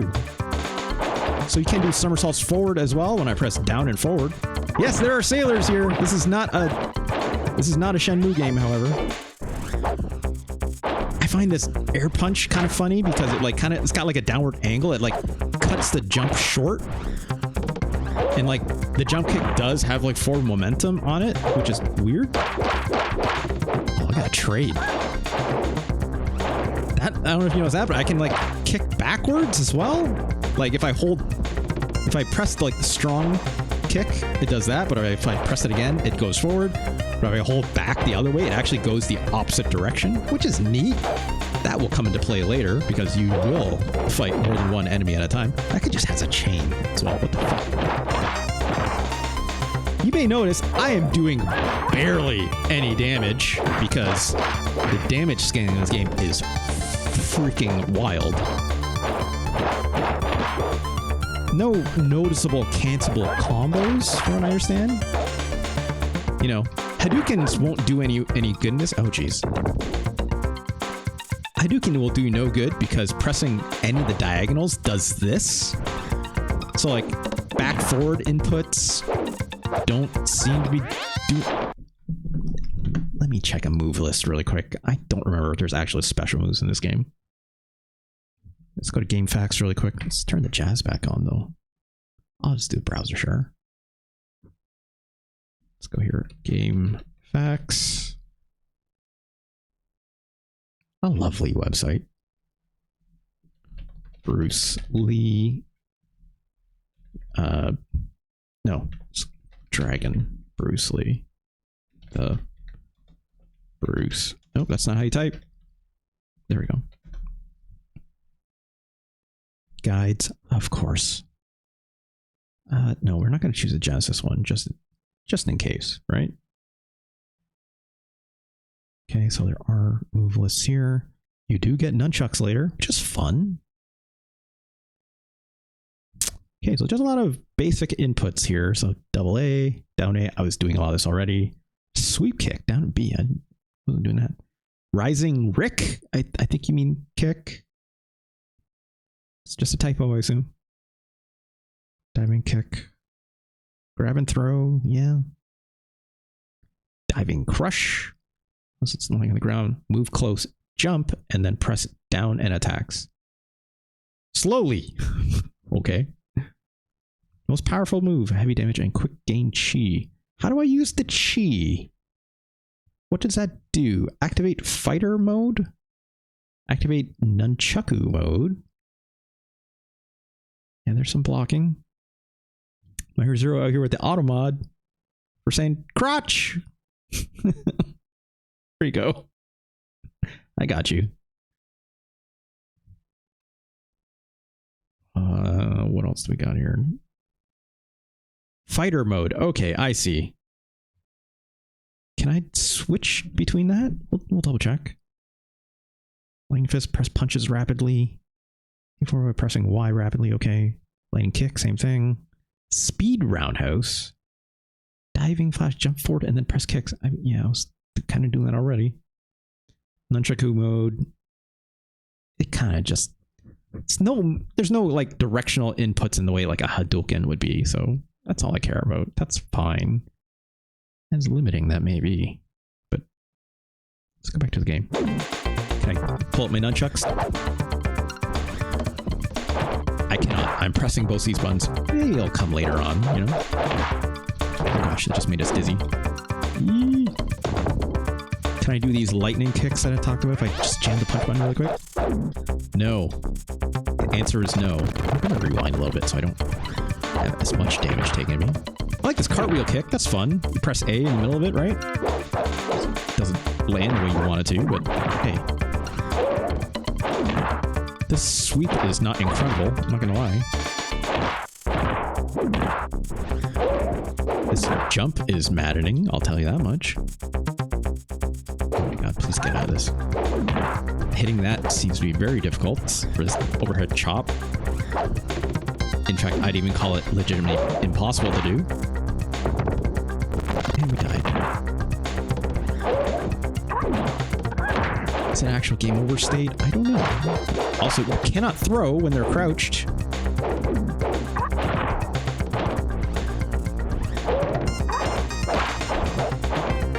Just...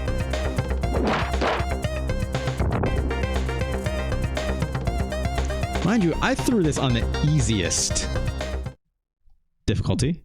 Oh no, we lost one of our mirrors, which if you remember from the movie, they use as symbolism for like Bruce's curse, I think.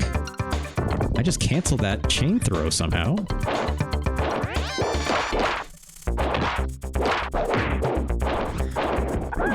Oh my god, this... Is this how Bruce Lee's story goes? I'm gonna say it's a fictionalized account. That kick just went right through that guy because these hitboxes are terrible.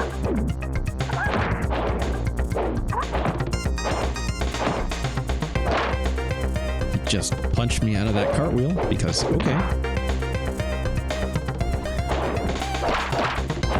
Oh god. Great, just kick him in the corner, right?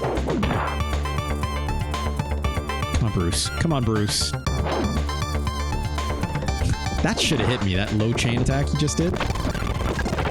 Absolutely should have hit me. But it did not. Oh, God, come on. That was right in his face. There we go. We actually got one jump attack. There's literally no other way to move in. That looked good. How do I do the jump attack again? That said, it was very useful.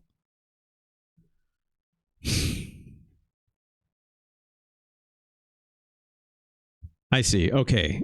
About the chi bar. It could also be called energy. Yeah. Thanks. It will be filled by hitting opponents and will be reduced when receiving damage or using modes. When the bar reached Fighter F, maybe that first pipped section, you can activate the Fighter mode. Same for the Nunchaku, which L and R do. Okay. Mary says, no, I'm sure he assaulted a British sailor and nothing bad happened to him. Yeah. Great.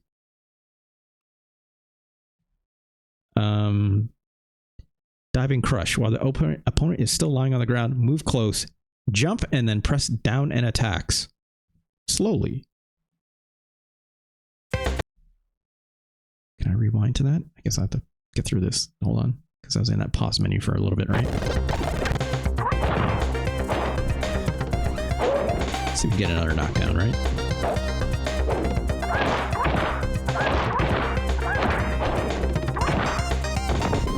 So jump and down and... I'm not... There we go. Great. Cool. That's a Bruce Lee thing, I guess.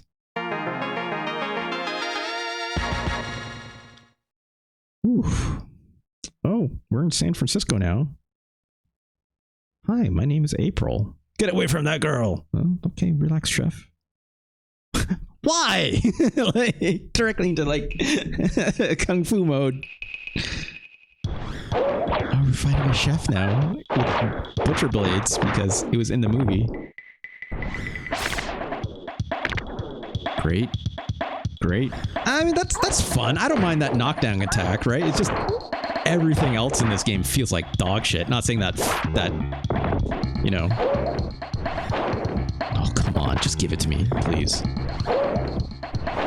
Oh, Jesus. Could I have done that again?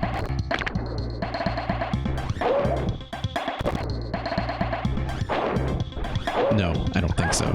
Maybe you could have. Oh, that's why. Okay. Let's run the back alley now. Cool headbutt. I can get my... There's two chefs now! There's two twin brother in a gray t-shirt is coming after me now. Can I turn on nunchaku mode? No, not yet. Oh, no, I'm in fighter mode. I'm definitely in fighter! Just keep smashing the shit out of him. Can I get both nunchakus out? No, I can't. Not yet. I'm trying to... Okay. Ooh, look at this jump, though. Good lord.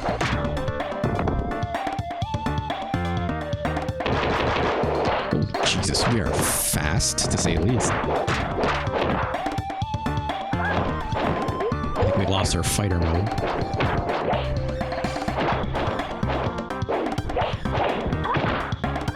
Yeah, fuck that guy, right? Come on.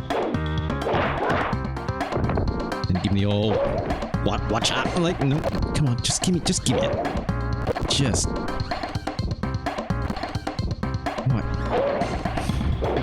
Fuck this game. Great. Oh my god, just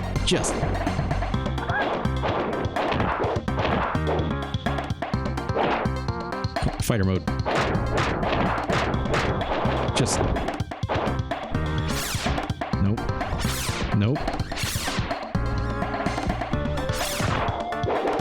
Fine.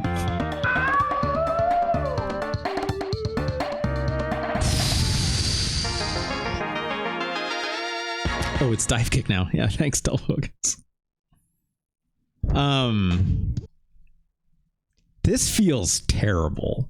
This feels worse than I remember.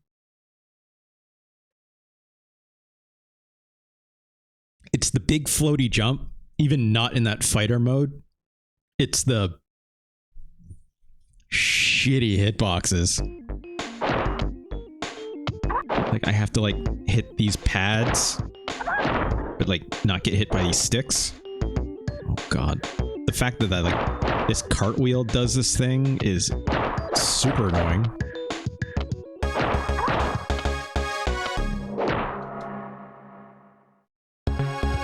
Zero! Oh, okay. Great. Who's this guy? Get out of that machine, I'll show you a real workout. Look how jacked my bro is, though. I remember this scene from the movie. He beats up a bunch of white people and a black guy, right? Oh, that's just... What's his name from Enter the Dragon, I guess. Just do the dive thing. Whatever. Oh my god, are you hearing this? Every time you do jump, it goes chwee, woo.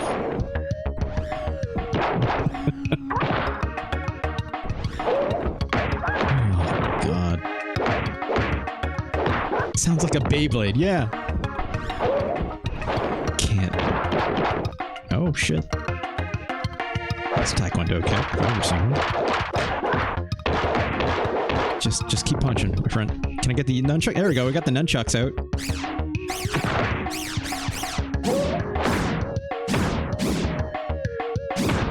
Yeah, all right. I find it interesting. So it's like, in this mode, pressing one button doesn't keep the nunchuck moving. You have to actually alternate between the strong and heavy attack, which is cool. I think that's a neat... Oh, that's a throw, sure. I think that's a neat mechanic to have it do this. It doesn't feel good to do because you can't move while you're doing it, but like the fact you have to actually have to alternate between the nunchaku kind of whipping, like I did martial arts. I learned how to do that. That's, you know, sure, I guess, but okay. His name is Johnny Sun. It's a killer. Is this where I get my back broken? I think so, right? So I'm actually surprisingly moving through some of this, I guess, on the easiest setting in the game because I'm trying to show off the rest of the game, but I almost got my ass kicked that first fight. This game is incredibly hard. Like, fuck, that just took off so much of my life. Get the nunchucks. Just get the goddamn nunchucks out. Oh, Jesus. We're gonna rewind our way out of that one.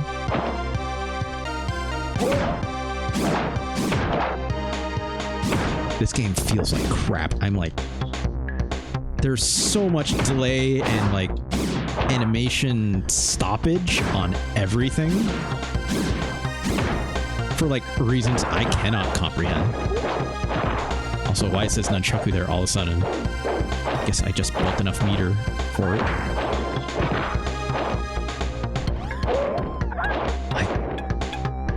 Nothing about these moves feels good.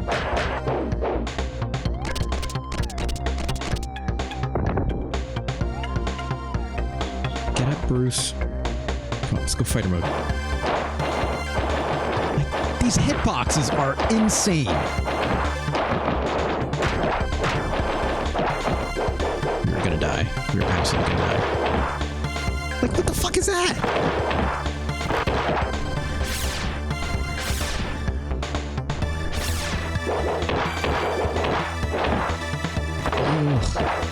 Ugh.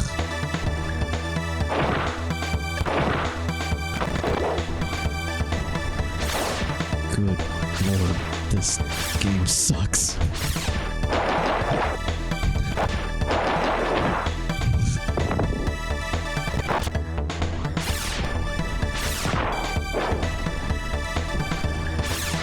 Ugh. How would they expect this to be playable? I don't...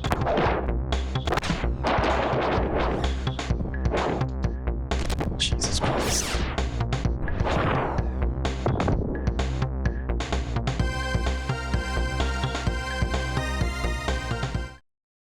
Let's take the life on this one. Oh, cool. He gets a full health bar. Cool. Cool. I love it. I love it. Jesus Christ. This jump kick is impossible to hit anything with.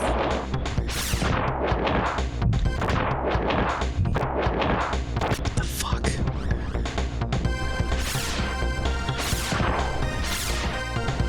This dive kick seems maybe safe. Great.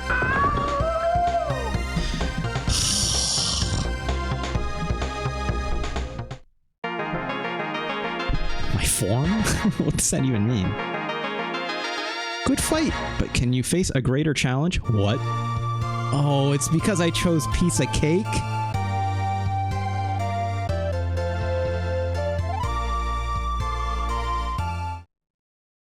Fuck off. Or no, I chose easier. That was easier! Fuck, dude. What?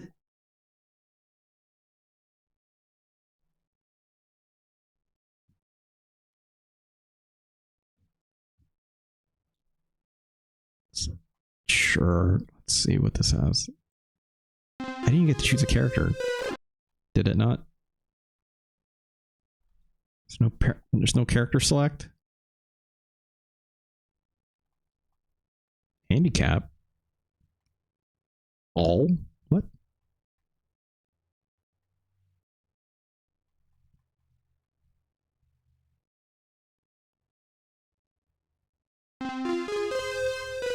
Yeah, that's a... Is this the ice room from the big boss? Yeah, it is. It's only mirror matches in the fight mode, it seems.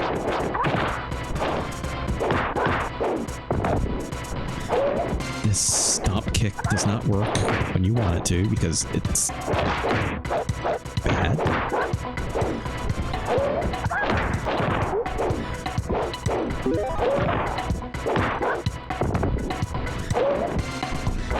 Oh my god.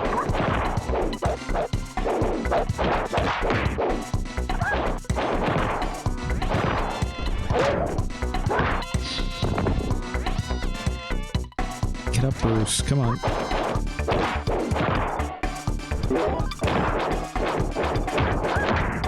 These hitboxes are maddening.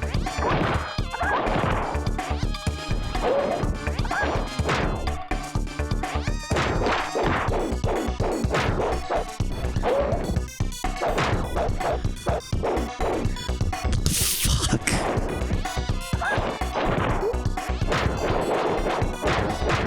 Oh my. Cool. Cool. At least a Bruce Lee one.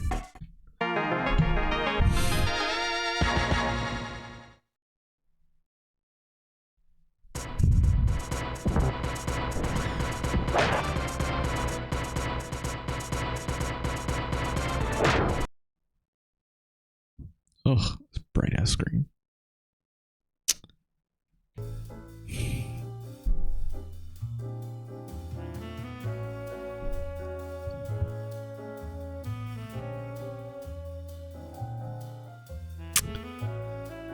Mayor Zero says, always fighting myself, so I always come out on top. Yeah, that's good to hear, Mayor Zero. That's good to hear.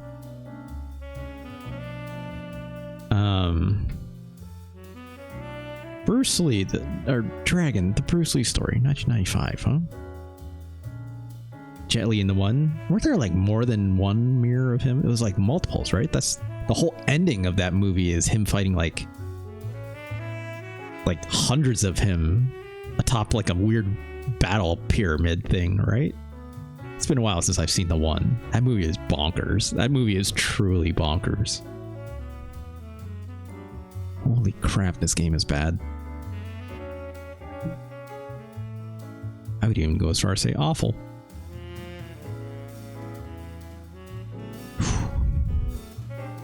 But where does it go on our list, right? We have to do the sides. We have to do the sides. We'll get there. We'll get there.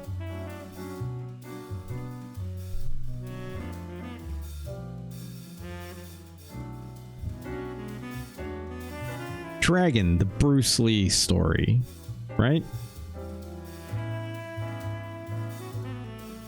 Is this worse?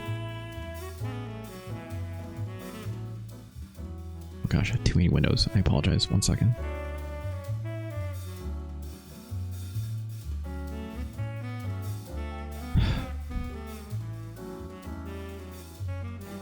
Is this worse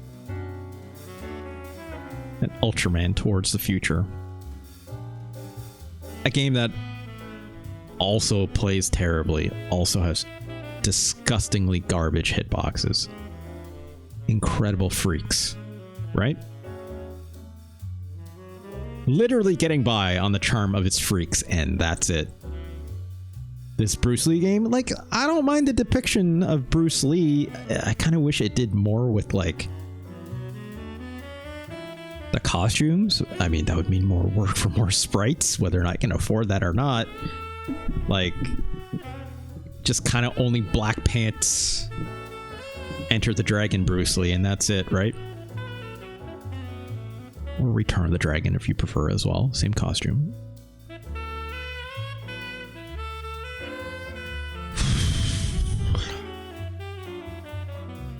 This game is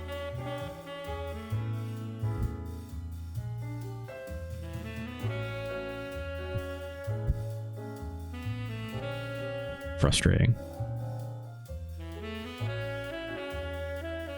This game is not better than Mutant Fighter. I actually had a good time with that game, strangely enough, as rough as it is. There's no charm to be had in this game.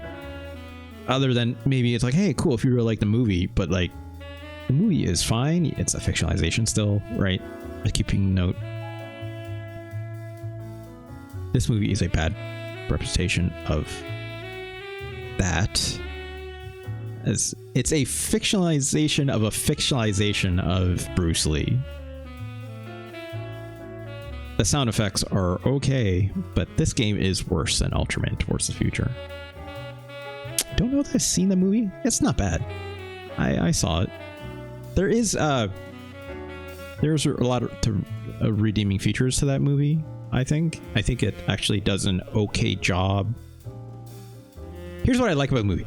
I think that movie does a really great job at depicting the racialization that that of Bruce Lee's struggles with racism when he came to America and stuff like that. Even if some of it is fictionalized, there are absolutely parts of it that are not. There's a particular scene in that movie where he goes on a date with Lauren Holly, who was Linda Lee. I don't remember Linda's maiden name. There's a scene where Jason Scott Lee and Lauren Holly are going to a movie together as a date for the first time, and they went to go see Breakfast at Tiffany's, and the very infamous scene of the apartment landlord in that movie, obviously portrayed by, I almost said Mickey Rourke. That is not true. Mickey Rooney, I mean. Although if it was Mickey Rourke, that'd be a very different depiction. I can't picture that. That'd be very funny, but not in a good way. There's a very good scene in there where those two go on a date, and that scene happens as they're watching Breakfast at Tiffany, and the whole movie theater is like, sure, obviously full of white people, right? Is having a huge laugh at the scene, at, you know, obviously the Asian depiction that Mickey Rooney is doing with yellow face. And at first, Linda is shown, she's like kind of giggling at it, and then she looks over at Bruce, at Jason Scott Lee's character, and he's like looking at it extremely disappointed. And Linda realizes this and goes, "Hey, do you want to get out of here?" And it's like pretty good. I feel slightly emotional even thinking about it. Recounting my own experiences, right?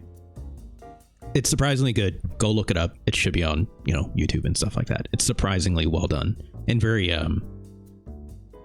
as dramatized as I'm making it sound, obviously, and it is a movie, right?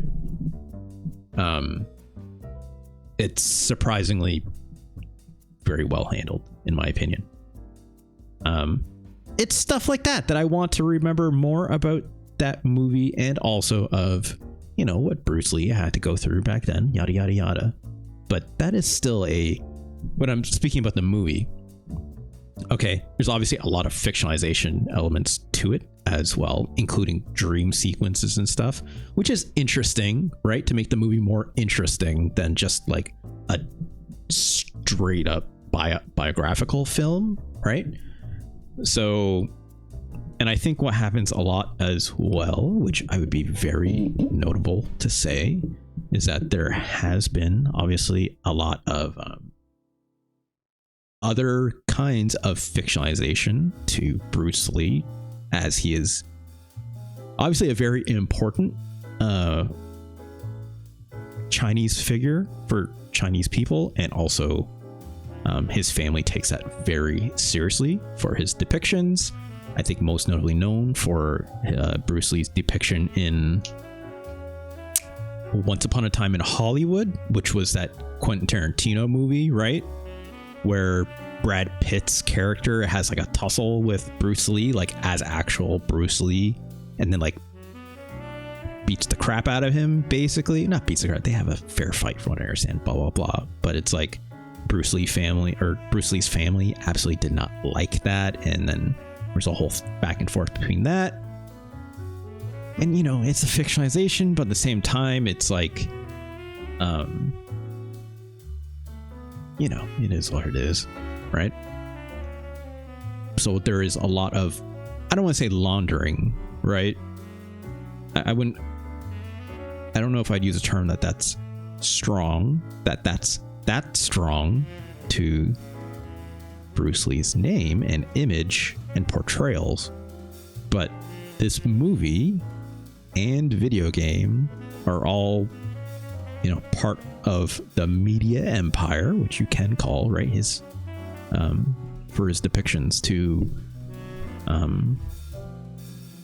you know, obviously paint Bruce Lee in a positive light, which absolutely has positive aspects too, but at times, yes, can absolutely be over fictionalized to the point where people don't like to think about, say, perhaps how Bruce Lee actually passed away, right? I know there are people who actually have no clue how he passed away, because I didn't, even as I was younger, as a young Chinese boy growing up, you know, in the 90s and whatnot. And I idolized Bruce Lee just as much, you know, but I didn't know how he passed away even. And I remember watching this movie and not even understanding how he passed away. If you'd like to know, you can look it up, right? It's on Wikipedia. It is public knowledge, technically speaking, right? But he died of a drug overdose. Most will say it is accidental. And yes, of course, most overdoses can be, obviously, right? So is it tragic? Yeah, of course it is. Every death is tragic. It's like, especially what happened to his son and blah, blah, blah, blah, right? What I'm getting at right now, to tie in with all this, is that, like, it's a recognition of what this game is also representing, right? Which is much deeper, obviously, than it being a worse game than Ultraman towards the future. However, I'm not willing to erase what Bruce Lee's accomplishments were, obviously, right? But its fictionalization of it as well has a political force behind it. And that can't be erased either. So, just an FYI, right? Like, this is a deeply... You probably didn't expect me to go here with this game, right? But it's like, this game is strangely deeply personal, as Bruce Lee was a deeply personal idol for me growing up when it comes to, like, representation, yada yada yada, all that stuff. So I did not expect to get this out of this goddamn wheel choice today. Holy crap. Holy crap.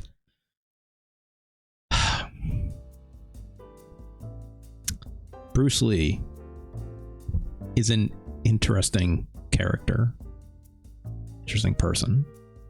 Highly recommend doing some reading, right? I had his book. I lost it at some point. That, you know, Dao Chi Kundo. It's a very interesting book. Go check it out.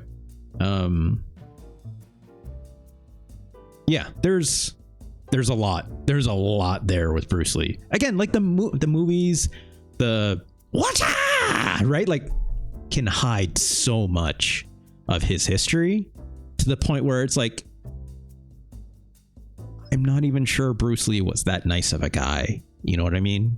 Like, stories of him getting in those, like, it gets painted a very specific way, right? Like, there's, if you even watch a lot of biographies and stuff like that, there will be stories of him, like, having fights on set that you could say they're just sparring sessions because people know he's a martial artist, right? And martial artists do that, right?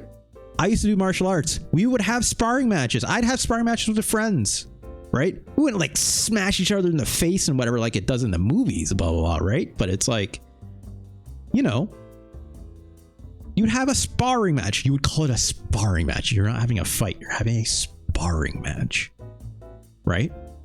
But how serious do those sparring matches turn into actual bad blood? A lot of them can. I've seen it firsthand, right? Firsthand in schools, in training facilities, right? Like, you can have, like, fictionalizations around stuff like, you know, like the Karate Kid or whatever. It's like, oh, this dojo is pissed off at this dojo. Or you're like, that's the, like, the premise of, like, a lot of kung fu movies, even in Hong Kong and China, right? Like, rival kung fu schools hating each other for generations, and then, like, you know, getting into huge brawls and blah, blah, blah, blah, right? That stuff, while fictionalized in those terms, like, actually are real in some cases, right? Absolutely. Not too, obviously, to the point where, you know, people are, like, flying up walls and stuff, obviously, but, like, that's gang violence. It's what it is. It's gang violence. Fictionalized gang violence is what that stuff was, right? To those extremes in every case? Absolutely not, obviously, but in some cases, yes. How much Bruce Lee was involved with that? I don't 100% know, but I've definitely heard enough to the point where it's like, it's questionable, and it'd be very easy for me to see as someone who also used to be, you know, part of a martial arts school. right? It can be even cultish in a way, admittedly speaking. So it is worth knowing that, you know, again, the movies, they hide a lot. They launder. They absolutely launder. Now that I think of it under these terms. Again, I don't know the full story, and not a lot of people do. Some people will just take that to the grave, right? But like, you know, biographies will paint a light for Bruce Lee to say like, yeah, he got in this fight, he beat the shit out of this person because they were coming after him and blah, blah, blah. That can be absolutely true. It can also absolutely be used as a vehicle for him to launder. It's like he beat the shit out of a guy because a dude looked at him the wrong way, or he perceived that someone was looking at him the wrong way and he was trying to prove a point, right? And then a movie like this, or a movie like Dragon the Bruce Lee story, or this game will paint it as like, oh yeah, this fun boss fight, right? Like, yeah, history's written by the victor, blah, blah, blah, all that stuff. So, yeah. There's a lot of untold story there for sure. And however that gets told is, you know, whoever's got the keys, right? Bruce Lee had the keys. Bruce Lee absolutely had the keys. Again, not to downplay any of that stuff, but again, you know, an incredible figure and notorious one in other ways too.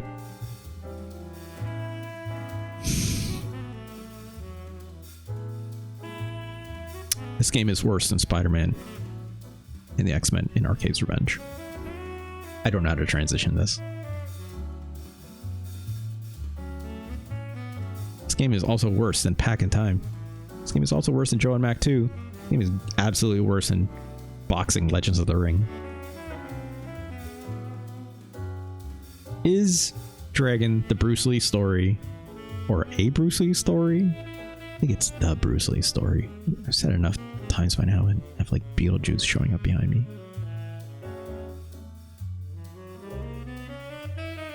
Oh god. I have lost the copy and paste text that I had for this. Hold on.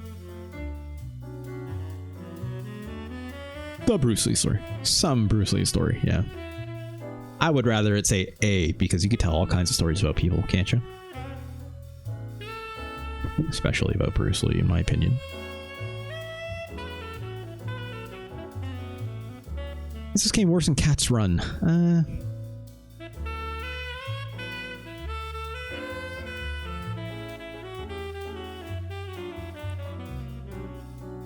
It's worse. I'd even go as far as say this is worse than David Crane's Amazing Tennis. Another game that's frustrating for a whole other set of reasons. Is this game worse than Venom versus Spider-Man? Separation anxiety. Yeah, it is. This game is even worse than that Kido Butoden G Gundam. Another game, another extremely frustrating fighting game. But that game, it worked when it worked. It's just extremely charmless. Is it worse than Power Rangers Zeo? Yeah, it is.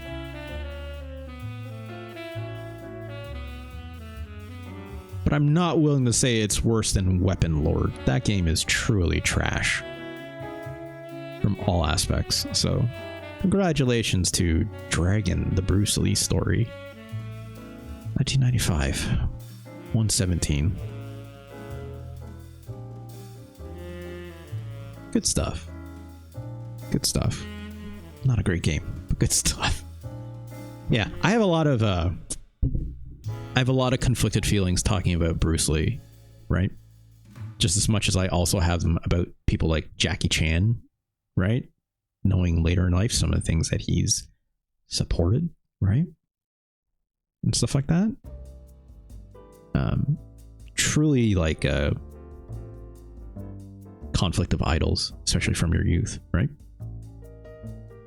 This one hits home for me pretty hard, strangely enough. I was not expecting to get that emotional over it. Even just thinking about the movie, which I haven't seen in a very long time.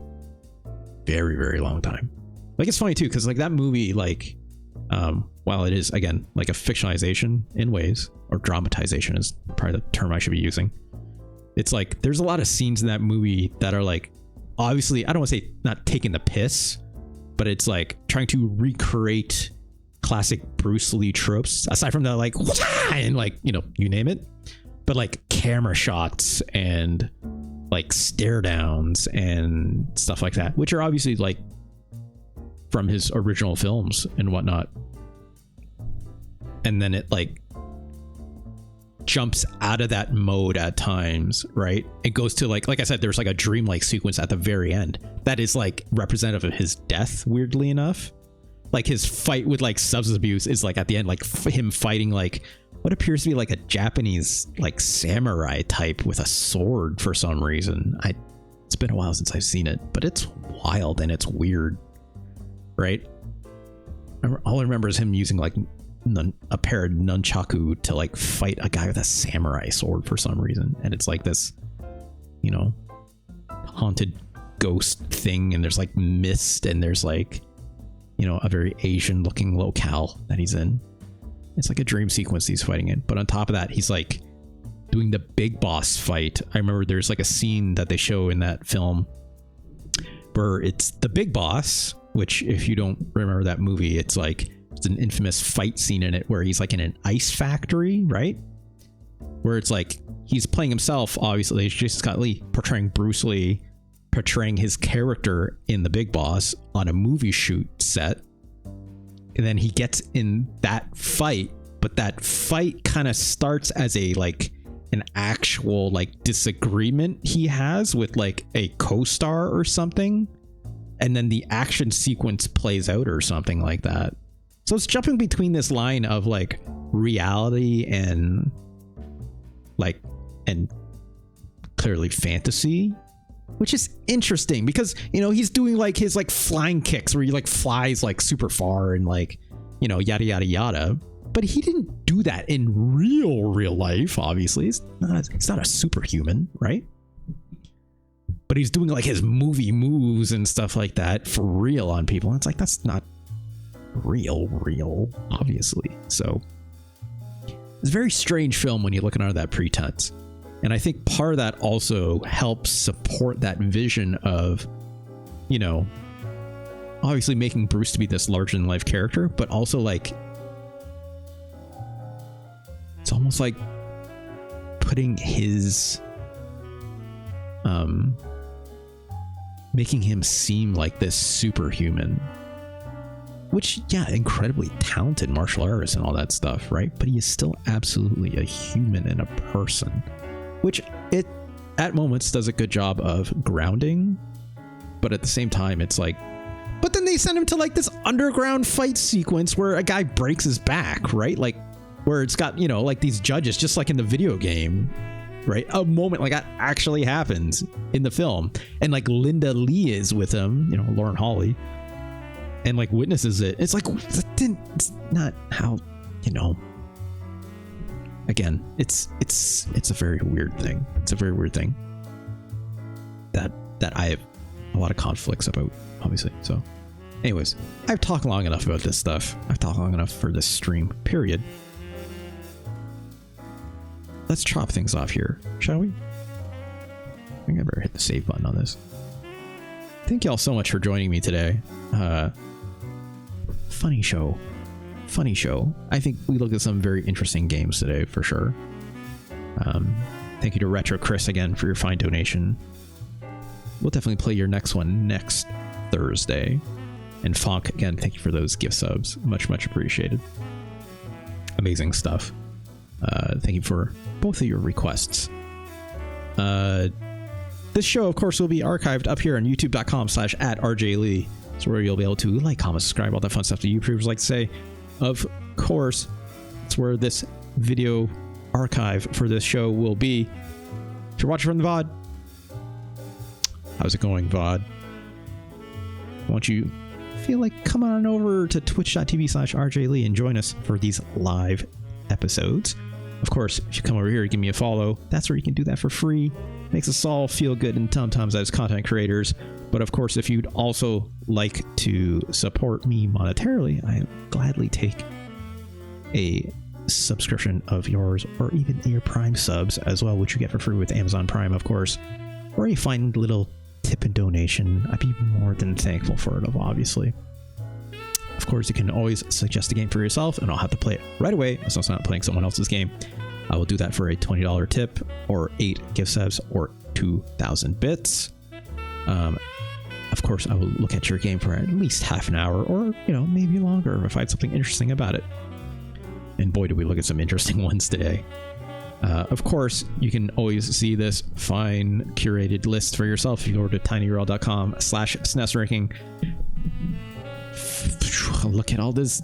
Oh gosh, if you want to find out where Super Bowling, where we played on episode 2, good lord, I want to know what that's like. Come over here and maybe go check it out. There will be time-coded YouTube links beside every single episode, which will take you to the episode and exactly the moment where I started playing that game. I think that's it. It's true. Tomorrow is Friday. Just be nice to Ganj Day. But also, I'm going to play some more Armored Core 6 tomorrow. Hopefully we can start at around the same time, as usual. Sometime between 2 to 3 o'clock. Sometimes I get delayed, right? Today, I started definitely like half an hour to an hour late because I spilled coffee all over the carpet on some stairs, which was a lot of fun to do. But anyways, that's taken care of. So thank you, obviously, to everyone for joining. I'm going to cut my end card, and then we're going to go hang out with Liv. As I can see, I think she's probably playing Sekiro. So thanks again. As always, I will see you all tomorrow. Bye-bye. Ooh, ended right on the end music. That's fun.